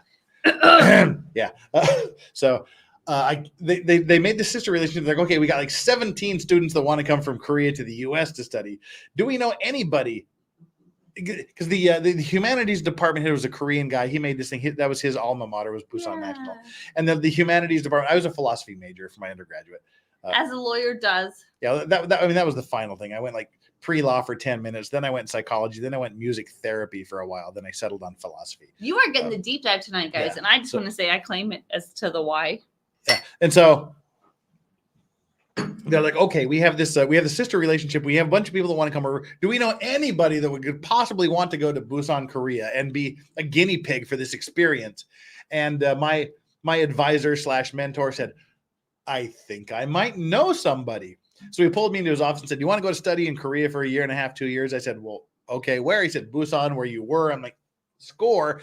So I came back here for a couple of years. And while I was here, I met another guy, another lawyer here who had been in Korea since like 1984. Before I existed. Yeah. And I just had to say it. I'm sorry. And so I met him and he's like, oh yeah, if you do because I told him I'm going to be a lawyer. He's like, yeah, do the lawyer thing. And I kept in touch with him while I was doing that. And I went back. Networking. Yeah. After I went to law school from, I think, 93 to 96. It's so long ago. I think of 93 to 96 when I went to law school. So I did that. And then I said, oh, hey, I want to do a clerkship in Korea. And so I did a clerkship here in Korea. That's a whole story in and of itself. But I did a clerkship here in Korea. And then I came back and I did my 3rd year of law school in 1996. And then at the end of 1996, the guy I did my clerkship for called and offered me a job. And I said, yes. And I've been with the same law firm for like 27, 28 years now. Dun, dun, dun, dun. We never said this man was not loyal. Whew. Cheers, please.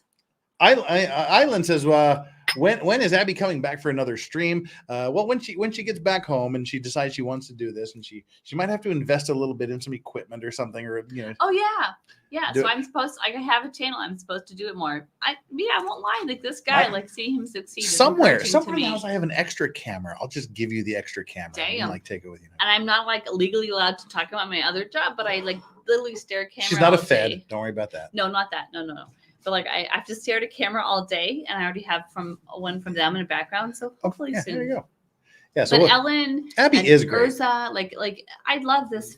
Sorry, this fan group. I really like to meet you guys. So thank you for tuning in. We'd like to have her bring you and Tom on to talk about gin, or we can even talk about things that aren't booze related, because that's our only life. That too. But yeah, so I will say in the back of my mind, I don't want to put him on the spot, but I do feel like there's some philosophical shit that we could probably have some good chats about, because we do privately.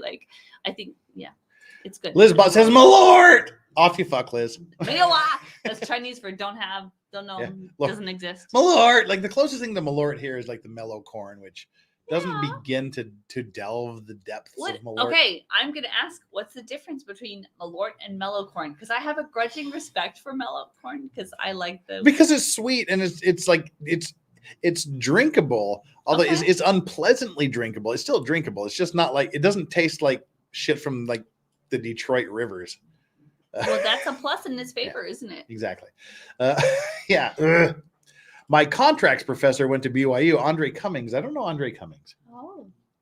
So here's our funny background is I went for a year to Liberty University, which is like Jerry Falwell's flagship school. And then he was raised Mormon. So it's like a bit different kind of Christianity, but very like specific. So if any of you guys have any thoughts about that, go for it. All right, guys, we've been doing this for 39 minutes and 33 hours. 3 hours and 59 minutes. So we're going to wrap this up here in the next minute. We're going to make this in a 4-hour stream. Woo! Everybody, thank you. Like seriously, from the bottom of my cold, shriveled heart. And my warm, lovely, slightly younger one. Yes. Thank you, mods. Thank you so much for being here and taking care of us and enjoy. We've been like, our breakfast has been like 3/4 of a bottle of whiskey. It's time to go get food. Mods, thank you so much for being here. Chat, we've currently got 211 of you and 400 likes. That means people have come and gone as this thing goes. But let's check our like and subscribe poll here at the end. Smash the like and subscribe buttons. And if you haven't hit the like button, just come on, do it right now. Do it. And then hit the subscribe button. If you haven't subscribed, I would be honored if you do me the honor of subscribing to me. If you have subscribed, just double check, please. Just look down and double check to make sure you're still subscribed. And take our like and subscribe poll. You got about 20 seconds before we close the poll. I had no idea that's supposed to be your audience. I'm not judging, guys, but my audience is the best. I'm surprised. That's all. So the poll today is, what level of whiskey drinker are you? This is pretty even across the board, except for like the people like me. 32% of you said I don't ever. So literally 1/3 of the people that have taken this, there's 572 people. So whatever, okay, we'll say 600. So 200 people, roughly 200 people here have watched this that don't even drink. I don't ever, which why you're watching, I don't know, but I appreciate it. And 29% of you, almost an equal amount, have said, I bet, but not much. Munch. I mean, they're with us. Much. They're in the moment. Yeah. They get it. 23% of you have said, I like my booze. And only 16% of you have said, So that's a thought. That's the end of our poll. I have to honor Ezra. Keep going. Okay. There you go. Run away. How are you honoring Ezra? Oh, enjoying the donuts. Yeah. Abby likes her Krispy Kreme, and there happens to be a Krispy Kreme donuts in the train station. So I'm a simple woman. I like whiskey and donuts and coffee. Am I that bad? She's a whiskey aficionado, but she's like a true coffee snob. Like she has like serious education in the coffee related. Like I did the work before I became a teacher. So, all right, that's where we're going to leave you with a super special thank you to the mods. Chat, thank you so much for your generosity in the super chats, the gifted memberships, the monthly membership support, and just being here and talking and engaging everybody. I hope you found this fun, enjoyable, accidentally educational, whatever. Guys, thank you. Thank you so much for being here. We need to do a cheers. Cheers to you guys. Yes, we'll do a cheers to you guys. And I will be back on Tuesday. I don't know what I'm going to be doing, but I'll be doing something on Tuesday. Abby is a cool cat, Jeff. You need to have her back sometime. I absolutely will. Thank you. Tall order. Thank you so much, everybody. Good night. And whoever you are, excuse me while I drink. Whoever you are, whatever you do, whoever you do it with, however good it feels, however many times you want to do it. How dare you? Just remember that. Everything that guy just says is bullshit. Thank you. And we got one more. Ape has never killed ape, let alone an ape child. Not that one. That was a total misfire. We wanted. I am filled with scotch and bitterness and impure thoughts. And for those of you that like Archer, why are we being so silly? Why are we so drunk? Abby's not going to be able to hear this, but for those of you that wonder what we're doing, why we're so drunk, all I've had today is like 6 gummy bears and some scotch. which is not incorrect. Thank you so much. And make sure, just enjoy your legal vices. We'll see you on Tuesday morning, U.S. time. Cheers. Cheers, folks.